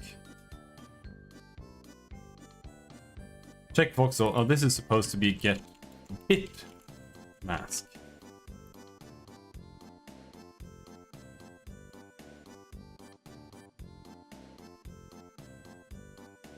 And that means it has to be below that.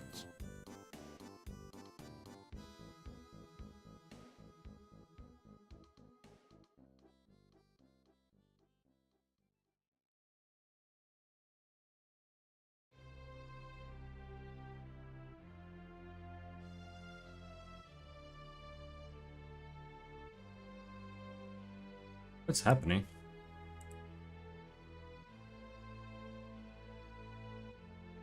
Should not be capturing when there's hot control.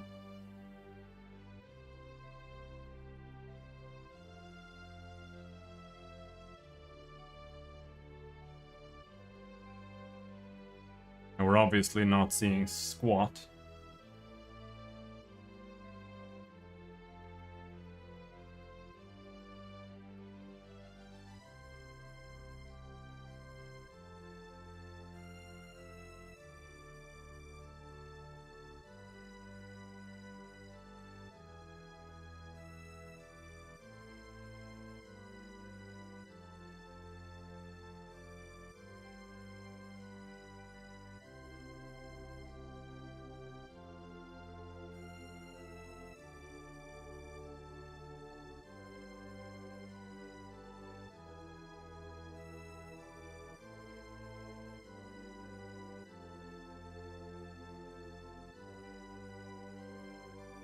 Not getting anything.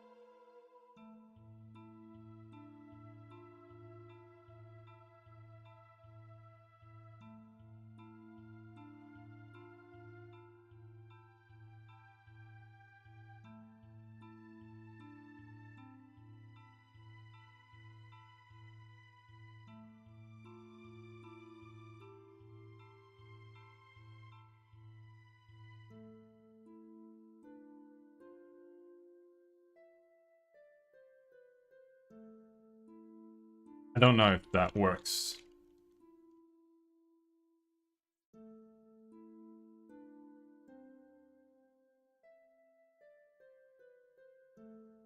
I mean, we can definitely do this.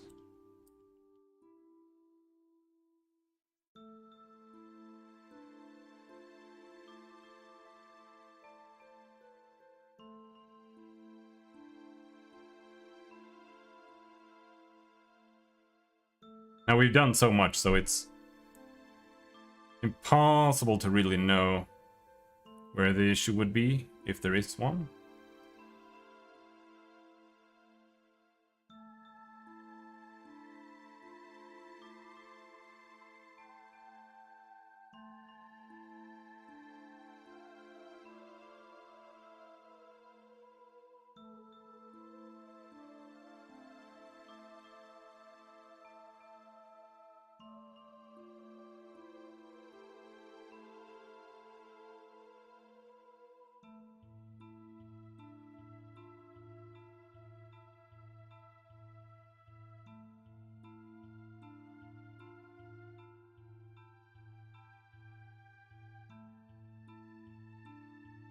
And what's this?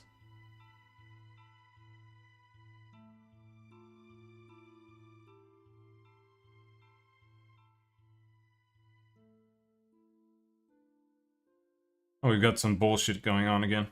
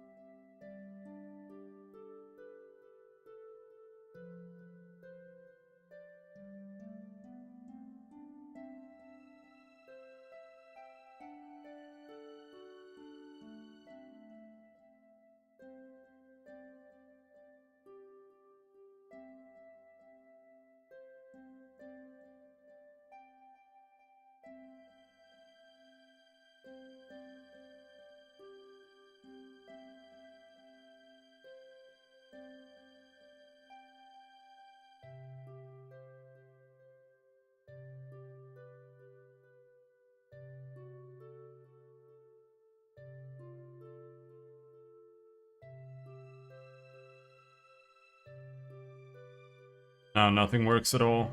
Man, that makes me so sad.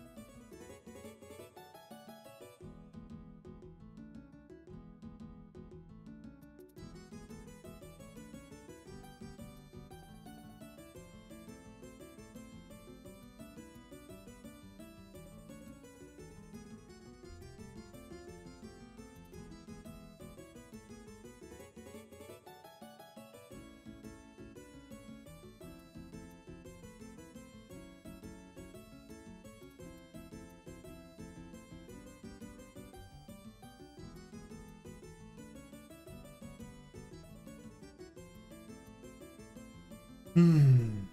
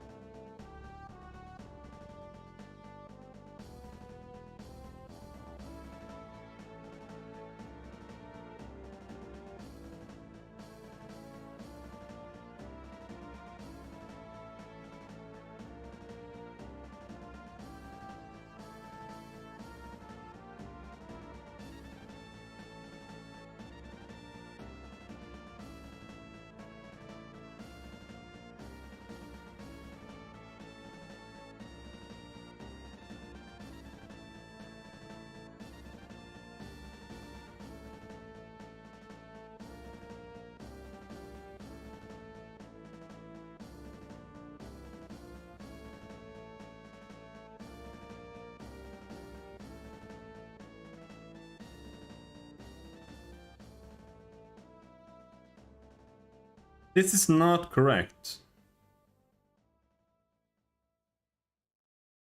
Not entirely.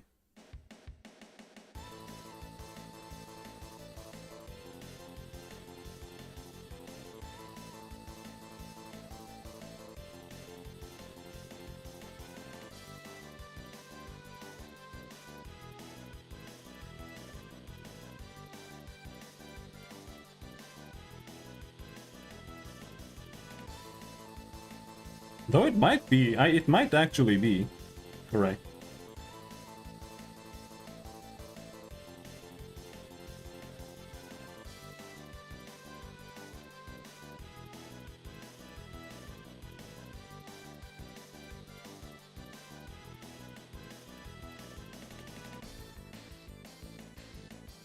Because what we're doing here is I'm checking the brick bit mask, and if the brick mask that we're currently in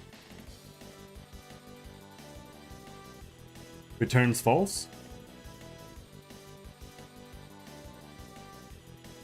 then we go in here and we skip it. But when we spawn, or if we're literally like flying or something, or if we're standing on a block and that block pushes up into the next grid, or in the next brick, then when we check the first voxel, when we're raycasting and we check the brick, it's gonna be like, nope, there's nothing here. But we're not standing at the edge, because it's not the ray that's jumped and found the edge. It's just, we're literally just standing there. But we are still using the side disk delta and checking against that. So it should still be fine, even if we're like in the middle. It should still skip the right amount, assuming that this is even correct in the first place. I can barely even look at it and remember what it does. I have to I have to save this bullshit file that I made.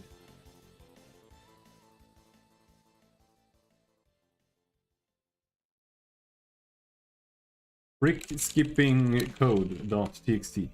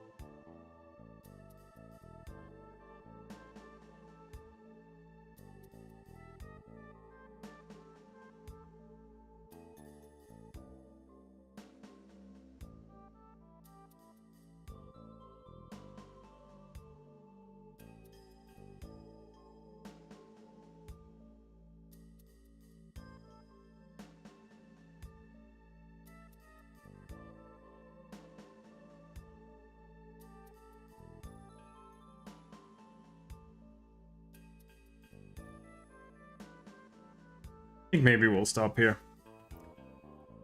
We've been going way too long.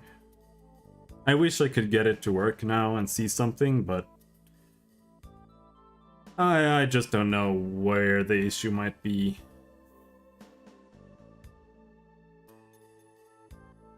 I wish this would at least work and show me something.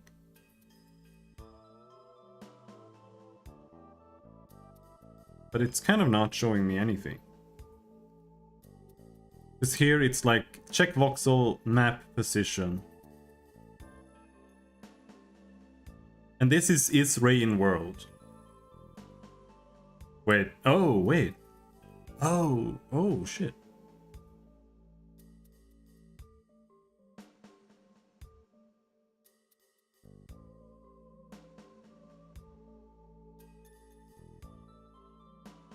What if I just do this?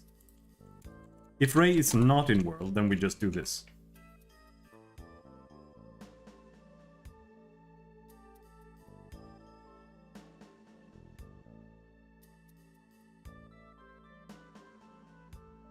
Fucker!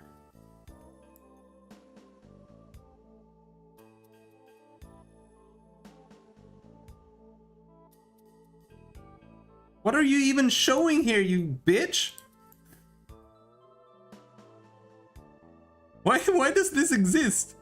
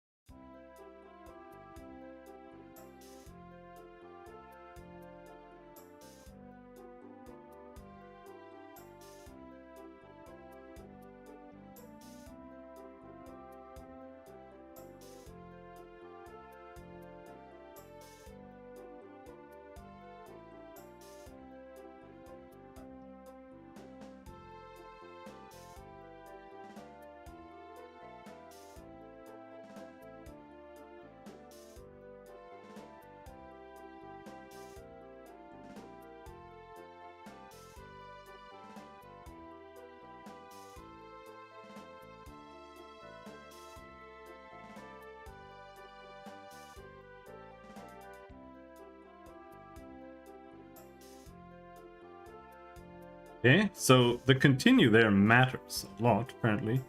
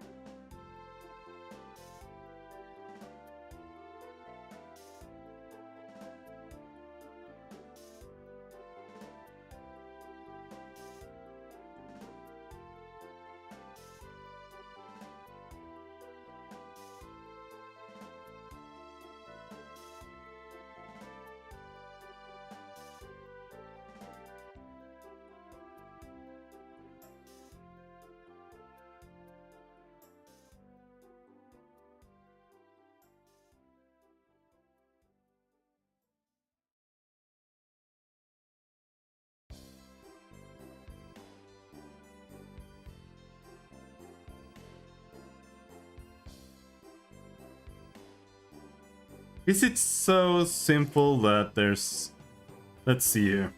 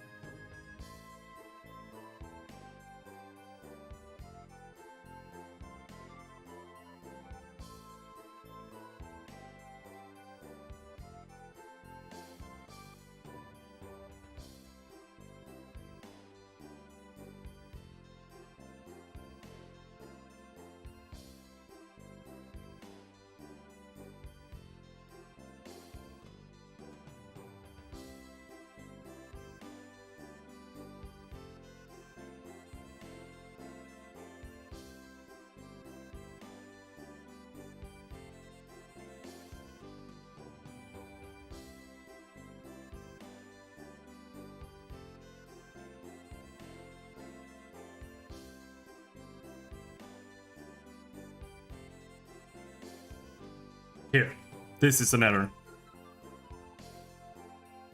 We're just checking XXX here. Here we need to check X, Y, Z. We check X and Z, and Y is less than Z. Z is less than X, and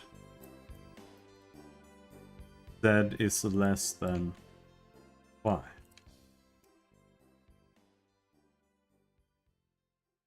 Oh, I mean that is wrong, but I still kind of doubt that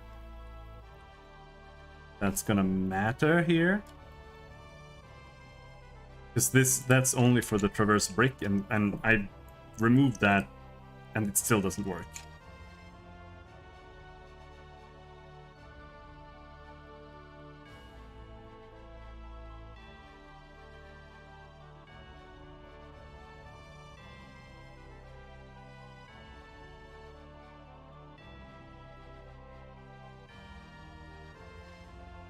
And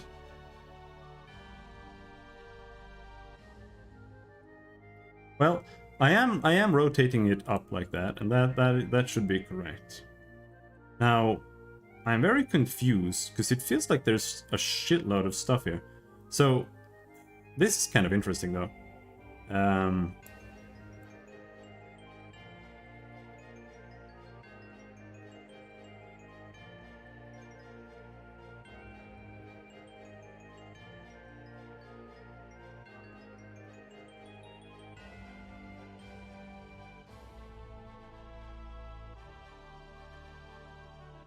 So basically, it's drawing my brick, but it's fucked up. Something is still wrong. Because you can see here on the left side, like this is the edge of the brick.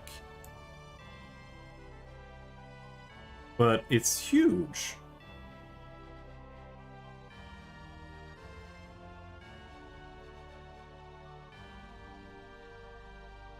And I can't see anything here.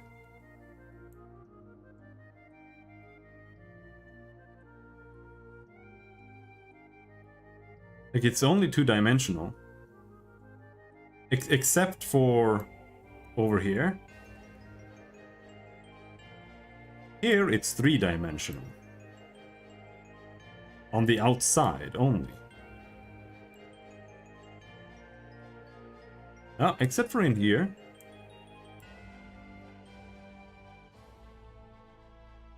Here we've got some shit going on. Until we get over here.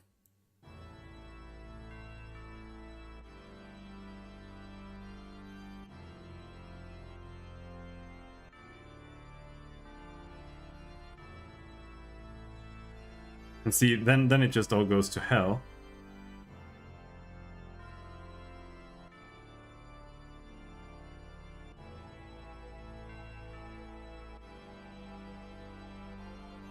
So, it is kind of doing something. But all these stairways make me feel like perhaps something like this is wrong. This? Get voxel. Okay, what's happening here?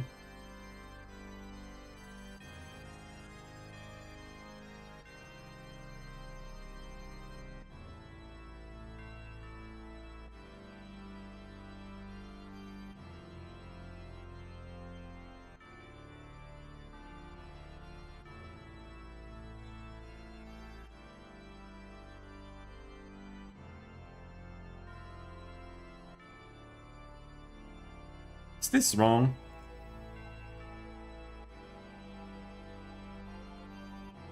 I feel like this is wrong.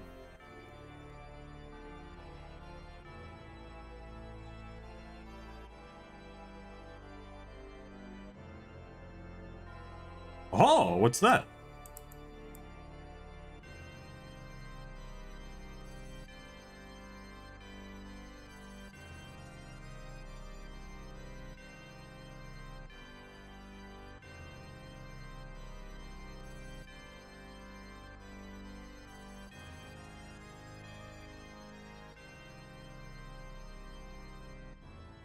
I really need to fix this.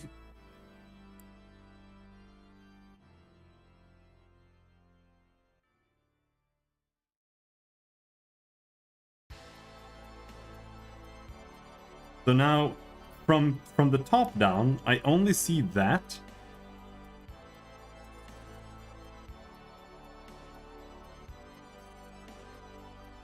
But from this side, we see that. And we can see it's colored on that side, so that is correct. But we can't see it from the other side.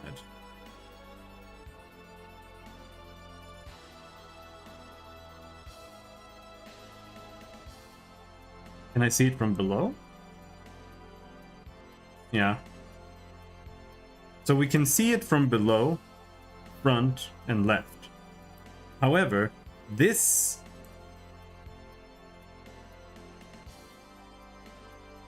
is still weird.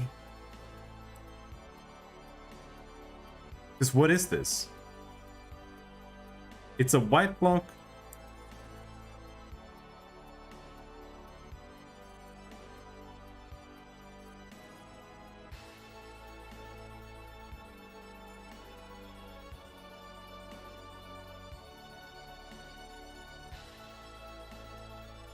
Yeah. This is supposed to be an empty block.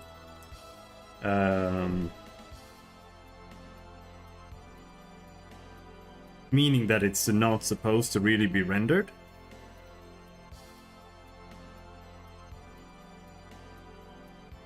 And also, let's do some counting here.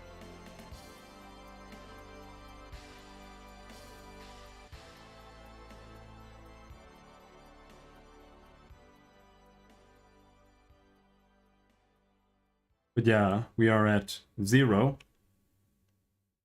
1, 2. So these are actually the 3 first voxels. For some reason, it won't show me more than 3 voxels.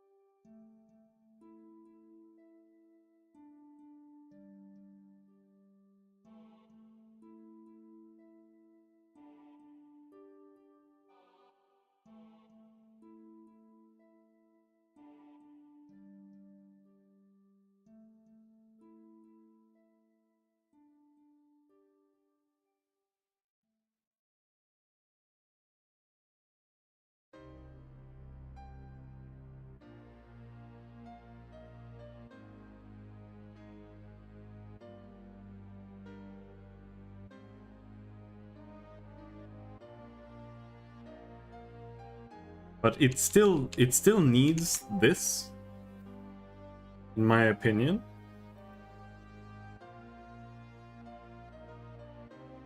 Because the first brick should be here, the second brick should be here. And if I don't have that, then that means that X will just keep incrementing until we reach the end here. And then when we are at X7, that's the last voxel. So then when we head over into 9 or 8, that should be the next brick. And for that to happen,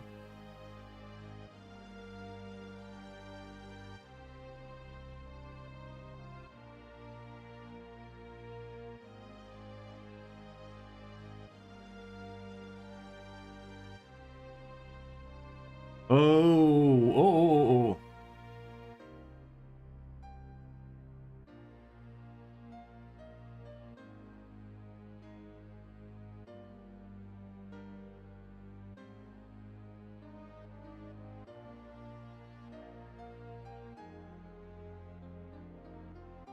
X, they all need to have limits. That's what the crux is. They all need modulo. This is 8.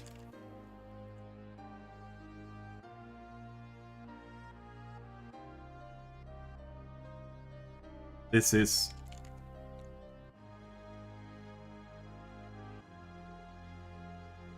64.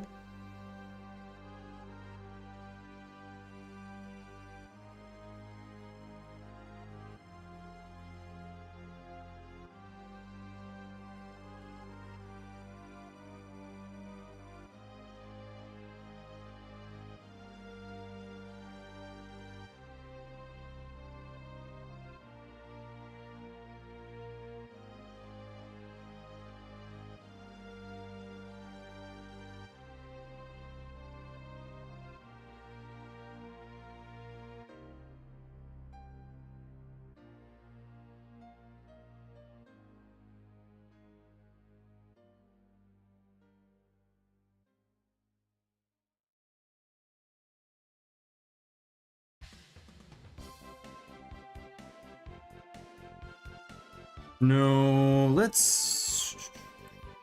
It needs to be like this. The inner one. This should be modulo 8.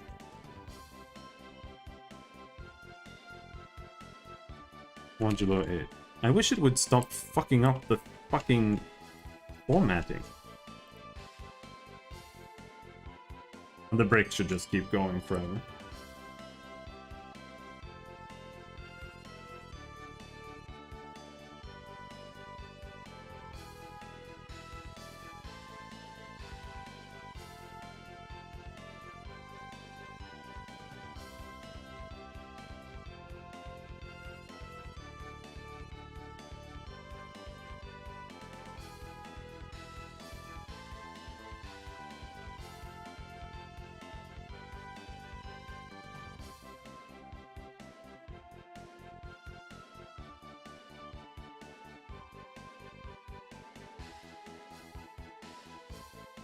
That's not right either.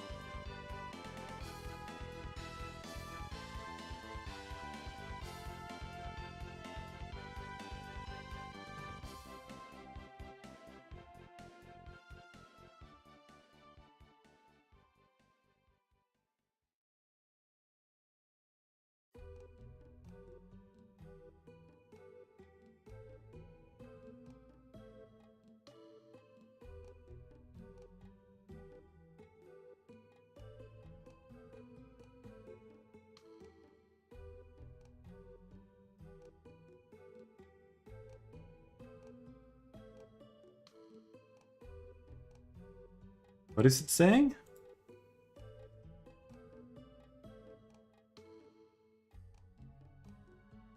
Integer divides may be much slower. Try using uints if possible. Integer modulus. Okay, they want to use uints for all of this shit.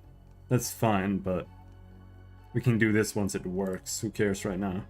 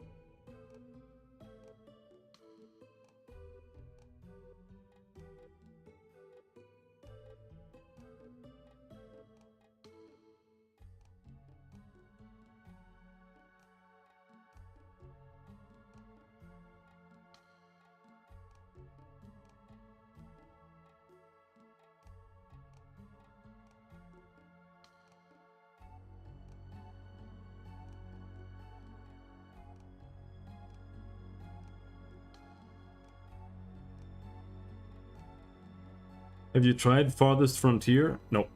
I skipped it. It just looked like Banished once again.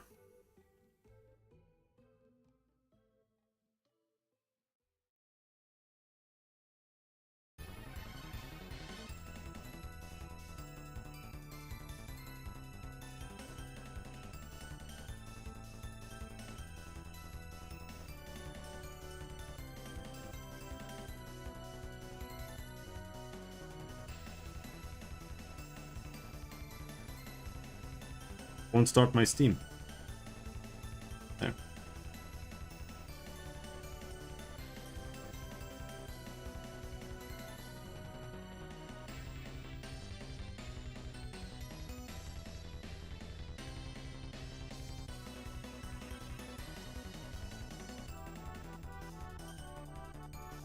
There.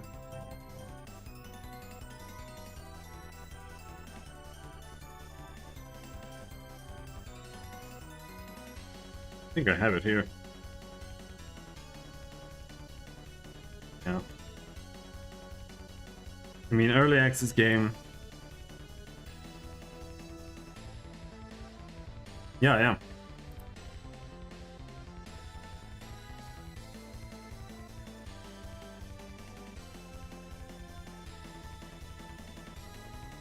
Who knows?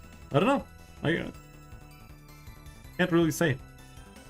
My problem with these types of games is that I usually feel like you play them for like 30 minutes and then you played the whole game. And I don't know. That's kind of what I liked about RimWorld. It feels a little bit more personal with the characters and all your progress, but here it in Banished and these types of games, it's just like you just have a bunch of lemmings and they're just kind of running around, and then you build more houses. And then there's a drought and everyone dies and society collapses and it's over. So I have yet to find an actual city builder that I find really enjoyable.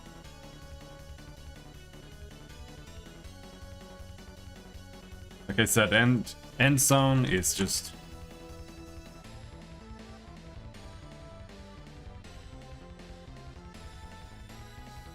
It's maybe if you play it on like easy, but on normal or hard. Snow falling from the roof. Just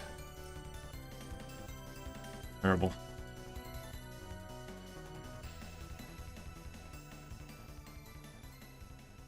And you just feel like you run out of space, really. It's also impossible to tell how you're doing, like resource-wise. I even made a complaint about it and nobody understood. Like, I got like 4 people being like, no, there's just... I remember, I think I showed you that. Or like shitloads of people who were like, what? This makes no sense whatsoever.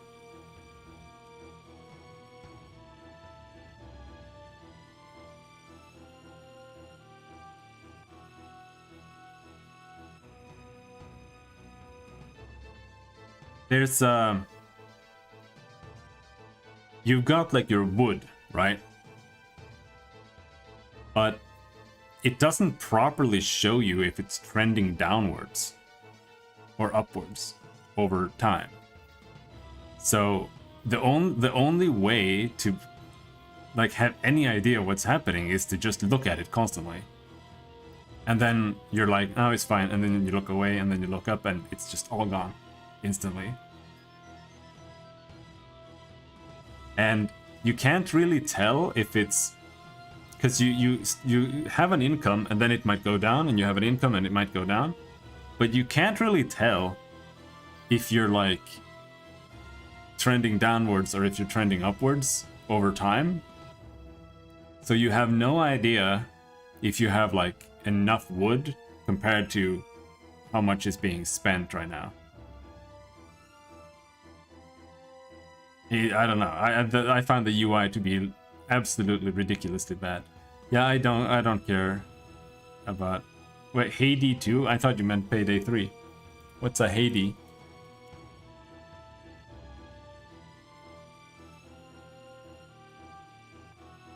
That's a porn game.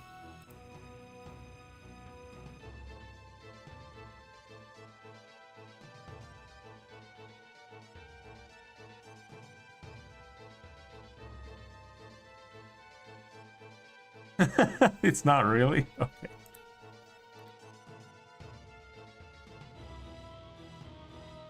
But here, I feel like I have to...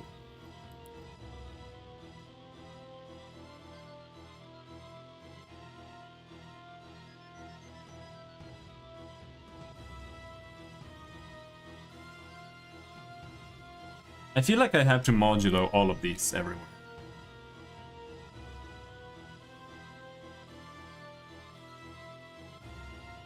Is that the case?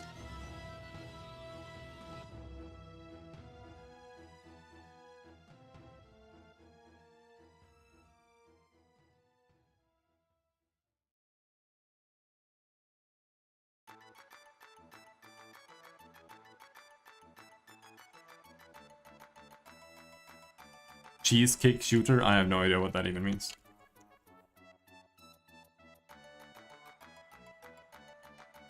This is like a... The other day someone said ego shooter, and I'm like, I've never heard this term in my entire life.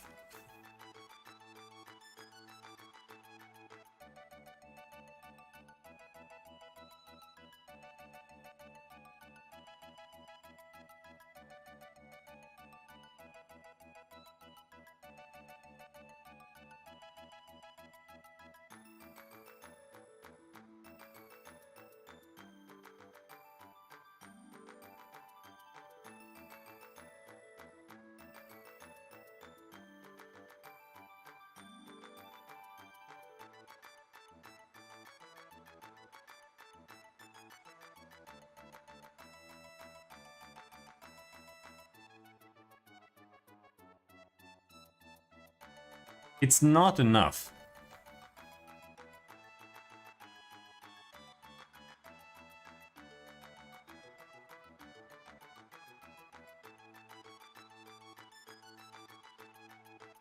How am I getting brick? Get brick.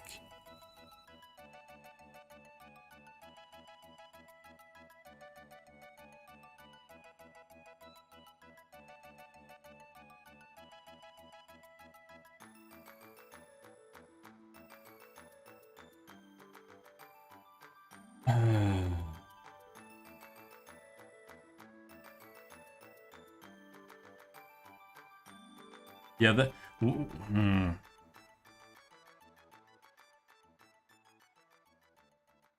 They tear down and chill. Sounds good. Haven't tried that game yet. People in the voxel community keep talking about it, so maybe I should try it.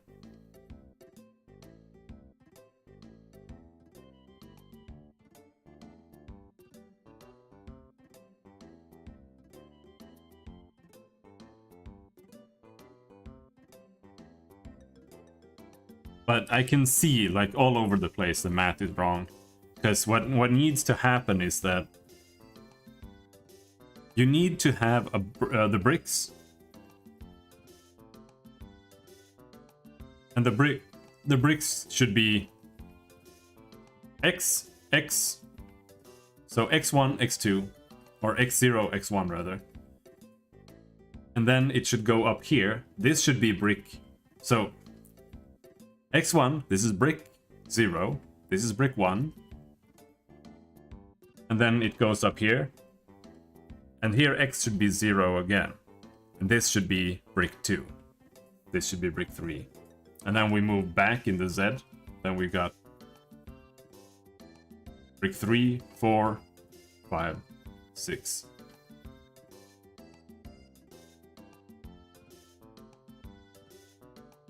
I felt like I was missing one there. But anyway.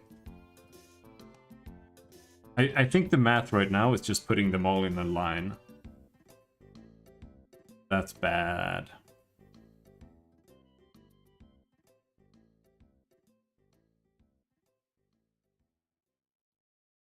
Can't bind mouse buttons? Good. Fuck you and your mouse binding buttons. That's what you get for having more than 2 mouse buttons.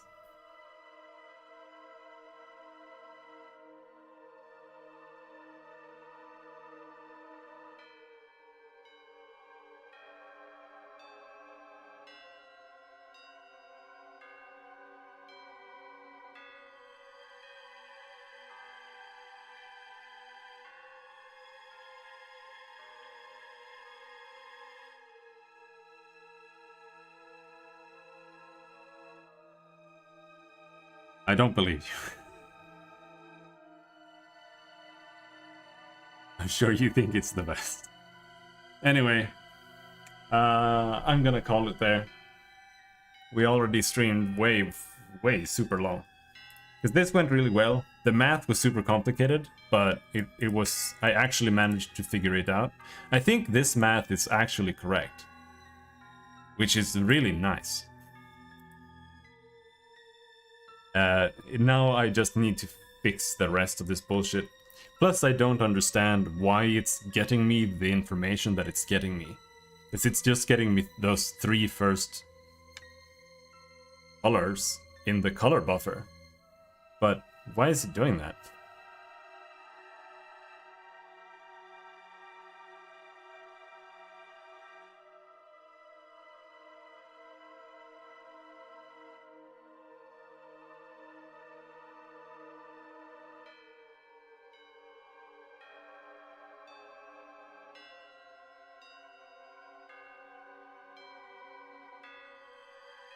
It's weird.